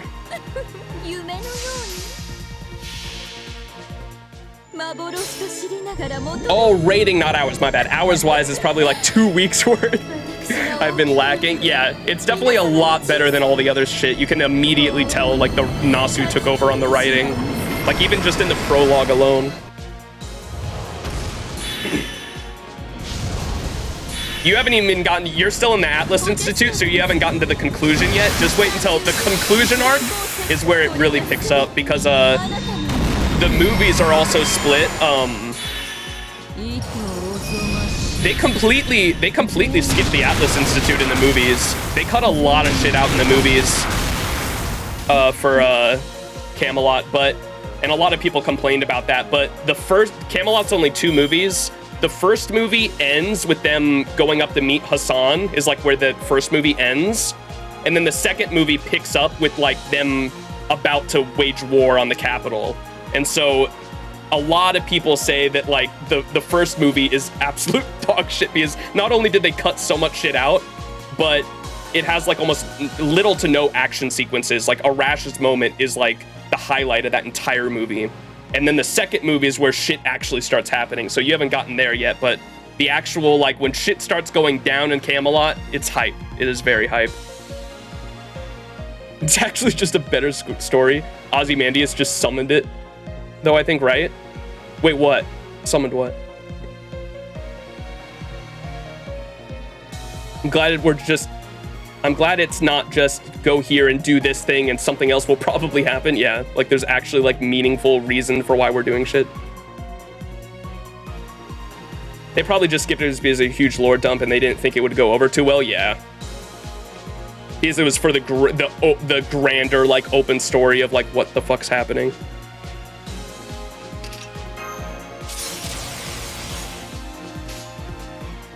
Okay, we're gonna use this. This. Make sure we target the beefier one here.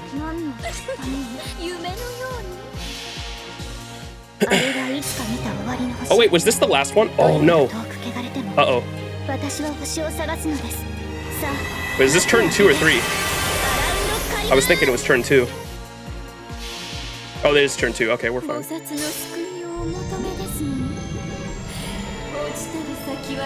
Trismegistus 3. What's up, Dakota? How you doing? The rating is going. We are doing the thing. We're just on my second teapot now. I think we finally settled on using this Kiara comp. I was trying. It's so hard with me with how I like to farm, because I try to make a farming team that can level a Mystic Code and also use 6 CE comps simultaneously, and it's so hard to find a comp like that without using plug suit. But at least after this event, I'll get a plug suit that's level 0, so I can start like using it again without feeling bad, because I'm actually gaining some Mystic Code levels. I want to eventually get every Mystic Code to like level 10. That's a personal goal of mine.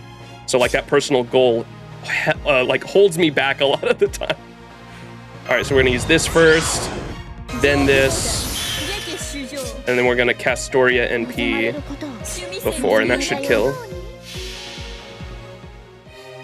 I wish we got like 60 teapots. I know, that'd be the teapots are so good. Can't believe Mihoyo is finally getting more info this weekend. Yes, so excited. I need to actually fucking read it.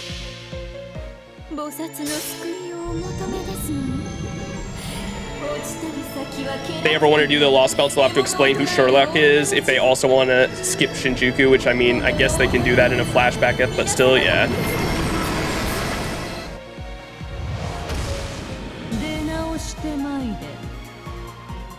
Ufotable's to-do list.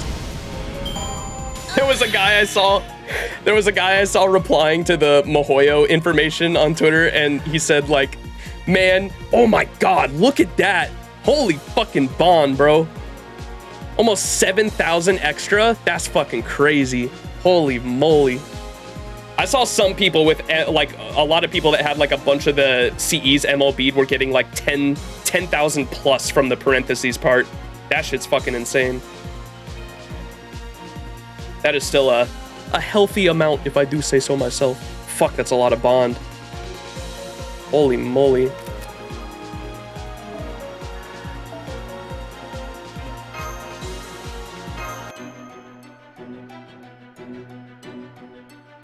All right, we go again.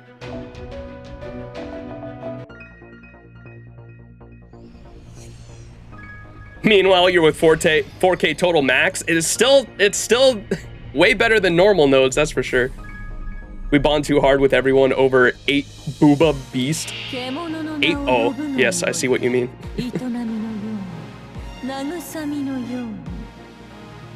Kiara is spreading, the bond is flowing. Oh no.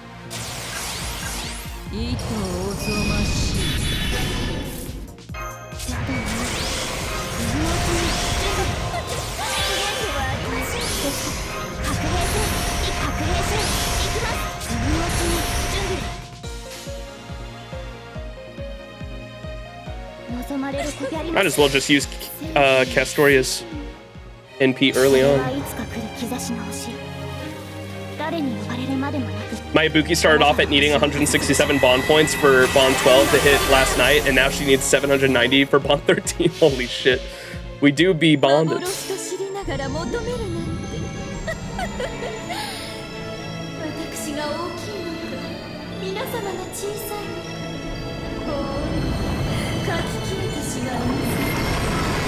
I'm gonna pop another cough drop.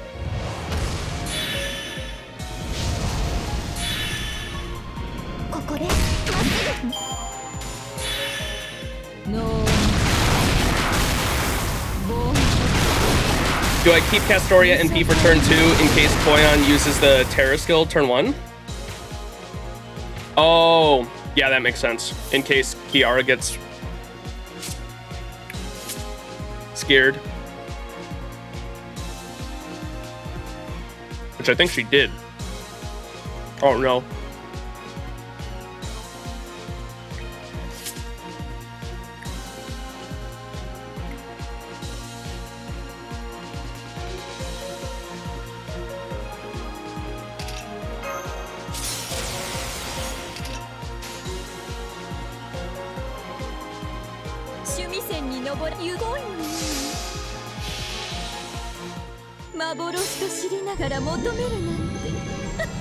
I don't have a problem. I've only done 90 plus 131 times. Holy fucking shit. Oh yeah, they did add the counter on the nodes, that's right. Yeah, I wish they would do that for, they only have that for raids, huh? I wish they would have that for 90 plus nodes for like lottos. That'd be cool to see as well.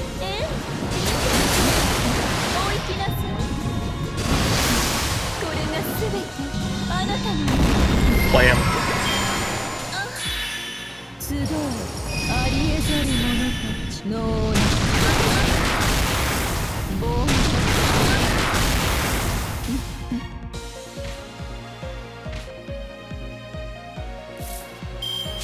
Whoops.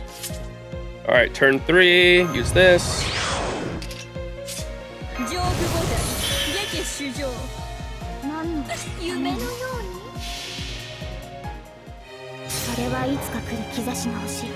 I have to keep a note of how many 90 plus runs I've done on JP so far. Oh, for the lotto. Yeah. I don't know why, that seems like it'd be like an easy quality of life change. I don't know why they don't do that for normal nodes.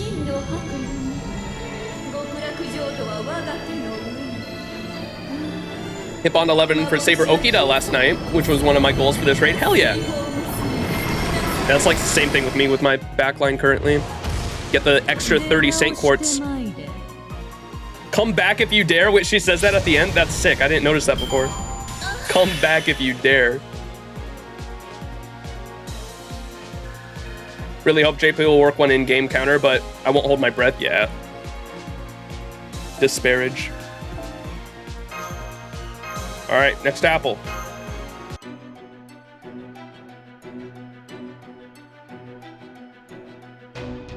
Sonic Brandon with the MLB CE coming in clutch.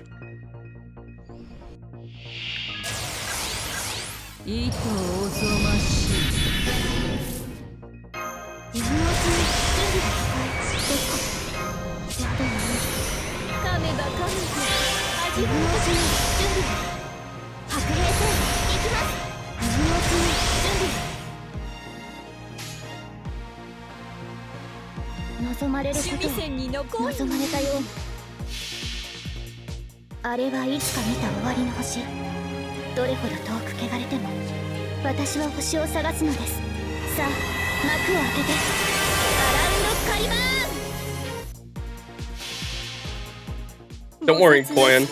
I will. Huh? Them horns don't like. 30 million runs out of 1.8 million HP. It's over 5.4 trillion HP total. We need to chisel down. Holy moly.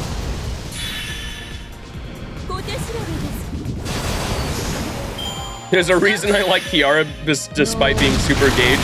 It's because she's almost as horny as me.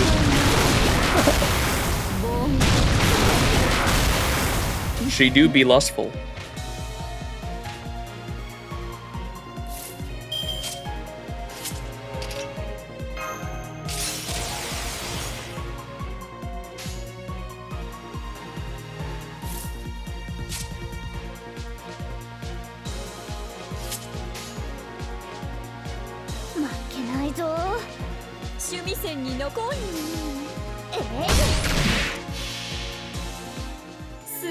My gacha experience is going to be rough for the New Year's. My tax returns better be good or else.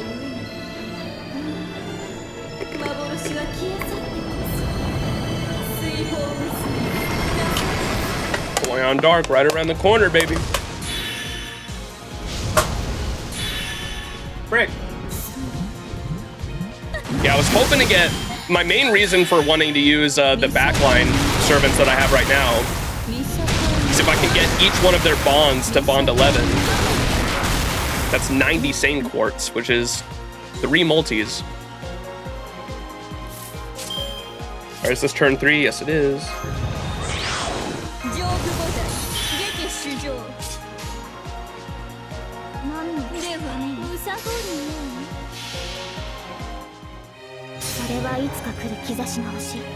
Want to try to get my at least NP2 Koyan, but then I also want to E3 my Captain Honkai. E3 with her Meow. Got Achilles and Jason, and over bond right now, or so far. Bond 15 for your husbandos and waifus, gentlemen.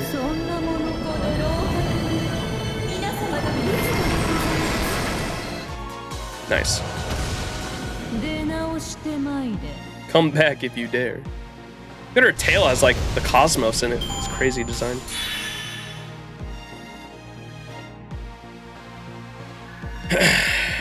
Oh man, Bedivere is gonna take a while, isn't he? Look, he's like barely. I think I had just given him a Bond Grail and like wasn't working on him at all after that, so that's why he's like barely anything. Arash is almost at half, it looks like. And Salter's like at 75%.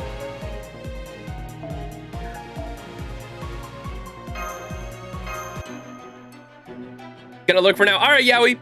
Thanks for hanging. Heaven's foam do be foaming.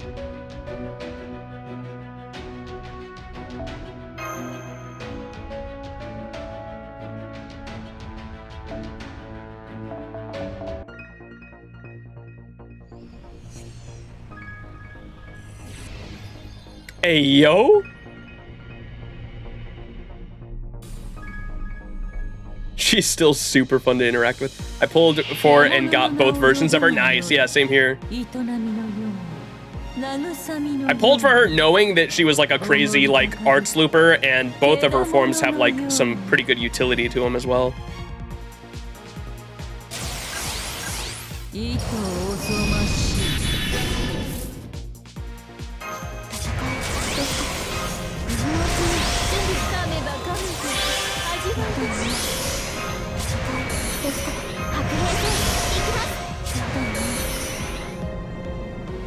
Okay, I'm gonna use this skill on turn 1 instead of the Castoria NP, and then we'll do 1 Castoria NP on turn 2 and turn 3. That'll be the plan, I think.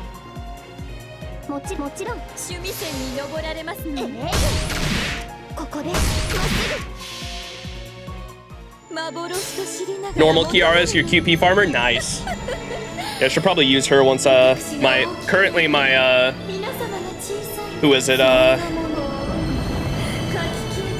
5-star, Da Vinci Rider is my, certified door killer at the moment, but once she's Bond 10, I might use, Kiara.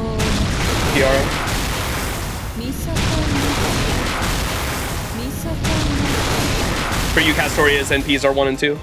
was underrated character that you believe has a goated Final Ascension art?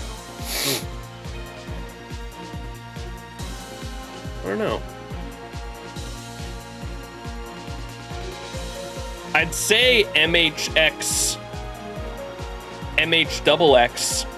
Summer, but I feel like everyone loves her art anyway. I feel like that's not an underrated one.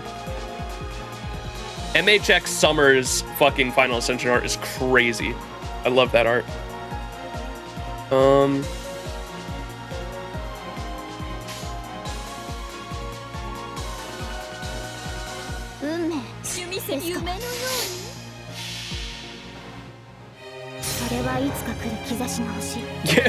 It's been here. Finally at 1 billion QP, man. It's been years since I was at a billion. Nice, let's go. I don't think I've ever been at a billion, or if I was, it wasn't long. I know I've definitely been up there at like 800, 900 million, but I don't know if I recall ever being at a billion, because I usually spend that shit so quick on skills. Skills take so much QP. Really like Hector's for some reason.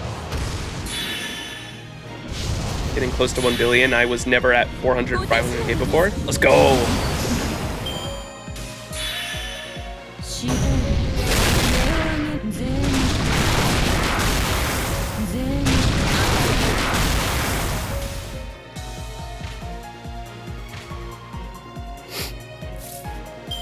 All right, this is turn 3. Use that. Use that. Then bam, bam, bam. あれはいつか見た終わりの星。どれほど遠く汚れても、私は星を探すのです。さあ、幕を開けて、アラウンドカリマーン。幻と知りながら求めるなんて。私が大きいのか、皆様が小さいのか。こう書き切れてしまいます。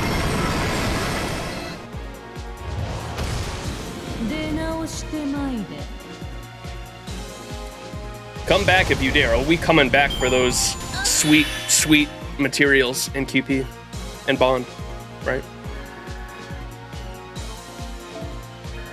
That's a lot of Bond. Just noticed I have 90k channel points. Sad there is no redeem to spam. I know. So sad for you, huh? I know, we might add something eventually. If there's anything that I actually make redemption points for, it'll probably be for some like crazy high. Like you'll be able to, for like 1 million points or 2 million points or something like that, you can make me play a game of your choosing. Hydrate? No. Because people, I already know there's fuckers in here that have like 500k channel points, so they're just gonna spam that shit. I can also make a cooldown, but it'd be a pretty fucking long cooldown.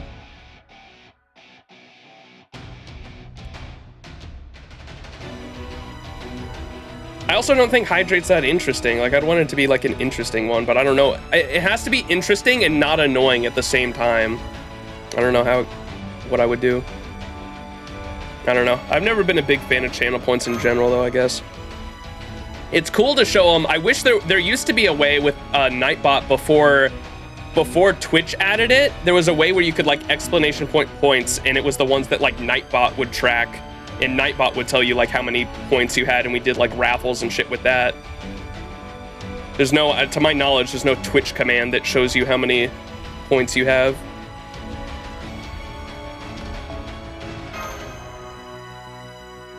Am I looking for an MLB CE? Might as well filter it.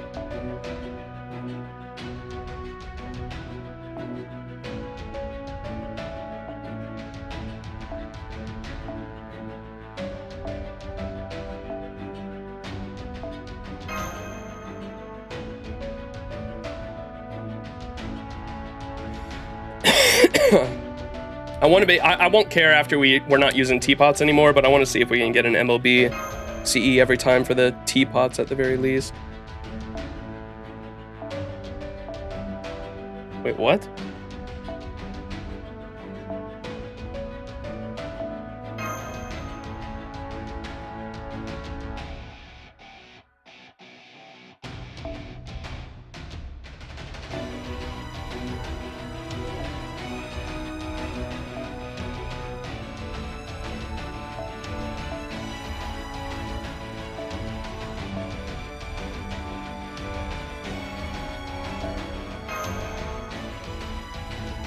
There we go. Oh, I can filter out the 3 and 4 stars. True. Tamamo's an event servant. Oh, so I have to click on the... I was like, why is that showing up?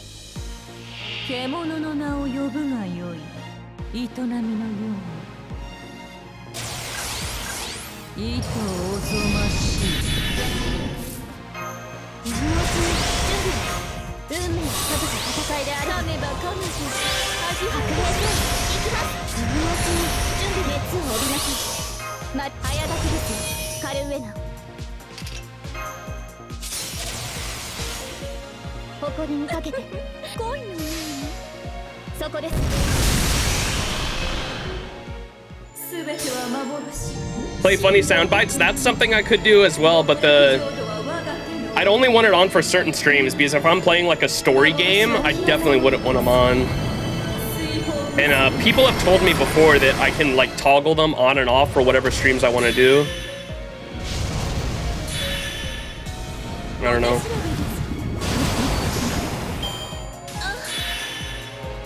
I definitely wouldn't mind having them on for like most. I feel like I'd only want them on for like a third of the streams I actually do. It's similar to like sound song request. Playing any horror game, sound redeems are paying. Yeah, I'm never doing that. You got yourself fucked up. No way. The scary games are already torture enough. I don't need my fucking chat spamming me with fucking screaming sound bites. No, thank you. I wouldn't even do that for money. Like people have said before, like, Max, when you play a scary game, do like a $5 donation to do like a jump scare. And I was like, no, that's not, $5 ain't worth me fucking losing my heart. No fucking way. Oh, thank you.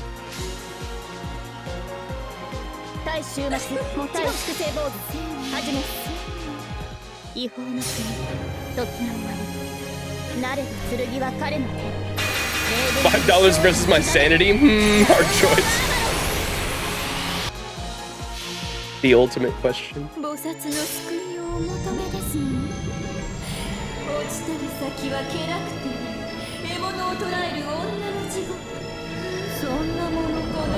Beast versus beast.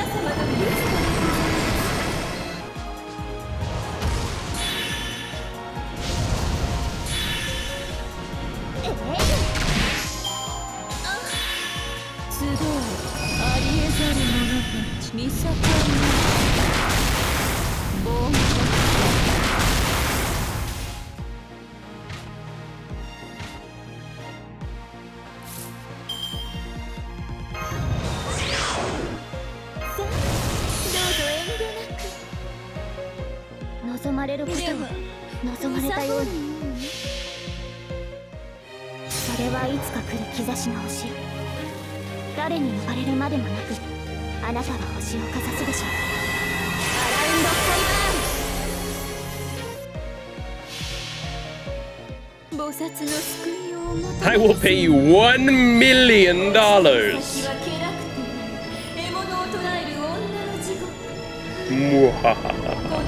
That's a lot of Saint Quartz power, Mega.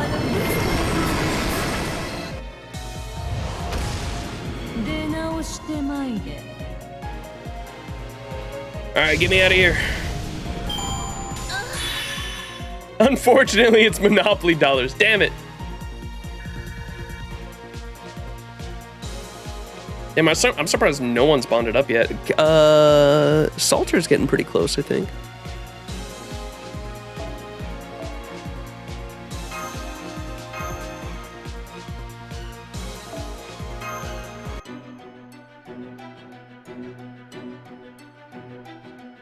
All right, so if we go to this, get off of event bonus servant, and then you said we can also display hide those, so we only have the 5-star. Oh boy, this is gonna take a while. I'm working on Bond 6 for most 5-stars I have at NP1. Gotta unlock mana loading, yes sir. You already know, you got a good idea.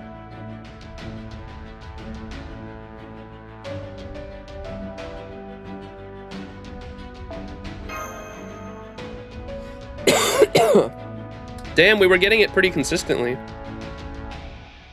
Now it's nowhere to be seen. Damn. I didn't get rid of it, did I?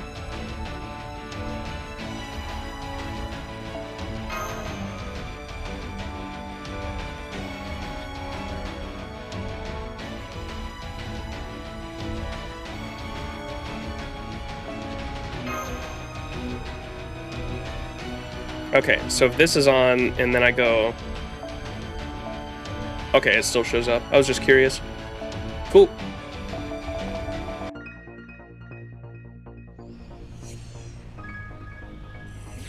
God, the piano with that animation goes together so well. What the fuck? And I'm assuming the thing falling down is supposed to be a representation of Tunguska. So what is so Koyansky is not related to the Tamamo at all. She was just trying to like become them or trying to imitate them. And so I'm assuming she's just like the personification of the Tunguska meteor itself. Especially her tail is all spacey too, so I assume that's what she is, right? Or I guess we'll learn more in the after the raid's done. It will be explained later. Okay. I assume, like, especially with her NP and everything that we saw, how it was like a giant meteor, her tail is all spacey, and they explain that she's not related to the Tamamo 9 at all, but she was trying to imitate them. Makes me think that she's like the personification or the idea brought to life of just the Tunguska meteor itself. Weird. As soon as they said this event was tied to the Tunguska event, and I like researched and looked into the Tunguska event, I was totally like, oh, knowing Nasu, he's totally gonna tie Koyanskaya to like aliens or some shit. Or not Koyanskaya, but at least the Tunguska event. I knew when I was like looking into the Tunguska event and how it was a meteor, I was like, oh, knowing Nasu, he's gonna tie it to fucking aliens. I already know it.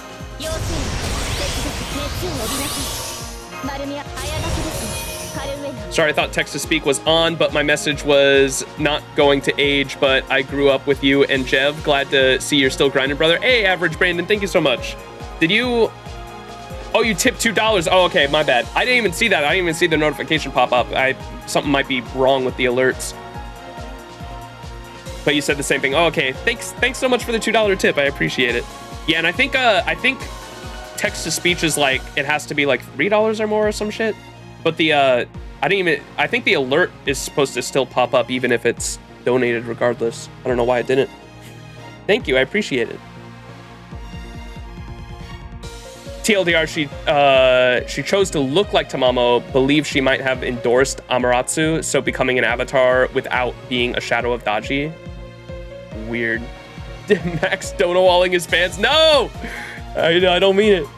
Yes, sir. Have a good night. Thank you so much, Average Brandon. I appreciate you. Thank you. All right, we're on turn 1. I'm gonna use the Mystic Code.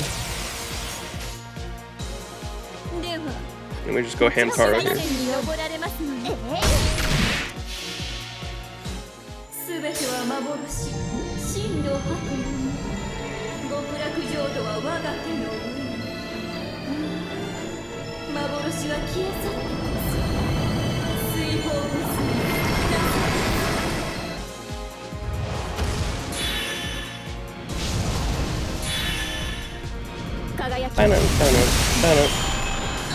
Done it.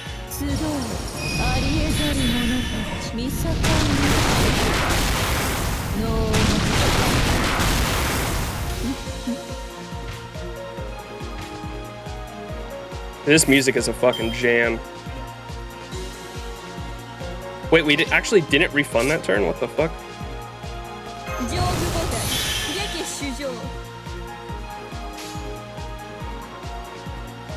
That kind of sucks. That's gonna ruin our damage here.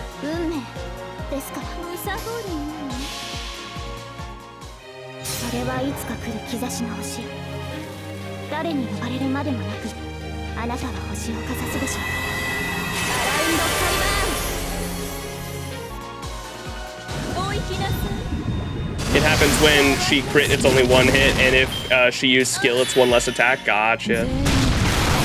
RNG, man.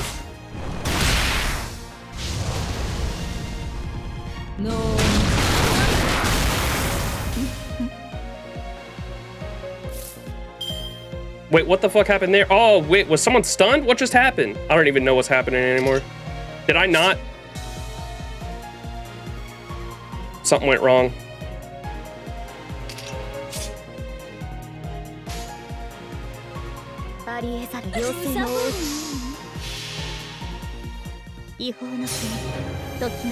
Oh, I didn't even see she was stunned. What the fuck?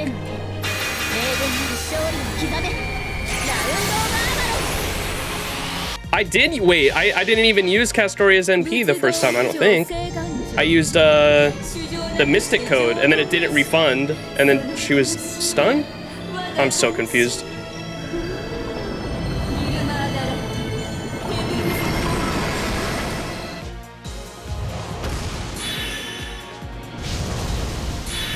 I wasn't paying attention, I don't know what happened, to be honest.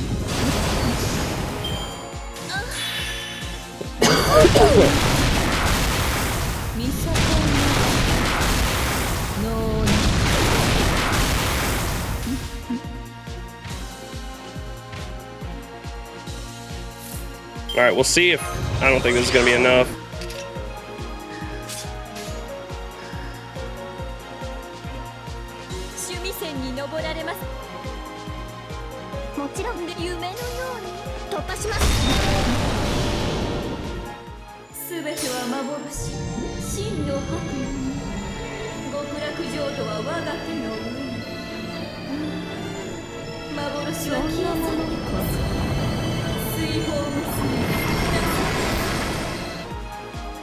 Oh my god, it was barely not enough to kill the caster guy. Damn. Whatever, we take it. I wasn't thinking that was gonna kill Koyan, that's weird. Use normal art card instead of the NP on turn 23, or on turn 23. 2? Okay, gotcha. Yeah, I was like, I fucked up somewhere, but I wasn't paying attention. I don't know where.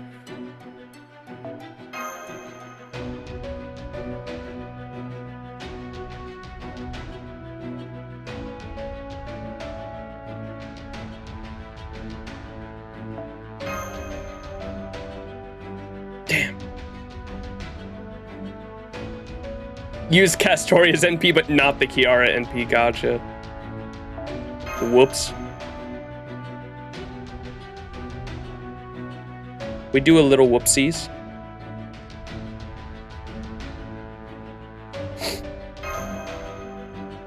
Damn, dude.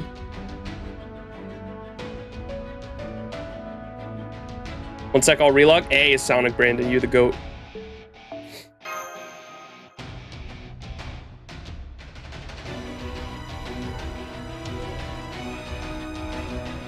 You have over 300 bells right now? Hey, those go quick with those Tam Lin.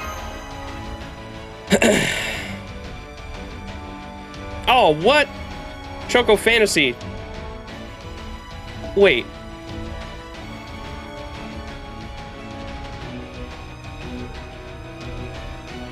Choco Fantasy. You have an MLB 5-star CE and you don't have it on your Castoria? What the fuck?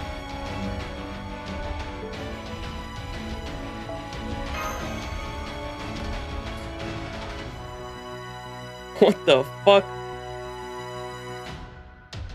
Calm Avenger and MHXA instead? Weird flex. Mind has been boggled. 2 MLBs too. Frickin' hell.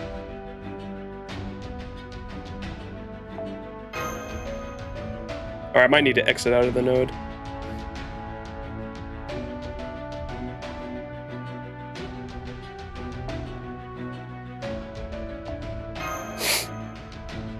Damn. Okay, you just relog. I know I had at least 2 or 3 friends that had the MLBs too, and just must have been filtering y'all out.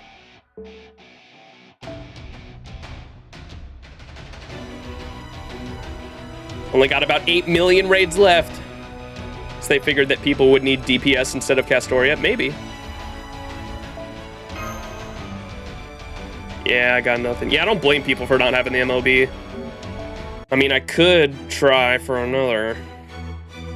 I have 80 Saint Quartz, though. If I get 3 Bronze Servants from this, I'll do it.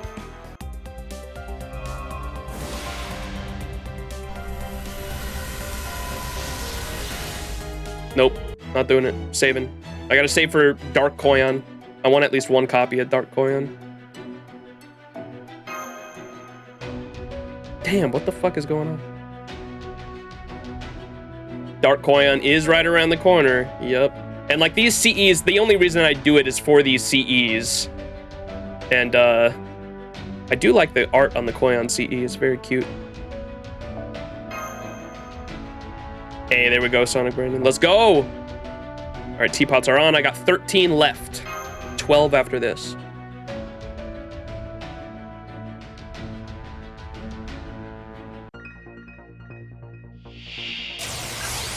I'm only allowing myself daily disappointment for this banner. I did a multi and was lucky to get 1 of the 5 stars. Ooh, there you go.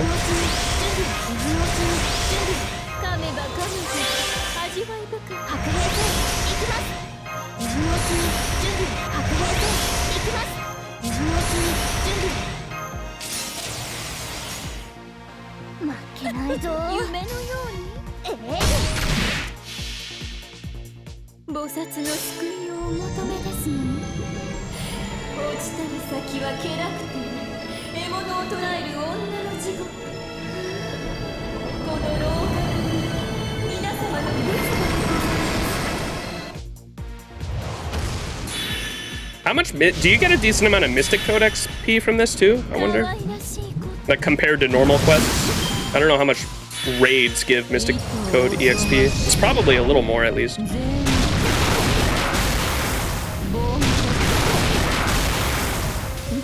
Oh, she didn't give her NP back, damn it.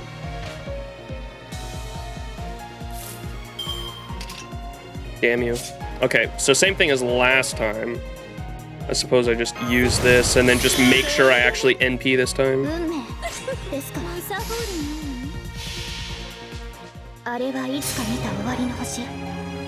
It's like 50k a run or something? Damn, wait, that's a decent amount more than normal, right? Standard for a story quest? Okay.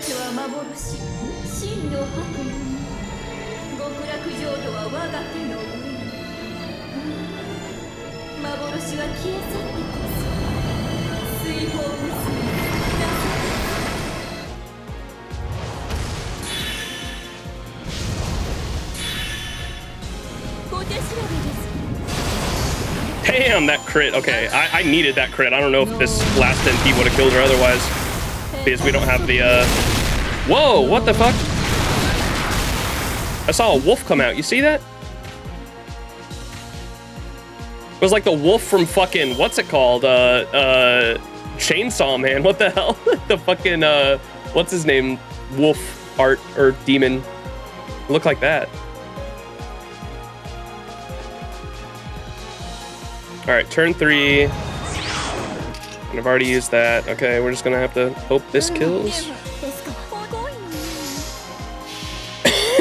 Con, yeah. Con.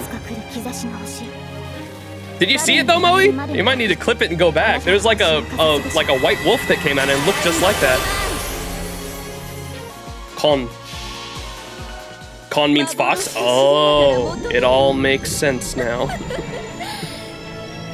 My fucking dumb American brain.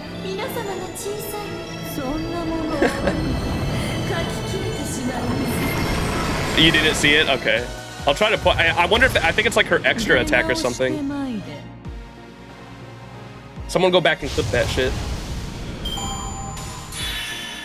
Just title it Con. Oh, can I not do it? Wait. Channel.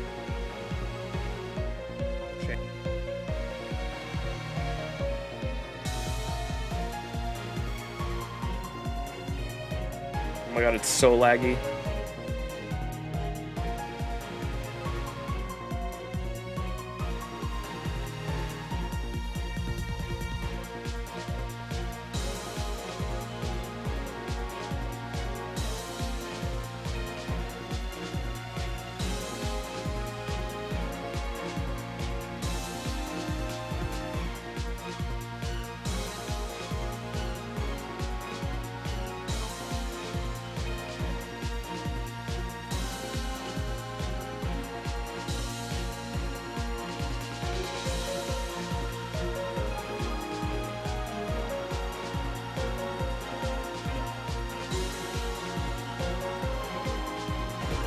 It was like the wolf from fucking, what's it called? I don't want to hear myself.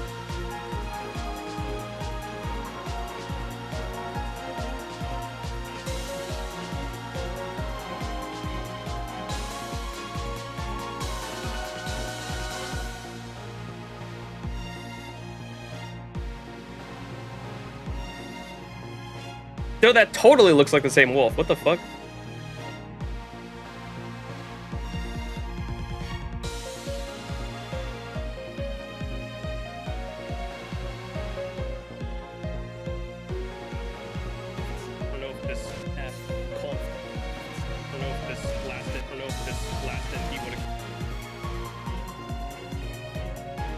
Alright, let me keep going while I'm waiting for this clip to fully manifest itself. Alright, I got it.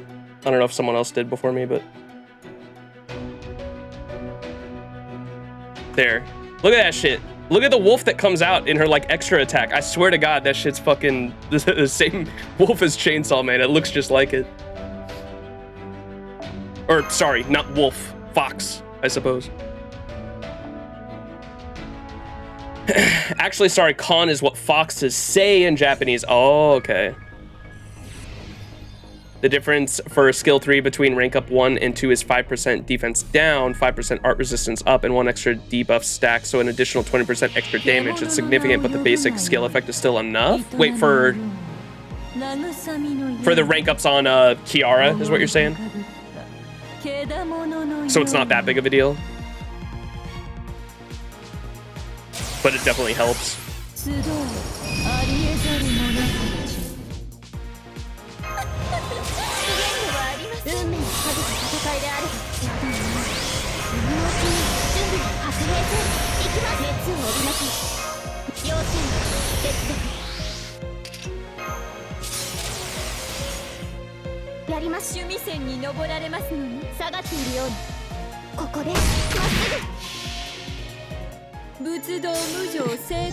When I only know one language and it's American.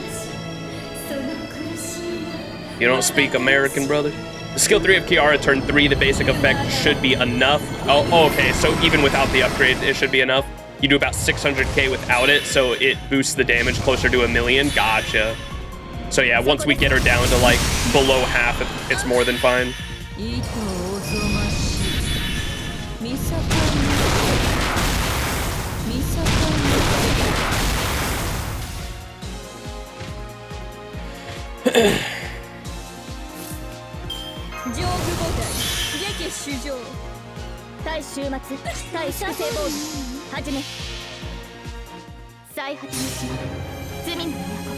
Probably gonna go to the bathroom at the... I'll let the cutscene or whatever play out at the start of next run and go to the bathroom real quick.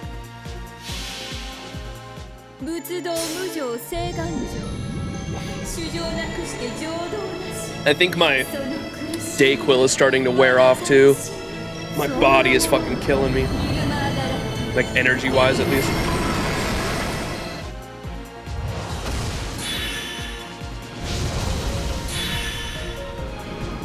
I think I took it at like 6:30, 7:30, somewhere around 7. So 4 hours. Yeah, I'll give it another like 30 minutes and then maybe take another thing of Dayquil. Mash and her rebellious phase towards Lancelot is so funny. Are you at that scene now? Okay, I thought that scene, I kind of spoiled that for you then, my bad. I thought that scene happened at like near the beginning of Camelot. At the beginning of Camelot. And then like it's never mentioned why that happens though. And then you find out that the heroic spirit within Mash is Galahad. And Galahad is the son of Lancelot. And so that's why that whole ordeal happens. You just got to it, gotcha. Yeah, I thought that it was at the beginning of Camelot for some reason, and then it's not explained until later, but maybe that's how the movies went. Maybe that's why I'm misremembering it. Maybe that's how the movies go. Calling him a deadbeat dad was at the start? Oh, okay. Gotcha. So there's some mention of it at the start, but then it's like never explained until later.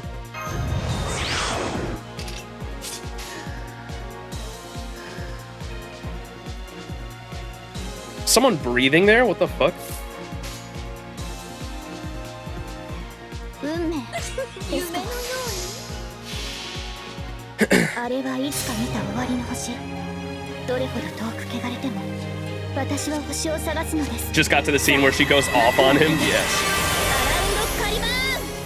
Oh wait, you're at the end. You're out of. I know exactly where you are in the story. Then okay, keep going.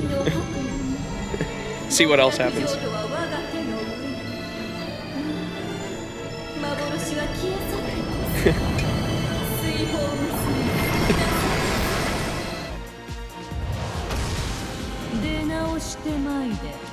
Considering class advantage and damage modifier, you can assume that at least half the NP damage on Koyon.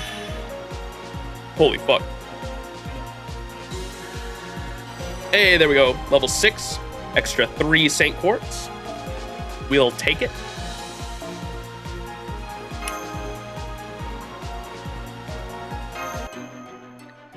So you do at least 900k on Koyon on turn 3 with skill 3 active.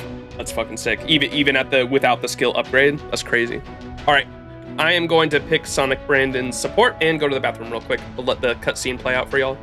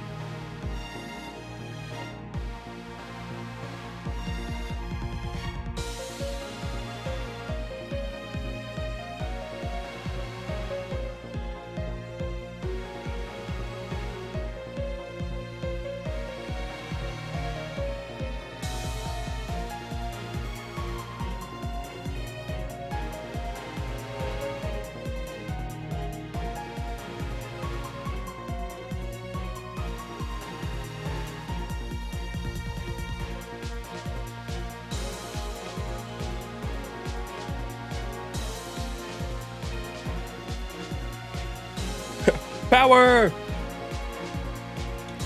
All right.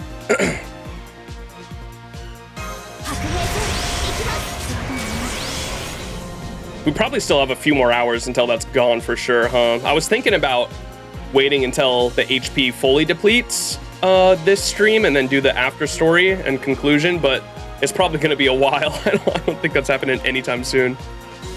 I knew she wasn't fucking dead. There you go, Moe. There it is. I personally hated that shit because I knew about... I did spoil that for you? Oh, fuck. Wait, how? Wait, when did I say that? Because I knew, for me, when I was going through that story, I knew about Da Vinci Lily, right? I knew about Da Vinci Lily. And so when Da Vinci Lily like appeared on like everyone's like Chaldean streams, I knew, I was like, okay, so something's gonna happen with normal Da Vinci. And when that happened in Camelot, I was shook and I was like, oh, okay, so this is where she dies. And then she came back like halfway through Camelot, and I was like, wait, what? She's not dead? So wait, huh? I was so confused. I just got the scene where she calls him a deadbeat dad. Oh, okay, gotcha. I thought you meant I spoiled the fucking Da Vinci part.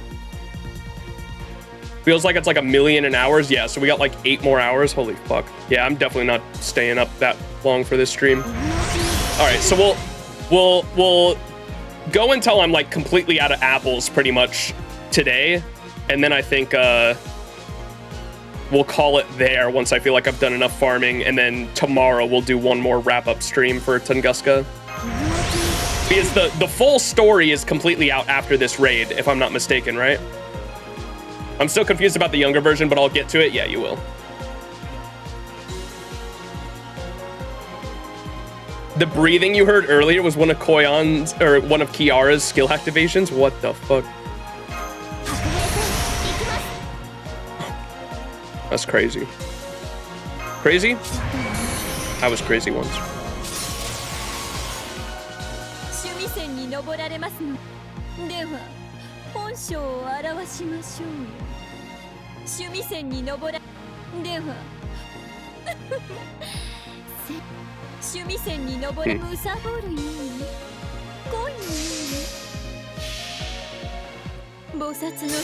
They locked me in a room. No! Everything but the epilogue, which will come out New Year's, I think. Oh, okay, and that's why I remember Cad was saying that the whole reason this event is scheduled around Christmas, which does suck, but the reason they wouldn't change it scheduling wise, especially for NA, is because it's supposed to roll into New Year's story wise, right? So that makes sense why that happens. Okay.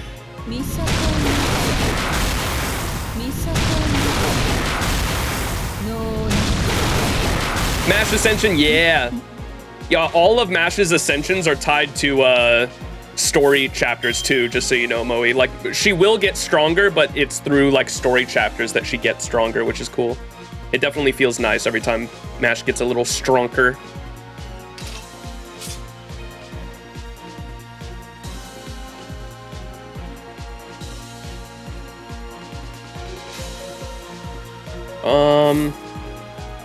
Okay, we don't even need to use that this time. So we'll go bam, bam.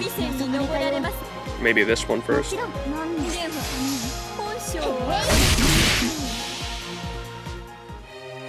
Shame she didn't get free level ups to go with it, I know.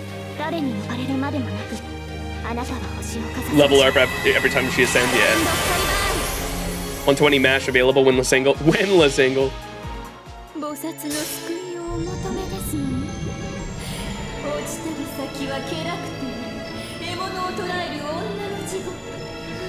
Almost overkilled.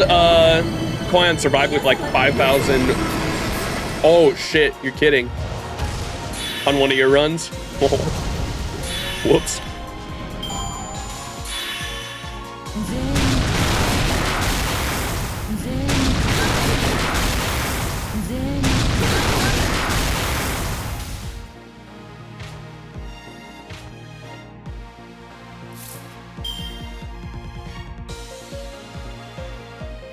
Okay. Turn 3, we go bam, bam, bam.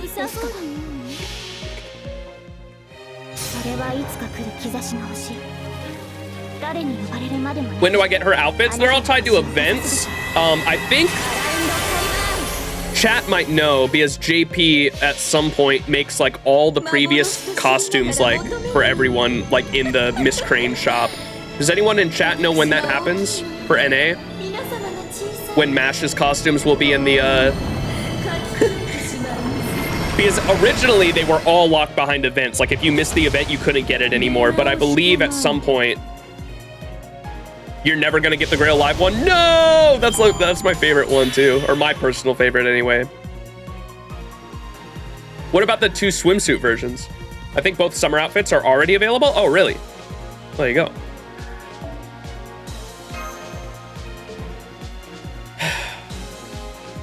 Oh, you have to do the final singularity. Okay. Once you do the final singularity, they should be in, you go to shop, I think, right? And then dressmaking.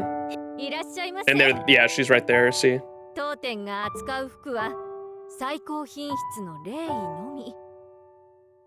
Where's the other one? Yeah, so it's only Mash's 2 swimsuit variants. I think the Grail Live one, this one that I have on Mash right now, I think that one's locked for good until they bring it out again. I'm sure they'll bring it out again eventually, but locked at the moment. Who knows when? Nothing from Grail Live has come back since the collab event. God damn, that's rough, dude. Oy, oy, oy. FOMO, not a good feeling. Right, we still have a ton of more apples. I might end stream after I use the teapots, but do more farming on my own time. That's probably the plan because I'm sick and I feel like shit. So, we've got 10 more runs. We'll do 10 more runs since I have 10 more teapots, and then I might do the rest of my apple farming just on my own time, chilling. I think that's the plan.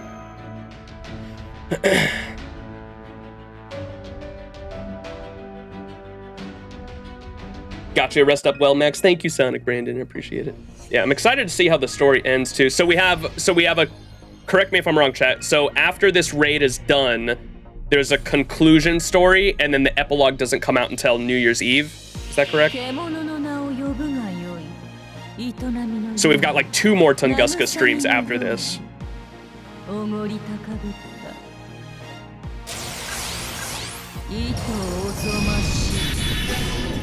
I'll be calling it for a night here, though. Gotcha. I have made a good use of your 5-star CE on your Castoria. Oren. I cannot pronounce the rest of it. I don't want to butcher it. Thank you for the follow. It's unfortunate that everybody's getting sick. Hopefully you get to feeling better, Max. Thank you, Merlin. I appreciate it.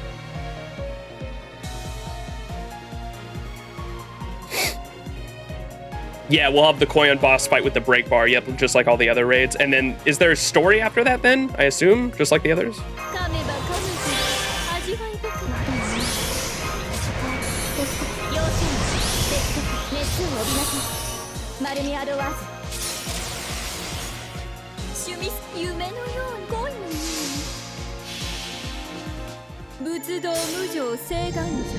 Yeah, you bonk Koyon, get out of Tunguska, and wait for epilogue. Gotcha, okay.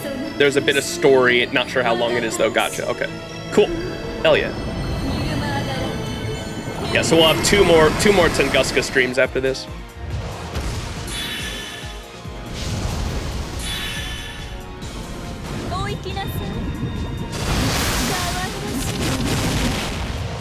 Shit, if the epilogue comes out on New Year's, I might just do the story reading, or start the stream a few hours before reset for the actual New Year's banner. Can I do that? Would I be able to read the epilogue into? Would I be able to, as long as I started a few hours before reset, could I read the epilogue and then go into the actual Koyon Dark banners? Does that probably work out for a nice stream?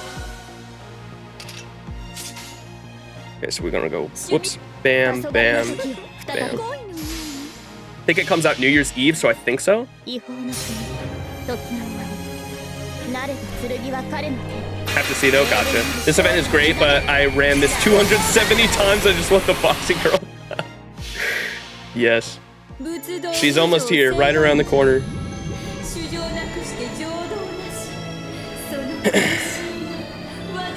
Wait for the Xion Dark to appear as the true antagonist. Munair was the true antagonist the whole time.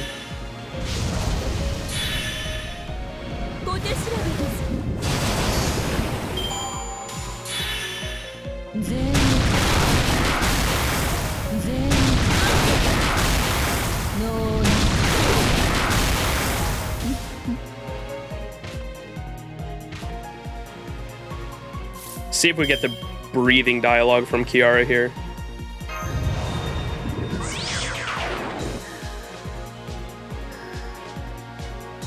It was there. What the fuck is that breathing, dude? That's so weird.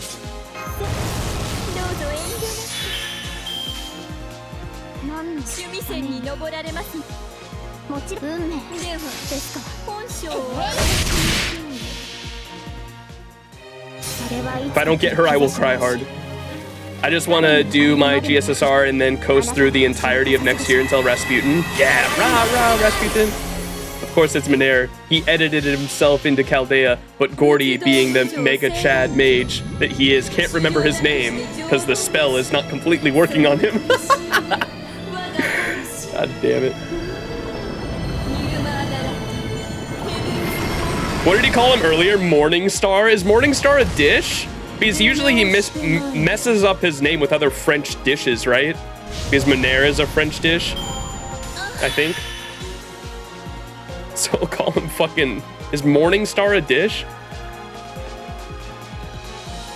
Looks like Salter's almost there. Arash is still a ways off. I don't think I'm gonna get the Arash or the Bedivere. I might get Salter's though.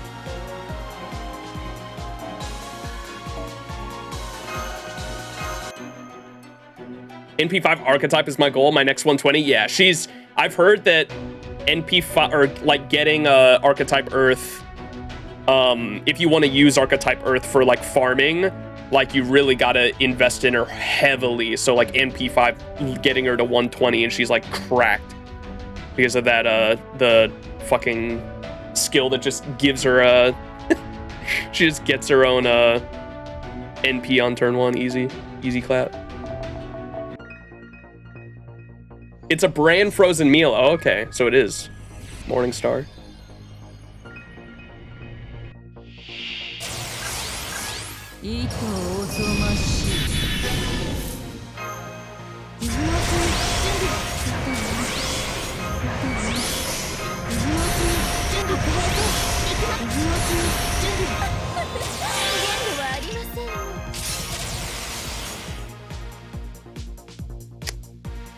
Okay, we go bam. Did I use the Mystic Code? Yes, I did. We go bam, bam, bam. That or is a beast class servant Lucifer, the Morning Star. Third arc is like Spishy, where you need at least NP2 to comfortably farm with them. Yeah, I've heard. It's just, I think her to compensate for her having a skill that literally gives her full NP on skill, or on turn 1, or just on a skill, 100% NP. They made it so her NP doesn't deal a ton of damage. So yeah, you need extra NP copies, and heavy investment in levels with Grails is definitely highly recommended if you want to farm with her effectively.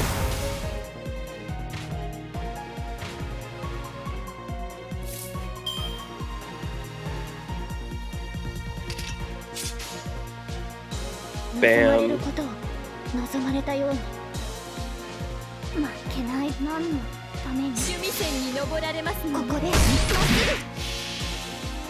Zam. それはいつか来る兆しの星。誰に呼ばれるまでもなく、あなたは星をかざすでしょう。アラウンドカリバーン。すべては幻、真の白夢。極楽浄土は我が手の上。幻は消え去ってこそ水泡をする。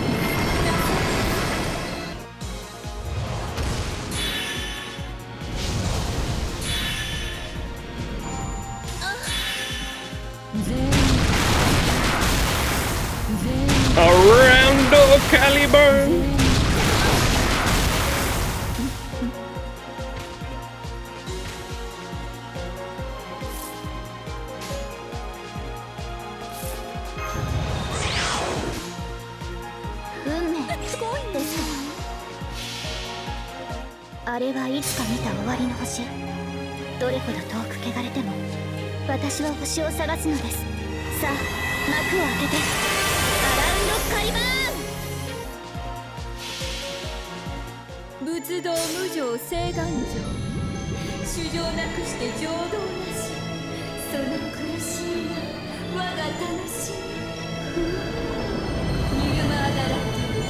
$7.8 million left.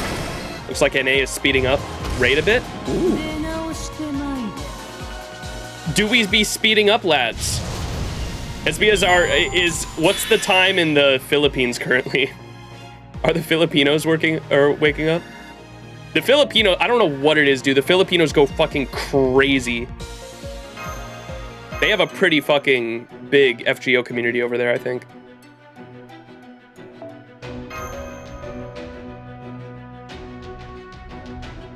Why is QP's limit 2 billion? That's a fucking lot, dude.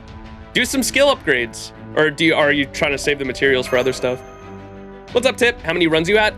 Not many. We did a few before we started using teapots, and I think we're down to 9 teapots after the last run.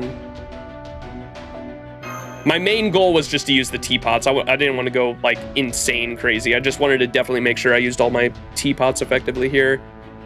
We've got a, leveling my Arctic Mystic code to... We're using a Black Grail on Kiara. I tried it without it and just couldn't do it. We tried a couple different team comps, but I think this is the comfortable one because I can have three servants on the back line. I'm bonding if I use a Black Grail, so I was like, that's probably better than trying to use Plug Suit or Miss Crane comps because I can have more servants on bonding on the back end.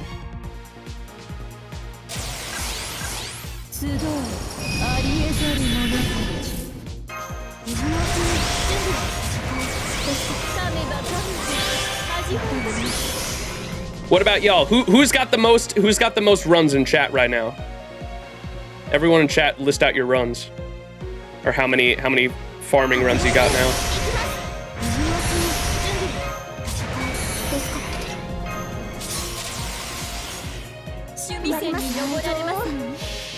QP cap is hard, would have used lures to waste it at this point, yeah. 274 sadly, holy moly, probably me with 0. 274 is insane. Definitely not me, can't complete with FGA. Over 230, haven't checked for a while. 274 and I was farming all day yesterday, god damn. Over 200 is fucking crazy. It was bugged for the raid. Around 150, need to check, not automation for my part. Ooh, nice.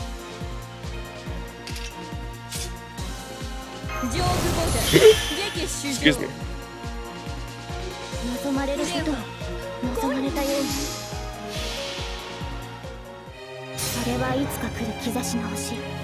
And here I thought I did a lot of runs. Are you, well, you said you are, Tip, did you say you're almost at the QP cap? I'd say if you're at the QP cap, you're probably fucking, I'd probably say good on you. I don't think if I've ever been over 1 billion, it wasn't for long. I can't remember. I definitely have not been like over 1 billion consistently ever. Because I've got so many units that need skill ups. I usually spend that QP as soon as I earn it. Using Scuff Melusine comp, which barely can't kill the caster in the first wave. Oof, so I need to card it. FGA can't switch targets in the raids. Gotcha.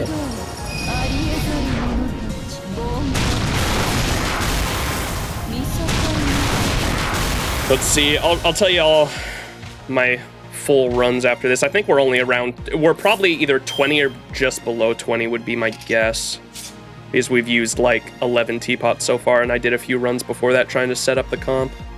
It's probably like 15. Solid guess, 15 runs. Okay, is this turn 3? It is. Use that. And then bam, bam, bam.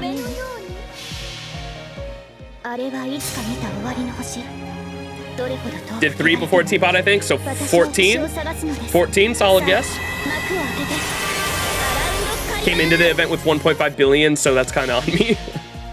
Like 1.3 billion QP before the event. Mostly farm for bond and roots anyhow, yeah. And definitely the bells for anyone who needs them. I think bells were on a lot of people's list.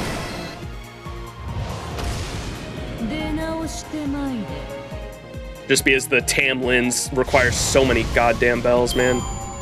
Lancelot takes over 200 herself, and I think Bargas takes like 180, someone said earlier, right? For all the skills. Alright, we're getting a decent amount of bond every run, at least. Oh, yeah. Wait, how much QP? Oh, fuck, I didn't see how much QP we were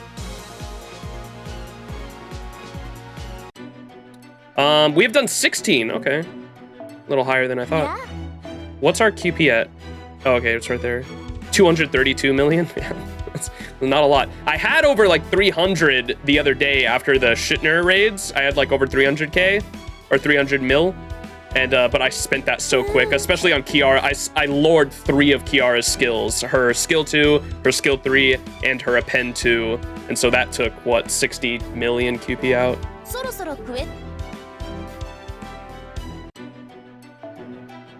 Alright, we're nowhere near the cap, though, so I don't need to spend. I've never been near the cap. Hopefully one day.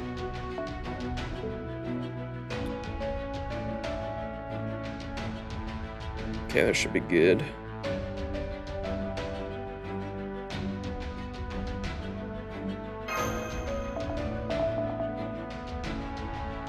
You have exactly 150 done? Let's go, Ispanir.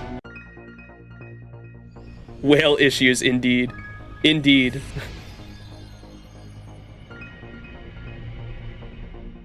Used up 180 bells today on Bargus. There we go. I probably need to use mine as well. I might have been lacking on the layers, bells. What the fuck did I say layers for?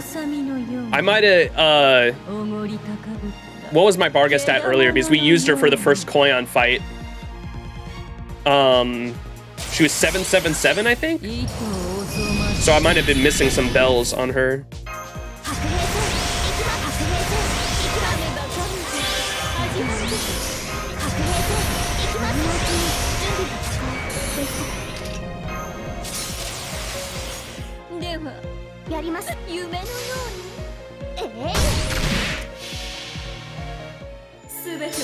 Insert the I'm doing my part meme.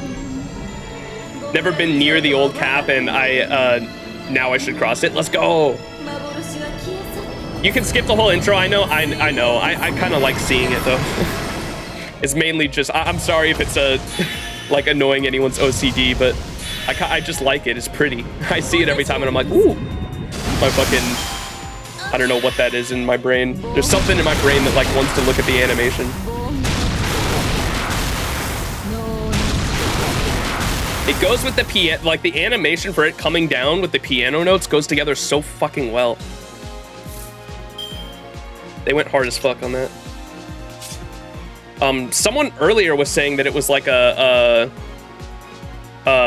remix of an old track. Is it her old theme? Or it's obviously her old, like the Olympus theme, but it's a little different now, right? Because it doesn't have like the Lostbelt. It doesn't have the Lostbelt themes in the middle of it, does it? I'm not even sure anymore.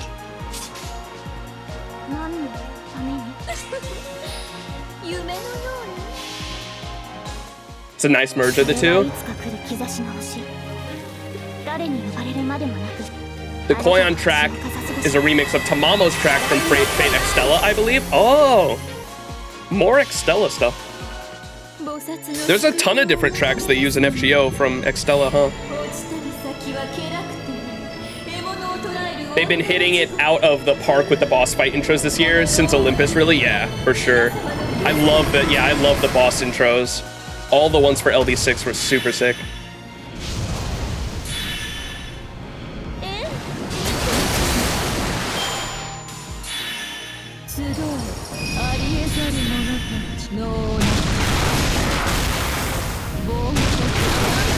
Nice.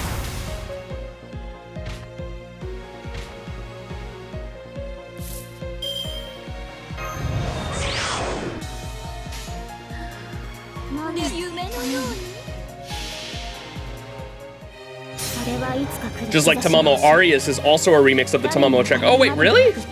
I did not know that. Or I did not, or maybe someone might have mentioned that. I can't remember though.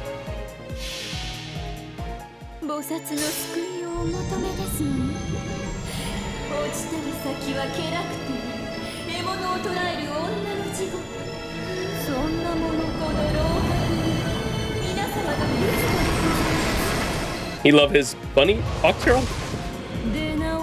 Oh, the piano at the beginning is Tamamo's theme, you think? During Koyan's NP, you can also hear the part of the Tamamo theme that plays during her NP. That's hella cool. Oh, yeah. During the 9 drive, what is it? What is Tamamo Assassin's? Tamamo Assassin, she's not even a Tamamo, it's confirmed. What is Koyanskaya Assassin's NP called? Is it 9 drive something?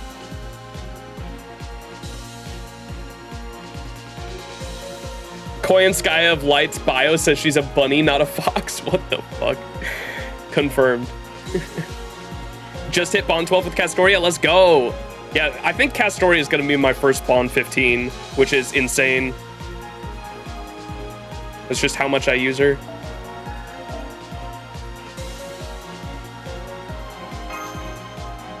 All right, 6 teapots left. She's not a Tamamo, but she also kind of is, to be explained. Oh, okay. We will see. See, look how pretty that is.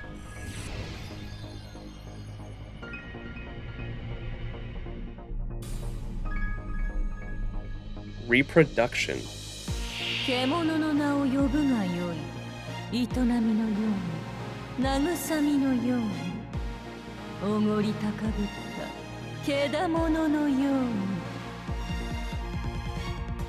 She got a credit.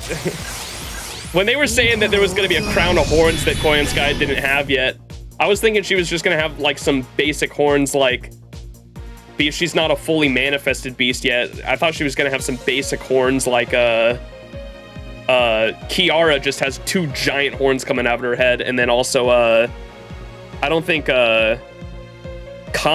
commas were that crazy either, right? They were just like, they curled. I remember that. FGO, comma, beast form.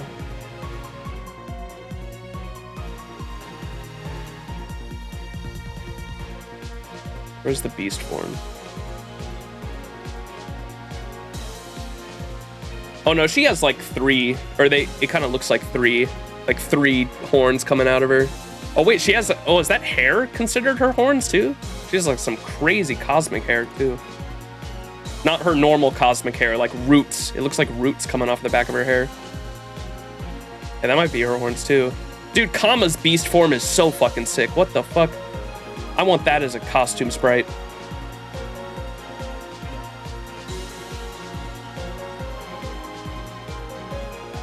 The horns look sick.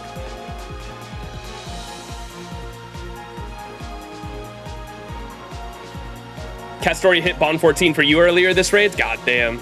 Yeah. We do be farming.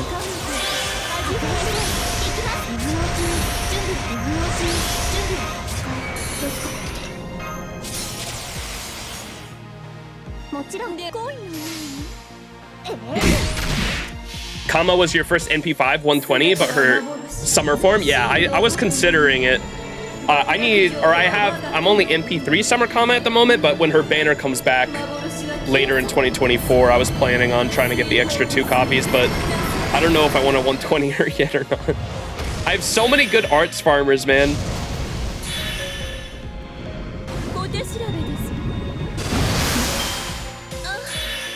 I want to get at least like, I'll probably be rolling for a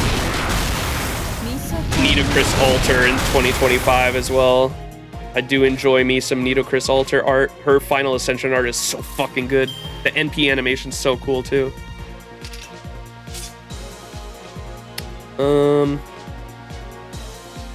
She is a permanent though, so I wasn't gonna go crazy on her, especially with how many good banners there are gonna be in 2025. I was gonna try to save as much as I can in 2024 because 2025 is gonna be fucking hectic, dude. We got Tiamat, Summer LB6, Tiamat, Draco, Nitocris Altar. What's in the fall? Is there shit this fall? Like oh yeah, the Archer that has the 2 different Noble Phantasm forms I definitely want as well. There's a lot in 2025 for us. Holy shit. Yeah, so I'm gonna try to do my best to save this year. Summer, I think, is the only one that has like some needs that I have. I want to try to get Summer Kama to NP5. She's NP3 currently. And then she'll be like my main DPS until she's Bond 10, and then I might start using Nitocris Alter after that.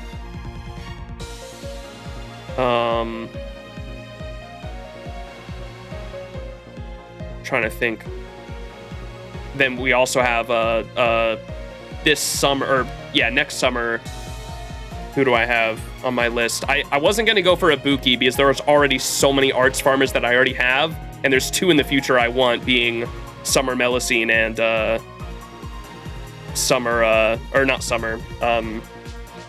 Nitocris Alter and Summer Melusine are 2 arts farmers I want in the future, and Summer Ibuki, I understand she's definitely better from a gameplay perspective, but I just like the other girls more. I'm sorry. I definitely agree she's better from a gameplay perspective, though, absolutely. I already just have so many good arts farmers, and I'll probably just end up getting like all of them to Bond 10 and then move to the next one. Summer 2025, much like every summer, is going to break me. Yes, indeed. Yeah, Summer Melu's got some interesting shit for her too, because her battery is so crazy that she's one of the few arts loopers that can loop 1-1x, right? Because of her battery. She's got such a crazy battery that she can loop one enemy, and then X on the 3rd wave, right? I believe is what people were saying when she came out. Ibuki is good for support Arcwade, though. Yes, I did see that recently. Who put that video out? Was it Plushie or someone else? I remember seeing a video of someone saying that, yeah, the Ibuki, because of her skill cooldown, can be used with Arcwade. Summer Curl, yes, with the Arash bully, explode himself 3 times in a row. If you would have told people you could loop with Arash, the same Arash unit, 3 times in a row in the future, people would be like, what the fuck? What are you smoking?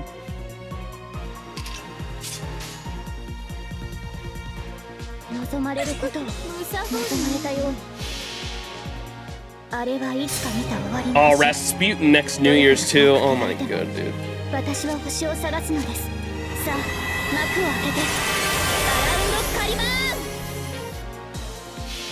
What are you smoking, and do you have any left? Yes, indeed. Summer Chloe allows for anyone with a K-scope and an AoE NP to 3-turn if you're as long as you do enough damage. Yeah, it's so silly. That shit's crazy.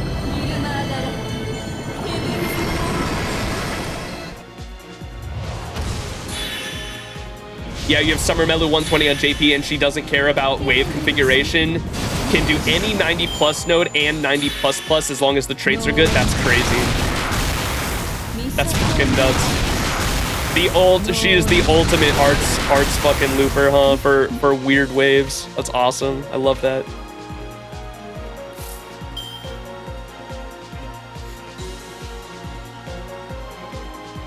And she has what was chat? Someone in chat was telling me how Summer Melusine has the lowest bond requirement for Bond 5. Like, you just zoom through the first 5 bond levels because she's so fucking attached to you. Oh my fucking god. If normal Melusine is like unhinged, she's just like extra unhinged. Can't wait to 3-turn with my Blackbeard. Yes. Astolfo, you're the one with the 120 Blackbeard, right? I think. Usually just NP2, most AoE art servants. Yeah. That, same here. Like, that's the sweet spot, right? 120, 2K. Yep. Yeah, I remember seeing that earlier when we were going through my friends list. Let's fucking go. Based indeed. I love Durga, but the NP game is rough. Yeah.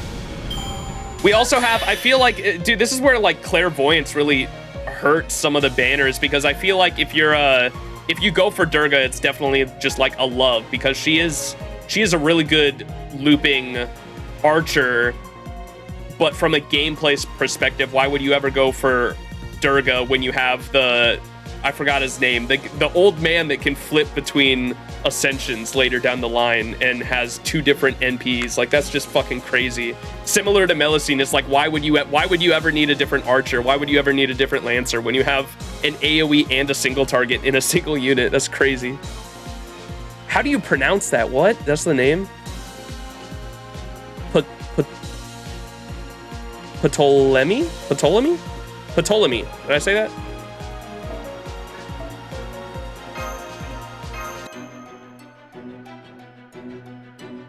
Ptolemy? Oh, okay, with the P's silent. Ptolemy.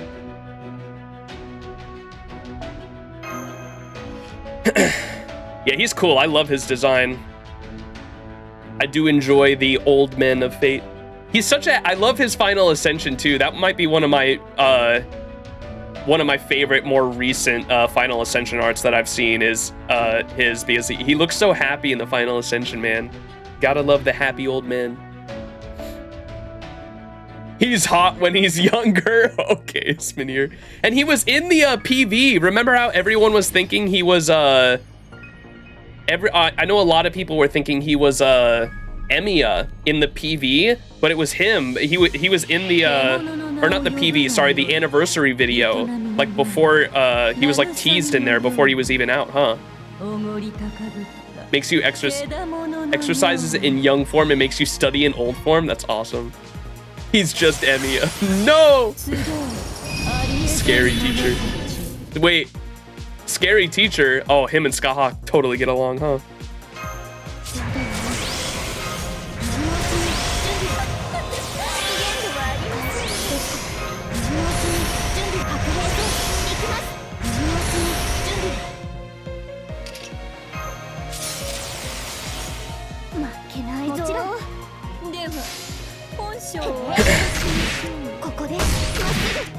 Better archer Emiya.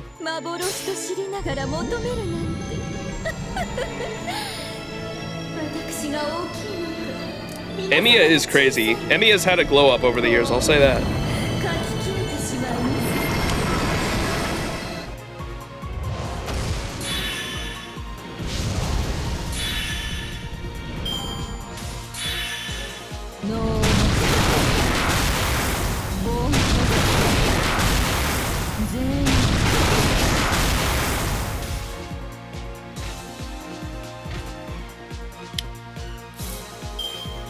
Do y'all think, I don't know if y'all saw the other day though, there's someone who, and don't worry, I'm not spoiling anything, it's all speculation, but there's someone who like leaks anime, I guess, in like the anime Twitter community, and they were leaking a bunch of shows that are going to be announced for this next year around New Year's.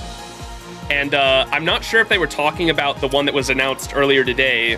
They said this was before the Witch on the Holy Night announcement that happened like earlier today for New Year's. But like yesterday they tweeted like, Fate fans, we won. And I'm not sure if they were talking about Witch on the Holy Night specifically, because it is in like the Nasuverse, of course, but it's not specifically a Fate title.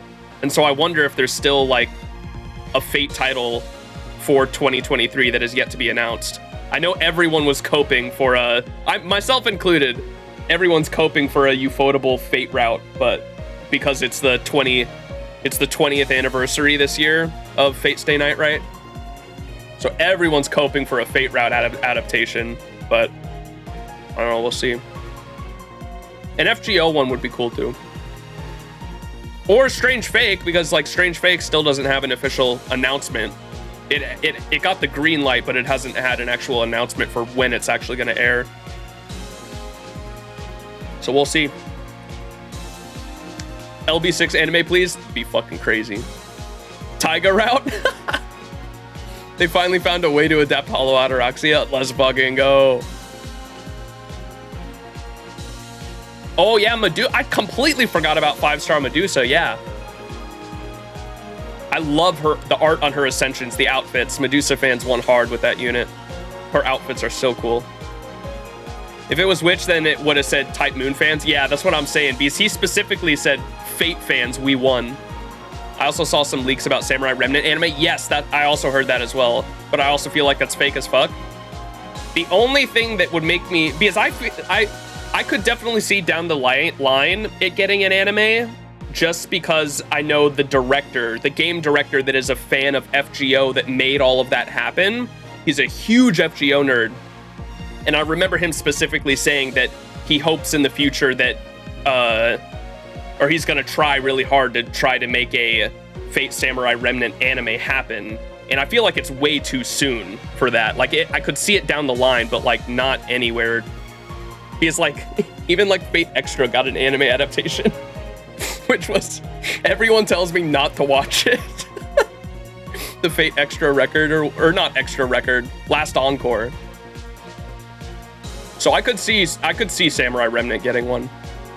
Because it's also a video game like Extra, right? Last Encore, yeah.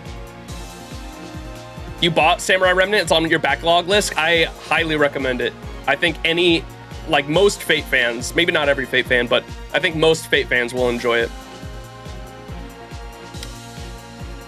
Last Encore doesn't exist, it's a lie.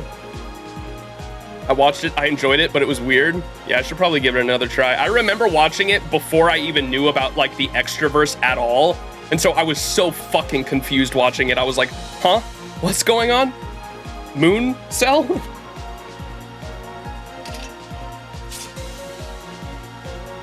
All right, what are we on? Wave 2.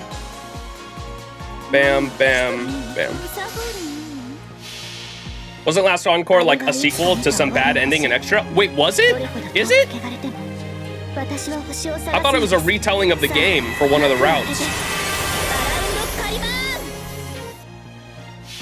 I have Baldur's Gate 3 I need to finish, and I'm deep in tribal strategy right now. I need to eventually play Baldur's Gate 3 when my backlog isn't insanely long. Think so? It's like 1,000 years after the main characters fail and defeated by Savior? What the fuck? Oh, speaking of Samurai Remnant, they added the newest, hardest, and easiest difficulties a few days ago. I did see that. As much of a masochist as I am, I don't think I'm going to be trying that hardest difficulty because it's a one-shot. If you die, you have to start all over. I'm not that much of a masochist. I like hard difficulties, but I also like being able to try different strategies against the same boss over and over and over again until something works and something wins, and I feel like a great accomplishment from that. Like, that's what I like in terms of boss battles. If I die and I have to restart the entire fucking game, that's a different type of difficulty I don't like. I'm okay trying over and over again on the same boss until I beat it, but this not starting the entire game over if I lose. No, thank you. That is a cool I'm glad that they added that though for people who are into that thing. Okay, what am I doing? Turn 3, this one.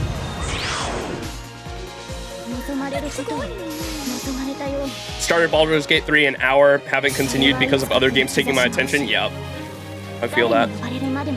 Last Encore was bad, but I think BB made it. Playing a Nuzlocke in a game with one character. Spoder Man. I have a PS5. I've had one for like the past year or two now. 2 years, I think. And I like never fucking use it. I need to use it more. I have Ghosts of Tsushima. I own Ghosts of Tsushima and the Demon Souls remake, and I've never fucking played them. I need to get to those eventually. Been telling myself that for 2 years.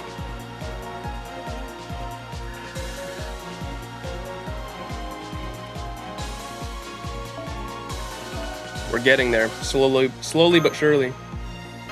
4 more teapots.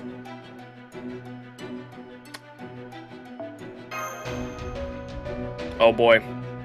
Is it time, or am I not going to be able to find any MLB 5-star CEs? Got a PS5 like less than a month ago for birthday Xmas. Right now it's only $600 Canadian Genshin machine. The Genshin machine. Let's go. The paperweight Genshin machine.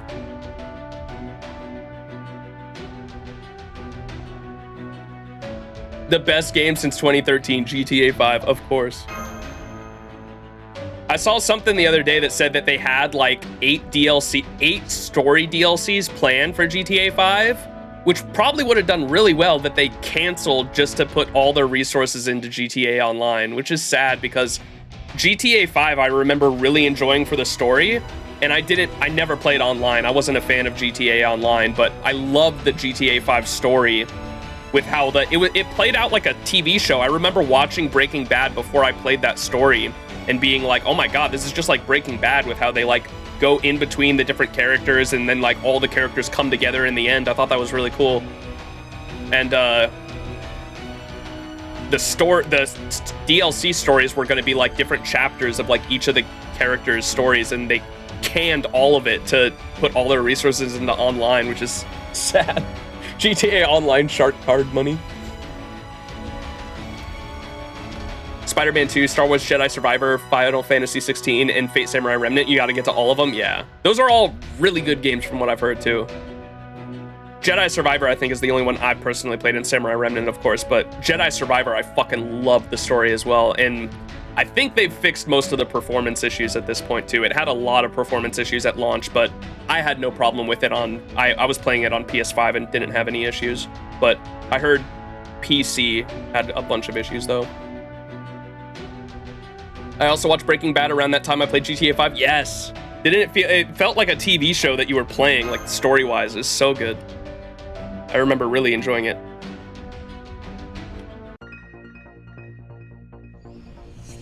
Tried 4, I got like almost to the end, and for some reason I went to boot it up and had almost lost all your saves, so I would have had to start over. Yeah, that's super demotivating.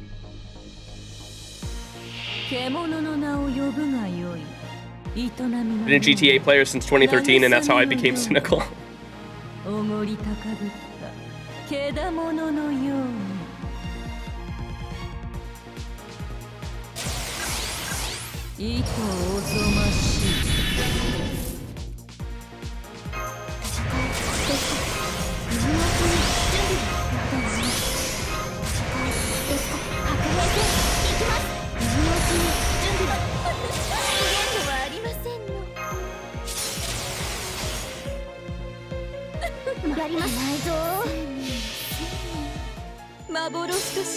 GTA 4 Online was better? Damn.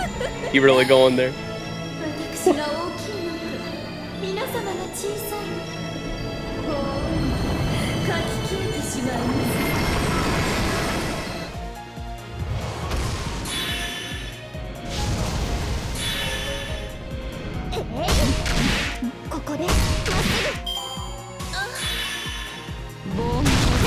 Bond 6 on Sith, let's go, baby.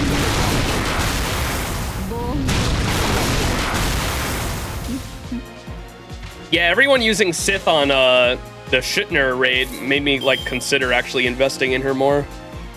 I definitely want to get like all the Tamlin are good units. I need to get all of them like fully skilled and leveled. Or they all, yeah, all of them are fully leveled. They just need skills up. And they require a lot of bells, which is a good reason why I'm farming this.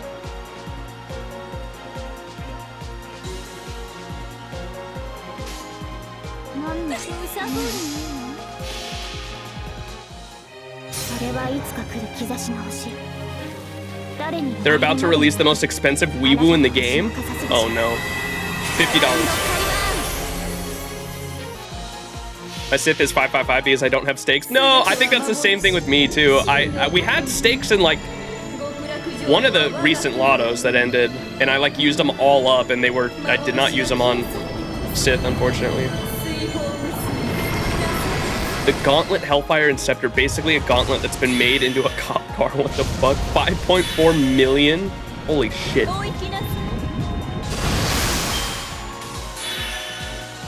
Grail, Bow, and Vargas to 90 each. Nice, yeah. That's a good spot for a 4-star. I think that's what I'm going to do as well, once I have extra Grails. I need to start saving Grails and make sure I have 10 set aside for Salter, because Salter doesn't have the coins right now, the 120, but she's definitely my next 120. I want to have her at level 120 for when that buff comes out. I'll probably, like, next time there's a good lotto I can go really hard on, I'll probably try to 120 her, maybe.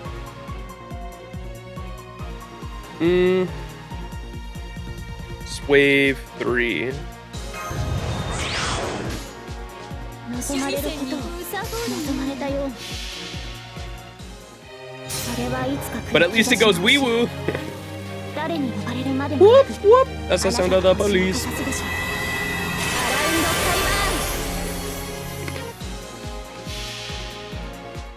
Need 4 grails right now for a resh. I'm tired of looking at level 92. I've been there. I put 1 single grail into my Spishtar, and Spishtar's been sitting at level 92 forever. And every now and then someone will notice it and be like, why is your Spishtar just level 92? And I'm like, I did it specifically because I always have it sorted by level, right? That's like the auto sort. And I got tired of scrolling all the way down trying to find Spishtar at level 90. And so I just put 1 grail at her.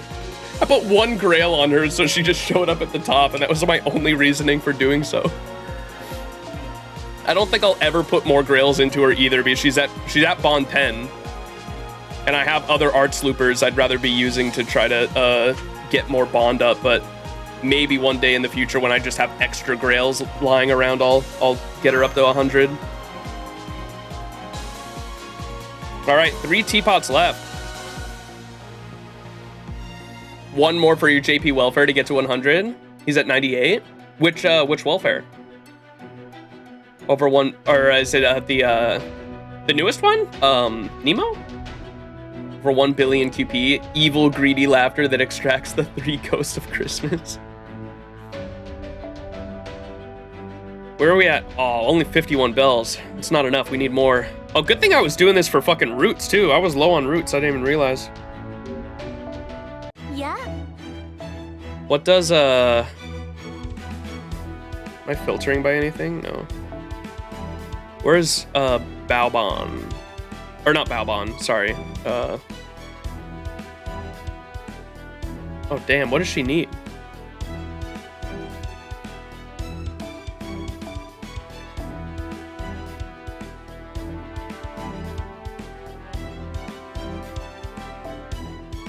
Oh, bones, dude.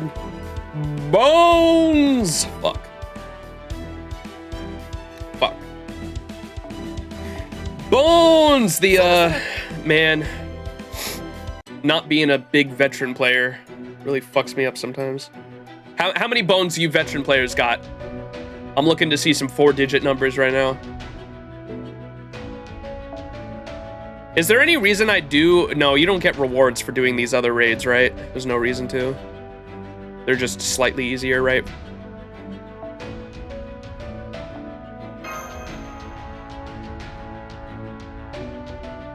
Bones were in summer 6 boxes, right? I think so, and I think I used them all. Yes, I do believe I think I farmed a bunch of bones from that. 900 plus. You have 10 bones. Let's go. I got less than 100. Oof. Okay, so most people are pretty low, huh? I have 13 bones. Oh, okay, so I'm not alone at least. Lower raids are easier, but they drop less gold gems, and 2 drop less with also lower QP drop. Gotcha. Yeah, so the 90 plus is just automatically better. I wasn't sure if there was like a reason, like sometimes they'll have like a one-time reward for like mana prisms or something. Some events do, but it doesn't look like that's the case with raids, right? You get like mana cubes. All right, teapot on. We have 3 left. So more like I'm gonna do like 3 more runs, chat, and I think we'll call it there. Adult humans have 206 to 213 bones, though. Why does that vary? Wait, what? Are some bones just split and they counted as 2, or what? What the fuck? Why does it vary?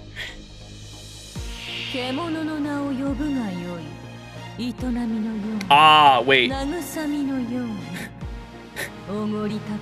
The females have the vagina bones, remember? I couldn't even say that with a straight face. Have you all seen the meme of the fucking... You know the muscles that are between your like legs and your groin that are like visible on muscular people? Like, I remember there was someone on Twitter that it got memed into oblivion when someone saw that and called it, like, vagina bones or something like that. Everyone was like, huh? What'd he say? The cranial bone. I leave a summer Osakabe Hime at Ascension 1 even now. Wait, what? Wait, why? That's because my PTSD makes me stop every time I see a skill requiring bones, proofs, chains, etc. Oh, because of the mat requirements. Okay. On 90, you risk killing Koyan before all the ads. That's true as well. Yep.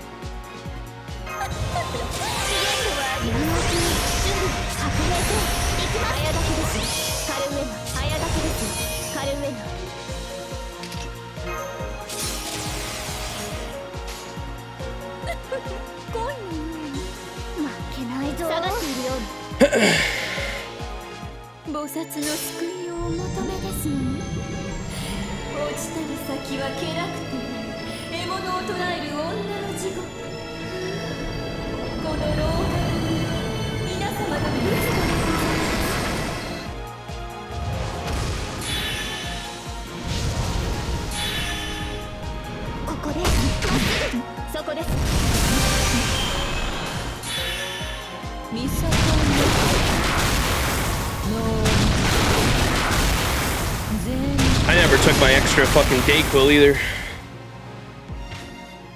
I was gonna say, no wonder I'm getting fucking tired. We'll finish this up though. I got 3 more runs. Speed run time?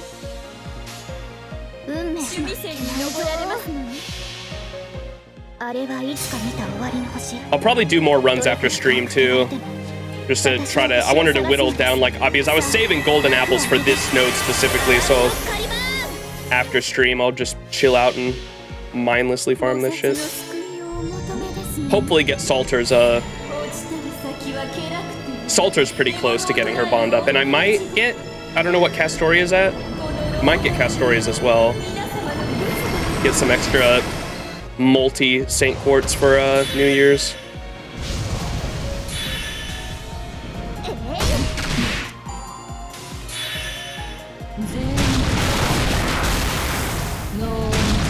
Hit me, baby, one more time. Nice.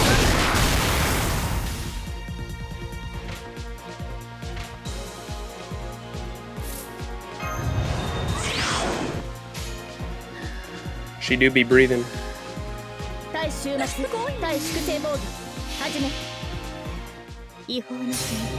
It's 2 a.m. on the East Coast? Oof, yeah. You do be getting there.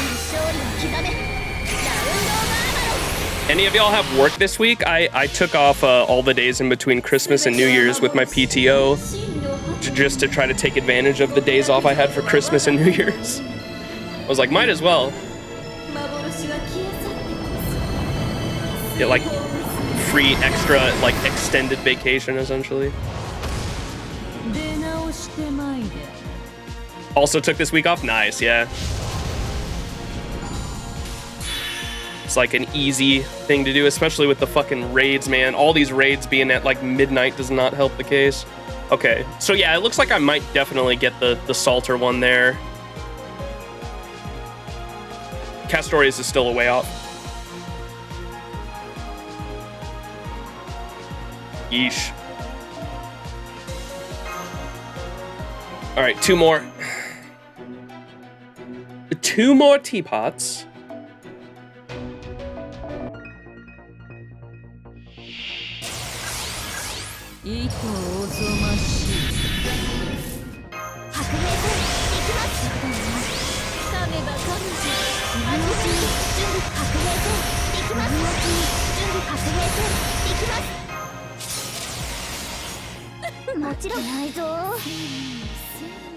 I work at a university, so I was off from the 21st to the 3rd. Took 3, 4, and 5 off, so your off time is till the 8th. Nice, hell yeah. Easy clap, baby. Easy clap. Yeah, it's pretty nice to extend your, or basically like, yeah, get like a free vacation extension with holiday pay.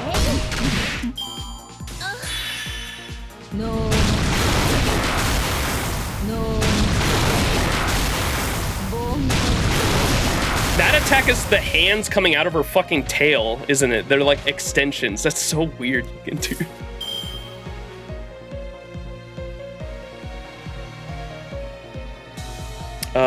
Turn 2. Also have 10-day vacation to take before June. I just need to figure out when and what to do. And that's way before 6.5 comes out too, huh? I was gonna say you could do it for 6.5, but I think 6.5 comes out in like July or August, right? I can't remember if that comes out before or after anniversary for us. Sometime in the summer though, right? I think.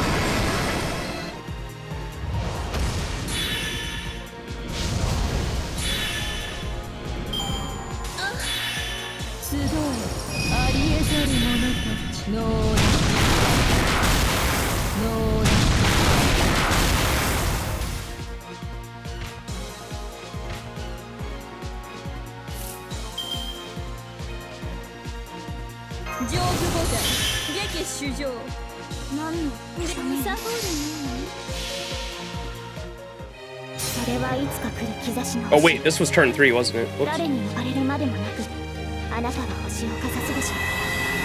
be enough until still. Yeah, this was turn 3. Whoops, I didn't use the skill 3.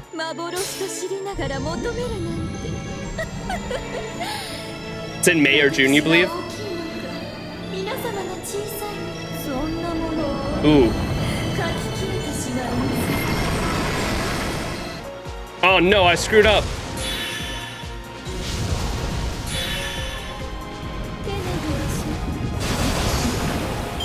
Oh, we might be fine actually.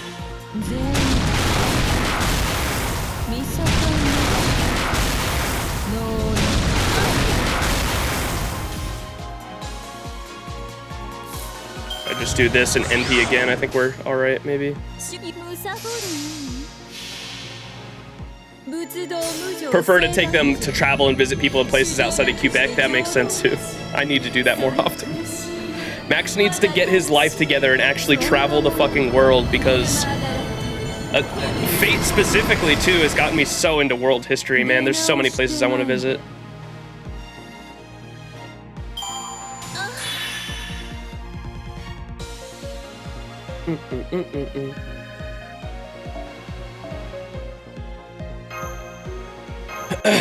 All right, one more. And then we are officially out of teapots. I need more teapots. Oh, you know what would have been a good way to repay us from Lysangle fucking up that raid is teapots. You know how fucking great that would have been? Oh my god, could you imagine if they were like, here's 10 to 20 more teapots? Oh, that would have been fucking great. So 10 Saint Quartz. My wish was that they were going to give us some of the mats that it would have actually dropped from that raid, but that was like a high, I knew that was a far cry from what they would actually give us. I assumed it was just going to be like Apollo gems, if anything, and it probably wouldn't be that much, and that's what happened, but it would have been crazy if they gave us teapots too. Gotta go outside and travel the world, man. Indeed. If you ever visit Montreal, I could recommend a couple places to see. Yes. There's a lot of French culture there, isn't there?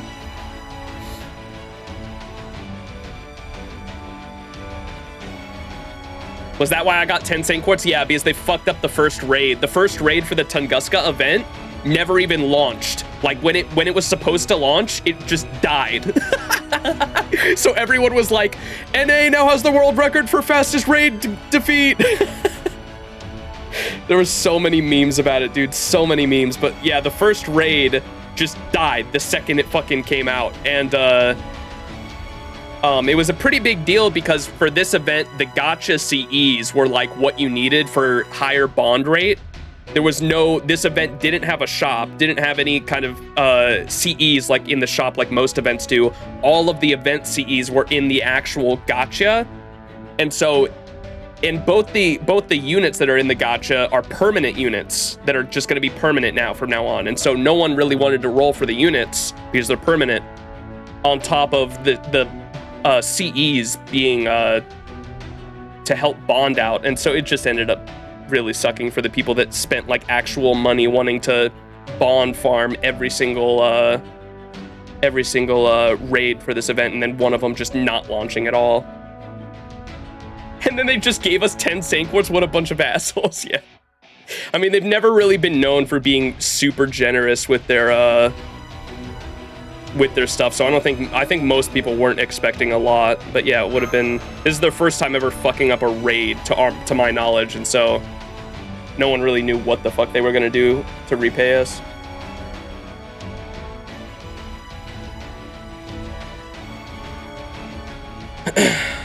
They could have at least given us 30 for a multi. You'd think that would have been like the bare minimum, right? Yes, Quebec is a French province. Lots of people are bilingual but have French as their main language, me included. Nice. Hell yeah. French.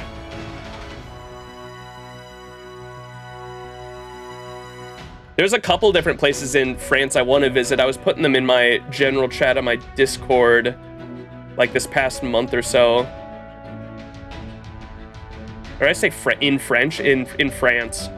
One of them's, I do not know how to pronounce this. One of them's like this fucking beautiful mountain. Put this in the on stream real quick.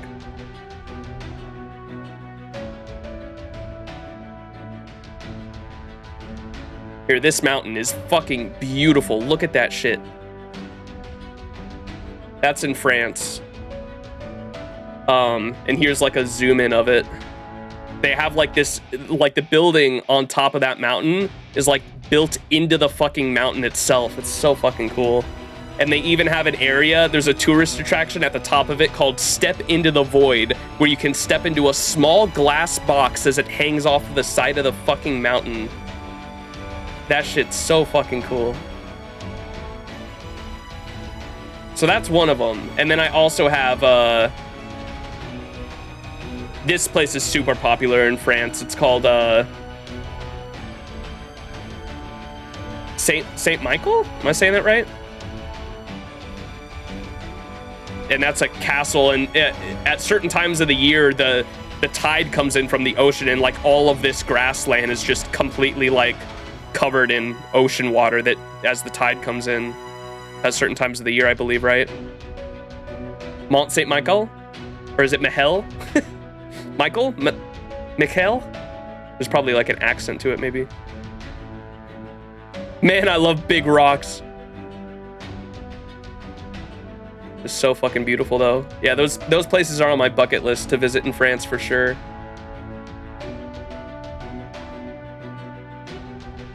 One of my colleagues is from around that region and visited it during their holiday back to her family. That's awesome.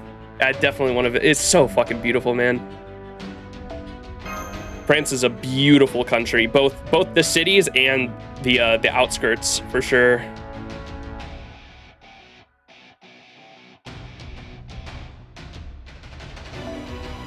All right, last run of this. I think this is my last teapot.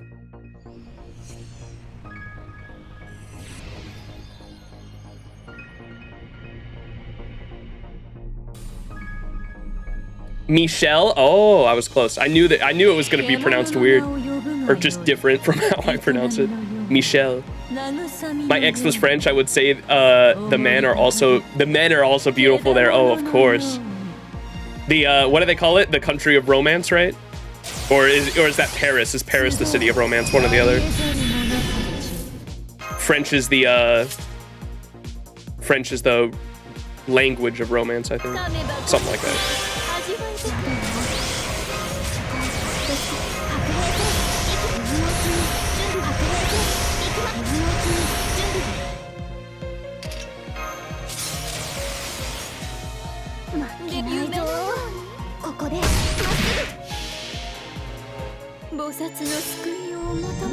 They have nice baguettes. Oh no.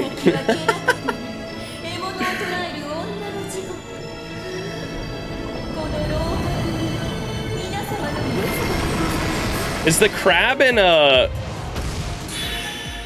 crab from fucking what's it called is French, right?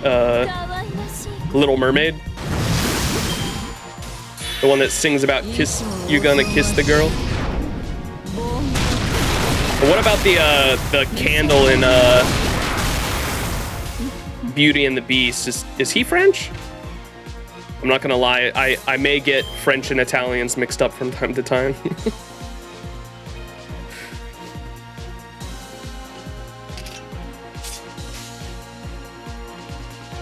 Same with UK, I think accents wise, French and Italian I get mixed up a lot. And then same with UK and Australian I get mixed up a lot as well. Oh shit, we don't have the NP. Okay, we're using this.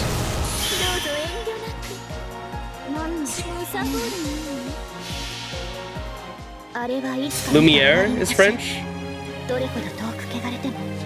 It's literally light in French.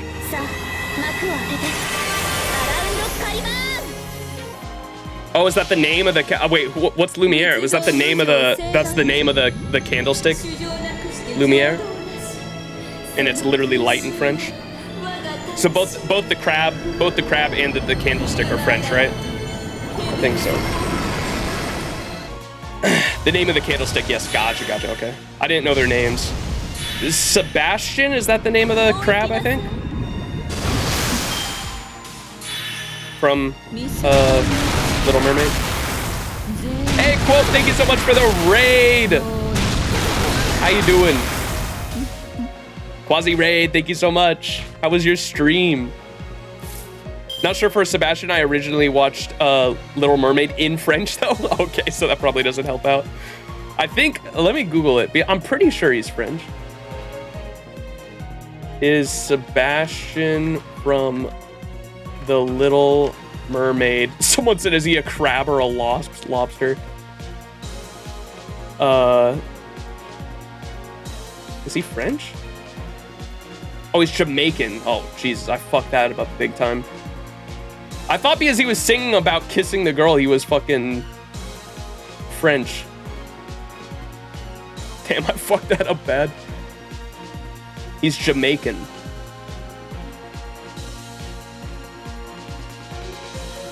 Stream was nice, trying to get through the story stuff. Gotcha, yeah. Go fast, go fast, go fast. Or did you end up catching up? Or where are you at currently? Raids on the side, which, yeah, yup, indeed.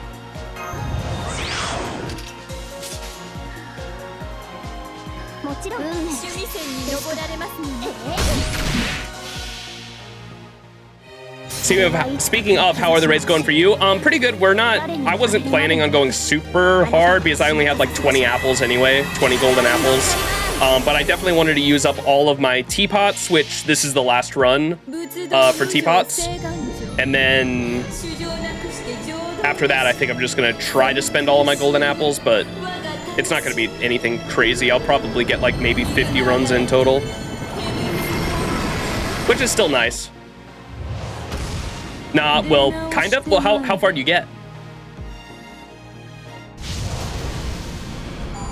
Max is busting Koyan Sky's booba, indeed. Beast 4 in the beast juice, indeed, Kiara.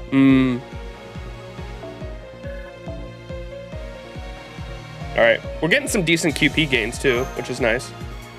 Yeah, look at that. No more teapots. That was the last teapot. Long story short, work 2 different accounts. One's caught up and the other isn't. Gotcha. Okay, that makes sense. What do you have? Do you have 2 different accounts for like one free to play and one not?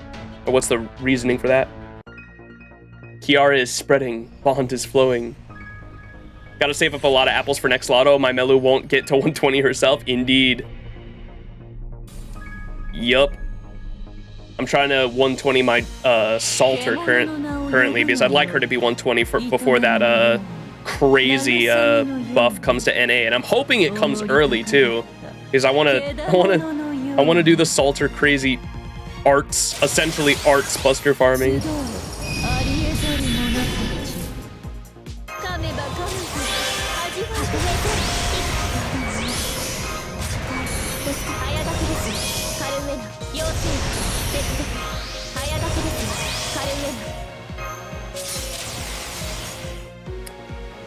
All right. One's a personal one, my OG one's the other for streaming and voice acting story bits with my friends. Gotcha. Okay, that's cool. I dig that.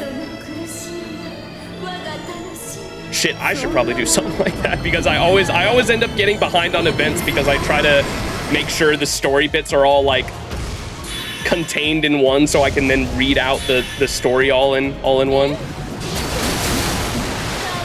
And I end up like falling behind because of that. That's a good idea. What's up, Garth? How goes the raid? It is going. We just used up all of our teapots, so I was saving all of my 20 teapots for this raid specifically, and we just used them all up. And so that's where we're at currently. I think we're only like 25 runs in, probably 26, I think. I'm probably only going to go until like, probably not on stream. I'm probably going to end stream soon, but I think my I'll probably only go until like 50 runs total and then maybe stop there. Because I mainly just wanted to use all the teapots against this raid. I wasn't planning on going crazy hard because I only had like 20 golden apples anyway. Hey, Korokabi? Did I say that right? Appreciate the follow. I apologize if I'm butchering names. This is round 2. So bam, bam, bam. You're at 163, it might stop after 169, goddamn.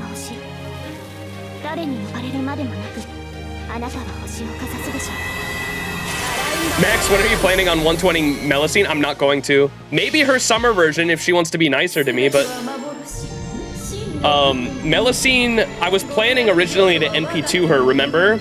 And then I got 4 copies of Melusine in 300 Saint Quartz, and I was like, oh my god, that's insane. And I told her straight to her face, I said, if you want to give me a 5th copy within this next pack, because I bought another pack for her, and I was like, if you want to give me the 5th copy within that pack, I will 120 you before my Jalter even. I said that, and I never got the 5th copy, so that's on her.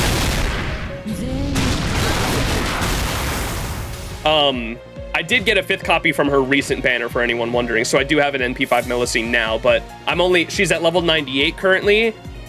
With the Grail I get from this event, I'm going to level 100 Melusine, but I'm leaving her there. I'm not going to 120 her. Her summer variant, if she wants to be kinder, maybe. We'll see. You play JP as well? No, but I keep up to date on what's happening with servants. We have like a rule in our community for no spoilers on JP side, but it's strictly just story spoilers. We can talk about future events.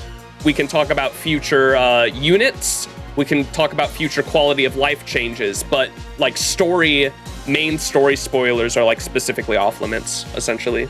But anything else we can talk about, because I keep up to date on like the units that are coming out, of course, because I like to save for future units. And I want to know what's like meta and stuff.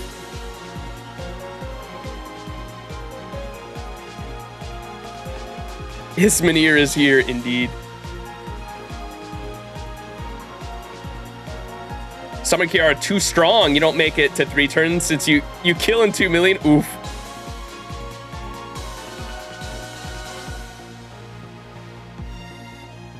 All right, this is turn 3. We use this. And then bam, bam, bam.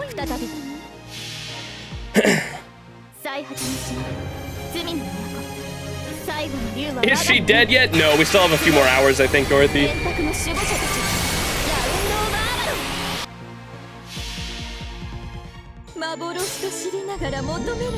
Rip Max is advocating harem content. Wait, what? How? With the Melusine shit? I said it's up to her. If Summer Melusine wants to give me NP5 very fast, I'll 120 her, but... Summer Kiara's harem? Wait, what? I'm confused. Alright, we're almost at Bond. Yeah, I'm probably gonna go for that, I think, before these raids are over. I want to get Salter at least to Bond 11. Get some more coins from that. I think I need her... How many coins do you get every Bond level after 10, chat? Is it 30? You get 30 Saint Quartz, 30 coins, I think?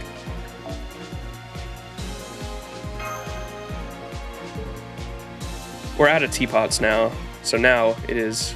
You only get... Wait, 20? Is it only 20? Oh, fuck. Wait, really? I thought it was 30. Wait, where's servant coins? That's gonna be material, coins. Where's my salter? Oh, we get grail casting at the end of this event too. I totally forgot.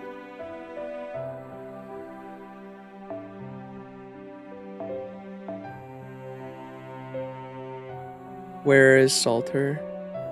I have 120 currently. Oh my goodness. You need 300 to 120, right? 8 USOs? I know. Majority of those are from fucking Napoleon too. My man enjoys spooking my ass.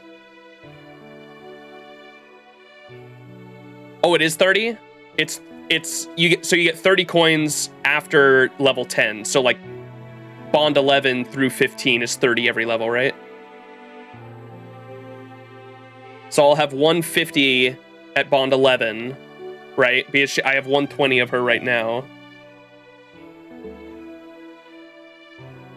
So I'll have 150 at bond 11, 180 at bond 12. Oh my, wait, I'm actually gonna have to take her to like bond 15, I think. Oh man. I might not even have enough then. I need another copy of her, I think. Oh shit, dude. Fuck, I thought I only needed to bond her like 2 more times. From bond 0 to 15, you get 180 total. Because I was dumb and I unlocked all of her append skills because I didn't think I was ever gonna want to 120 her, and then she got that buff on JP and I was like, oh, fuck, dude. I totally shouldn't have unlocked her 3rd append. Oh, man. I'm gonna need more copies of her, and she never got another... Has she ever had a rate up on JP yet? We had the 4-star ticket on JP, but I don't even think those give coins, do they? Does the 4-star ticket give coins?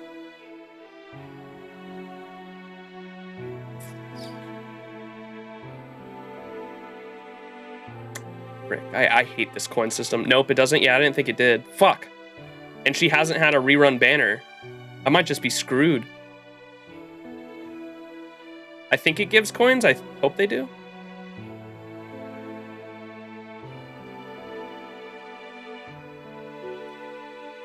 So hold on. So bond, you get 30. So how many would I get total? 30, 60. It'd be like 120. 120 plus 1. Oh, so no, it wouldn't be enough. I'd be just short.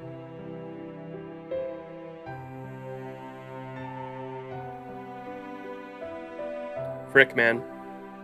I'd need, what, 60 more coins after I get her to bond 15? Or, no, it'd be like 270, I think, is what if I took Salter to bond 15, I think I'd have 270 total, right? Servant coins, what were we looking at? Yeah, I was trying to do the math to figure out what I would need to get Salter to 120 because I unlocked all of her appends. She's at level 100 right now, ready to start her 120 journey, but I only have 120 coins.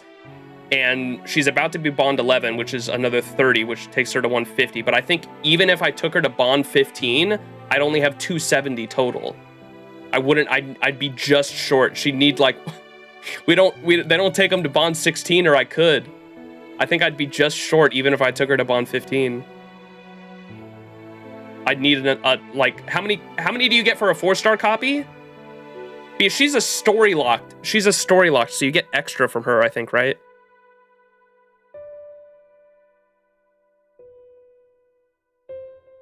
$50 for story lock. Oh my god, I actually need one more copy, which is, I think I have 8 copies of her total. I took Salter to like NP 8 because I thought I might need the coins in the future, and I should have rolled for one more copy, god damn it. On her last banner, which was like a year ago, I think. It was like last fall. What NP level is she? I think NP 8 total. I think I have 8 but I've unlocked all of her appends, that's the thing too. So what would NP 8 plus all the appends, what are the appends, or how much does an append cost? Do the math. I think it's NP 8.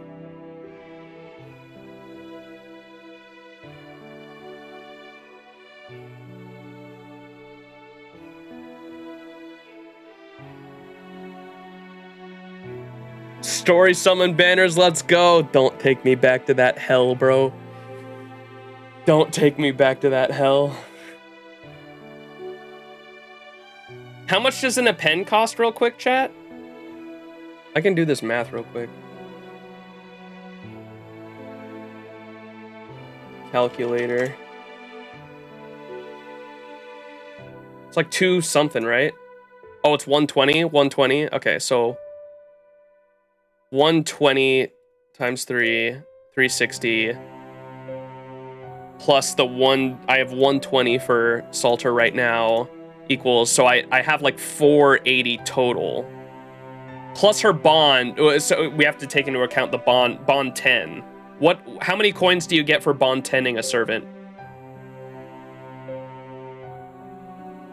Because that's added up. And so 480 divided by 8 would equal 60? No, I didn't do that right. You get 80. Okay. So it'd be 400 is what I would have, right, without the bond. Or wait. Yeah, 480. How do I reset? So it'd just be 400 flat I'd have without the bond. And you get, was it 50 you said for the story locks? Salter, you'd get 50 coins per copy?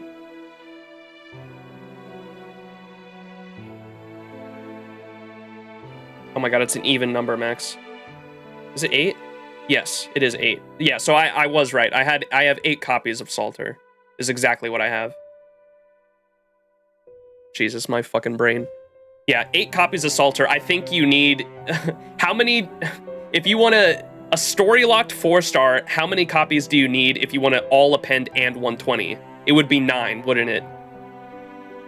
I'm 1 fucking copy off. Oh my fucking god. That makes me so angry. I'm 1 Salter copy off. Oh my god.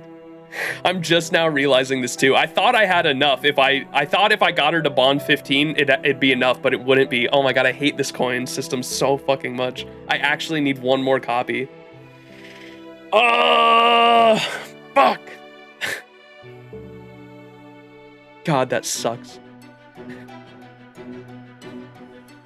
Would need NP10. I think you need NP10 if it's not, you get more if they're story locked, because Salter's story locked, you need 9, not 10. You need NP10? Wait, what? I don't think so. If I take her to bond 15. Because bond 15, I get 4, if I take her to bond 15, I have 120 now. If I take her to bond 15, I think it takes her to 4. If I take her to bond 15, it's 2. You need 300 coins to 120, and it would take her to 270, I think, right? At NP9, you miss? Okay, I did the wrong math then. Wait, so you get 1, 2, 3, 4.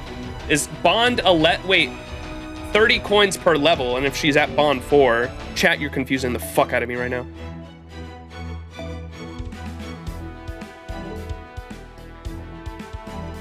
I have 120 coins right now. Where's my Salter? What?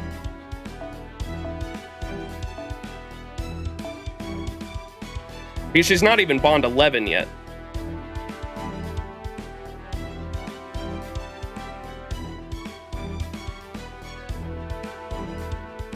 And 50 coins per copy, and I've got 8 copies.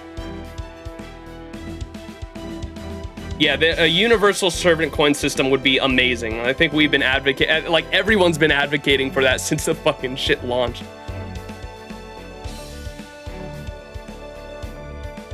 Bond 15 is 180 coins, 660 minus the 180, 480, 480 divided by 50, 9.6, you'd need 10 copies.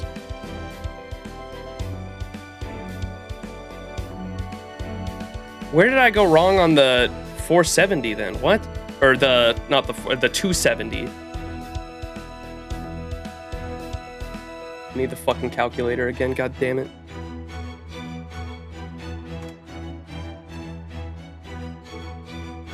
You get You get 30 copies per bond, right?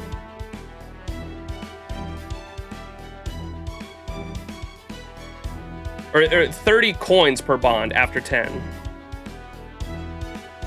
Oh, it's only 20? Oh, is it because she's a 4-star? That's where the confusion was?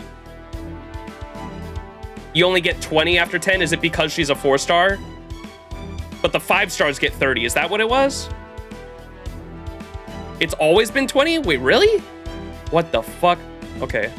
Yeah, that's where the confusion was. Okay, because I was adding 30 for the plus 10. Oh, even 5-stars get 20? Why did I don't know why I thought it was 30. Fuck, man. This shit sucks. Fuck. And she just doesn't have a banner. I guess I can hope for an NA exclusive banner because they do that sometimes. We'll just hope for an NA exclusive banner at some point. An NA exclusive Salter banner. Sometimes they do that. I don't want to roll on story, dude. Don't take me back to that hell. Fuck no. No way, bro. I rolled on story. I rolled like easily over 1,000 Saint Quartz on the story banner when I first started this game because the only reason I started playing FGO was for Salter. I wanted Salter, and I ended up getting the OG Saber from the story banner before I even got a single copy of Salter, and I was so fucking pissed off. I eventually waited until I think I spent like over 1,000 Saint Quartz, never got a copy of her, and then I waited until they had that the free 4-star, and I got my first Salter from the free 4-star copy. I was so pissed off. And then when eventually she did have her own banner, that's when I got her to NP5. And then last year, I think she had, it was either last year or earlier this year, was her last banner she had for the foreseeable future. And I ended up getting like 3 copies to NP8 her.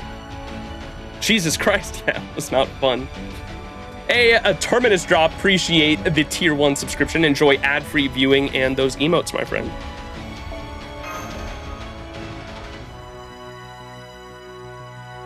Coins from Bond are universal across all servants. Gotcha. Fuck.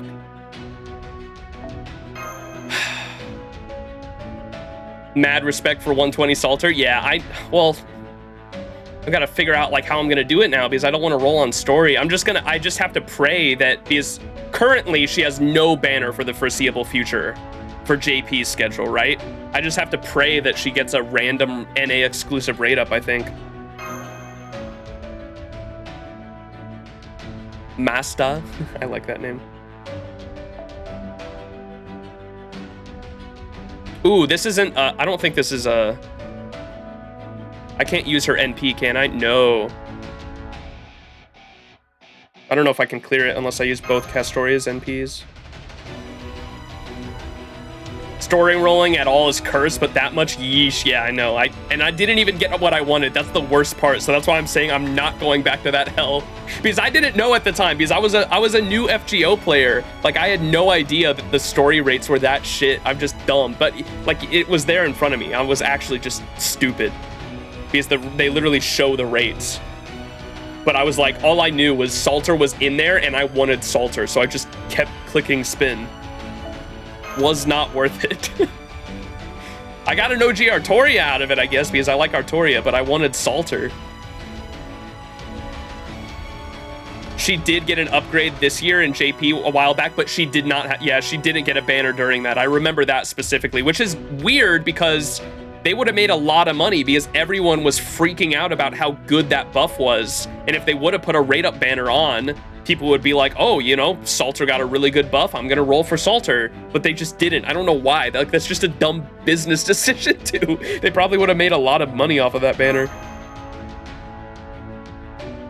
I guess when she eventually does get a banner, that will increase it. But the fact that that buff has been out for like months now and she still hasn't gotten a rate up banner is weird. Okay, this one I can use. How far were you into the game when you did all that rolling? Literally, like, just past Fiyuki. I literally, like... I googled, well, it was because it spent a while. I started rolling all of my Saint Quartz that I would ever receive on story banner, And for the foreseeable future, for the next few months, I would be playing the story, doing the events that I could, and every time I got Saint Quartz, it would just immediately get dumped into story. And I didn't know until like months later, someone was like, Max, you're not supposed to roll on story. And I was like, why? Salter's in there. And they were like, yeah, but you're not gonna get her, dude. I was like, fuck, man. Her upgrade is nuts, yeah. That's why I wasn't even planning on 120ing Salter until she got that buff. After that buff, I was like, fuck, I kind of screwed up on putting all of her, I unlocked all of her append skills early on after I got her NP5. And I think once I got her NP8, I was like, there's no reason to 120 Salter because like she's not a super good buster farmer, and I might as well just keep her at level 100 and unlock all of her appends, and that's what I did. And then like 6 months later, she got that buff on JP, and I was like, fuck, now I want to 120 her. I screwed up, man. Not good.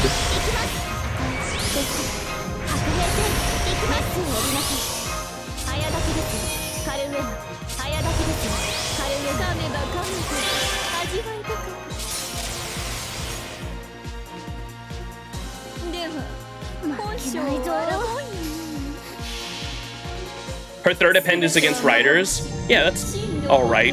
I mean, I want to take her against like everything too. She'll just be a 120 Salter with that buff. I feel like is gonna be crazy for farming.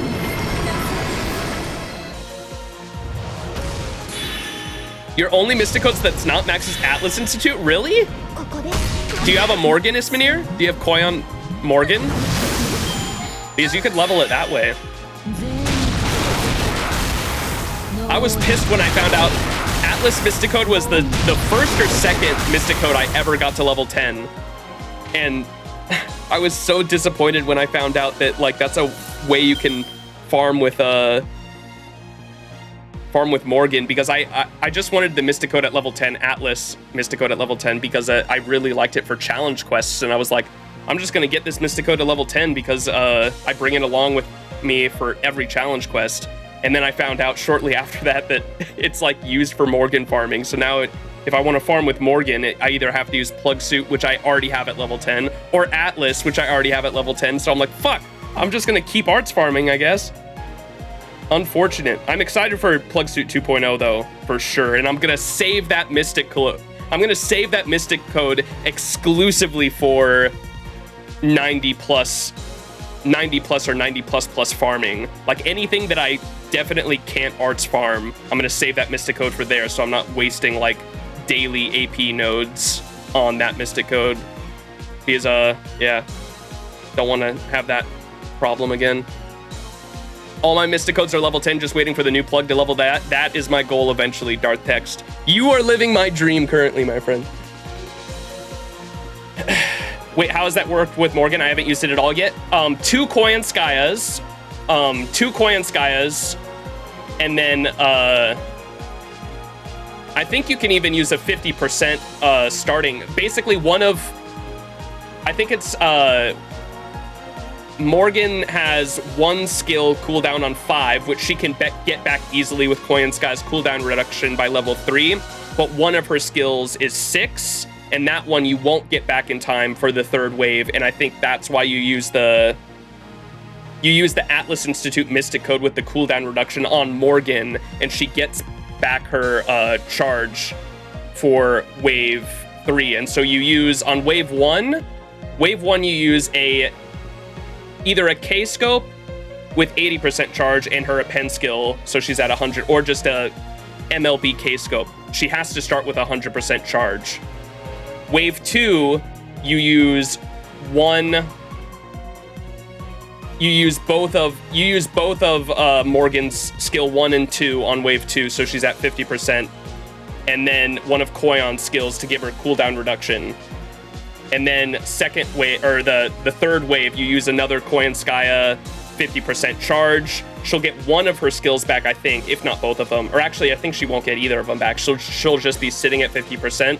And then you use the Mystic Code for the rest of the cooldown reduction on Morgan, and she can give herself that extra 50%. And so you're essentially only charging for 200%. Both of Koyon's 50%, and then you use both of Morgan's skill 1 and 2 twice with the help of the Atlas Mystic Code, is how it works. Math. And they said Buster farming was the no-brain farming. No, that's isn't it silly how arts farming is really the true unga bunga, because you just put all of Castoria's skills on your DPS and you just loot.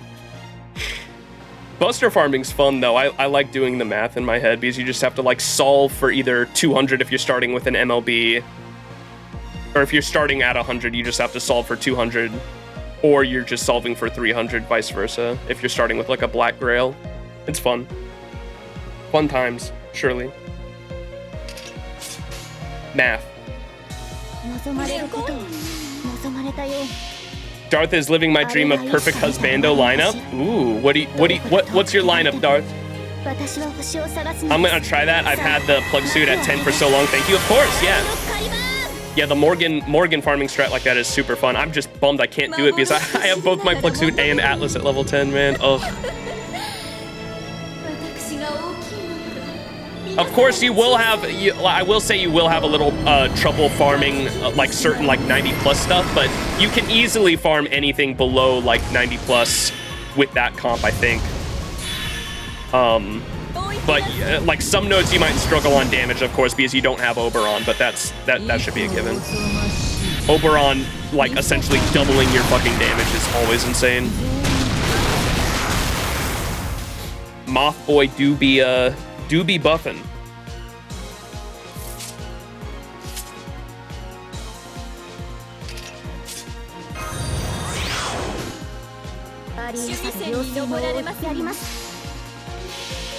Hey, Quasi-Quote, thanks for the follow.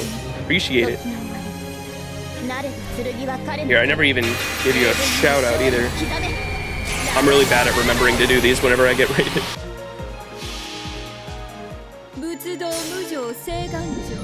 Heck yeah. Everyone go check out Quasi-Quote. Would appreciate it.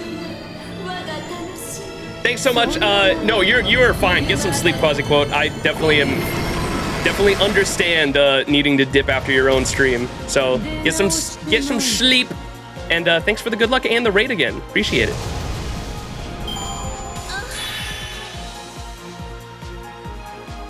Close to figuring out how to Black Grail farm with Gil, if only they didn't make the changes long time ago with how 500-year obsession worked. Oh, you did it using Miss Crane. Ooh. Miss Crane, Gil, Black Grail farm? Dude, that sounds dangerous. Black Grail on fucking Gil sounds fucking dangerous.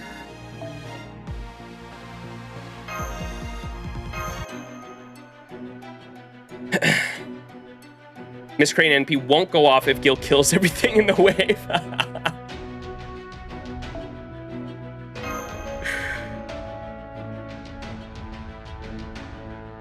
You have Koyan, Oberon, and just picked up Scotty, but otherwise I don't really have a bunch of support, so I'm still learning as you go. Gotcha.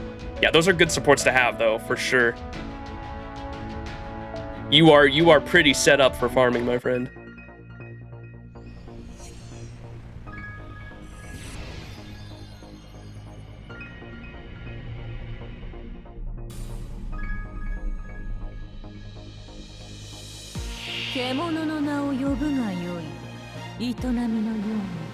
Skip.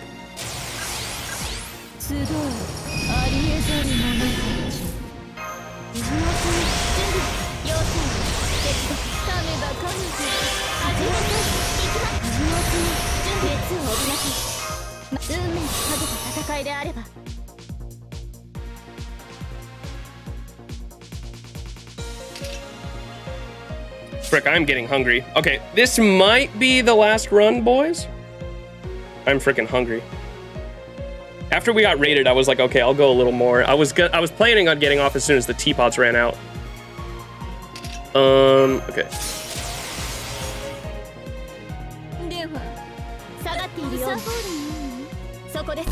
My Gil is the pinnacle.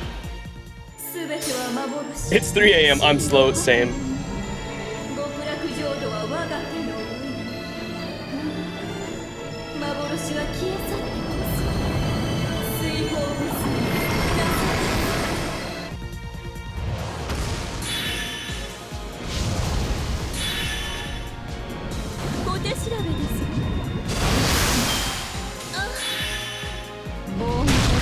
stop moaning.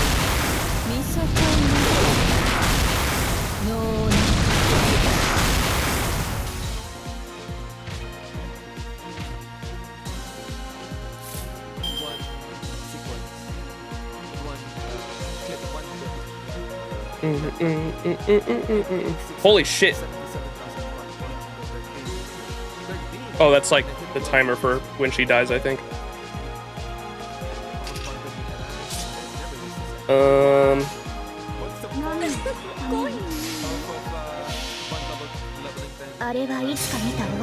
Teapots are used up. The goal is accomplished, boys. You're nothing but a cutie. Aw, Gage. Can we get a Gage in chat?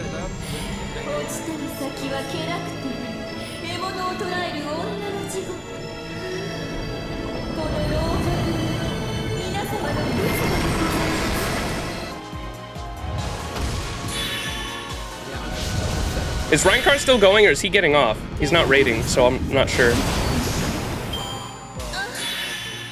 145 Reinhardt, goddamn.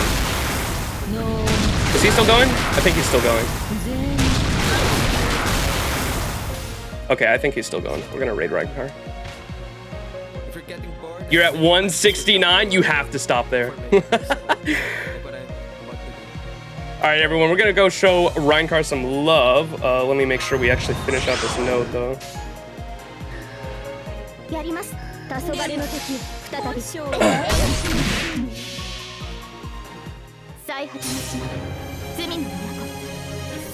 I might do, should I do my daily disappointment?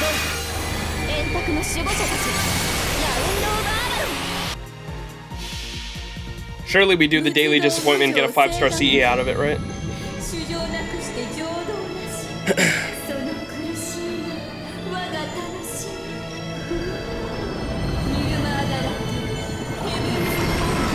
Heaven's foam.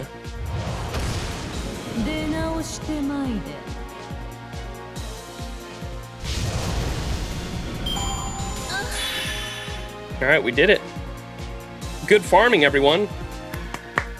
Used up all the teapots. Got a decent amount of bond in too. All right, I'm definitely gonna keep farming. I'll try to get my all of my apples below 10 at the very least, because this is a good opportunity to farm both bond and everything dropping from there. But that is gonna have to do it for the stream at least. We'll be streaming the ending of the event tomorrow at some point, and then this weekend or whenever New Year's is. When is that? Is that this weekend? Oh, what the fuck? It's like Sunday. Yeah, this weekend, Sunday night, I think is when it'll happen. We'll stream the epilogue and then also do some Koyan Dark farming. Should be fun. Only one getting lag. I will share it with you. Let's freaking go. Okay. Let me do a daily disappointment. Fuck it. Used to be quite inappropriate. Oh boy. Oh man, I saw the fucking gold CE and I thought that was gonna be it. Damn. Surely we get a Melusine from this, right? Is this the spook of that didn't spook me over the summer? Nope, it's a CE. Damn. Well, CE XP. All right, that is gonna have to do it, chat. I'm gonna save the rest of the Saint Quartz for Koyan Dark. Love y'all. I will catch y'all. Or actually, we might do Samurai Remnant before this weekend, too. So expect tomorrow to be the ending of Tunguska story reading, and then later this week we might be finishing up Samurai Remnant as well, and then this weekend, going into New Year's, we'll stream the epilogue that comes out, and also the Koyan Dark rolls. Should be fun. So expect that, everyone. But we're gonna go show Reinhardt some love. And I will catch you all in the next stream. Thanks for hanging, everyone. I love y'all. Thanks for supporting me as always. It's always fun talking with some fellow Fate fans. Good talks as always. But I'll catch you all in the next one. Have a good week, everyone. Good holidays. Happy holidays. Love y'all.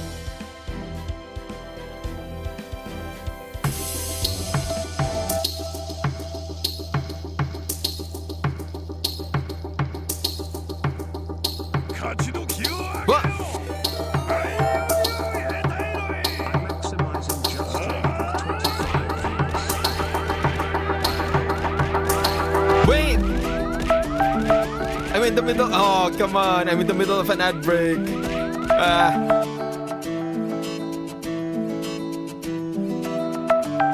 Can you see me?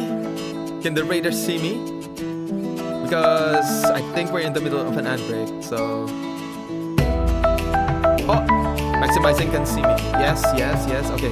Welcome, raiders.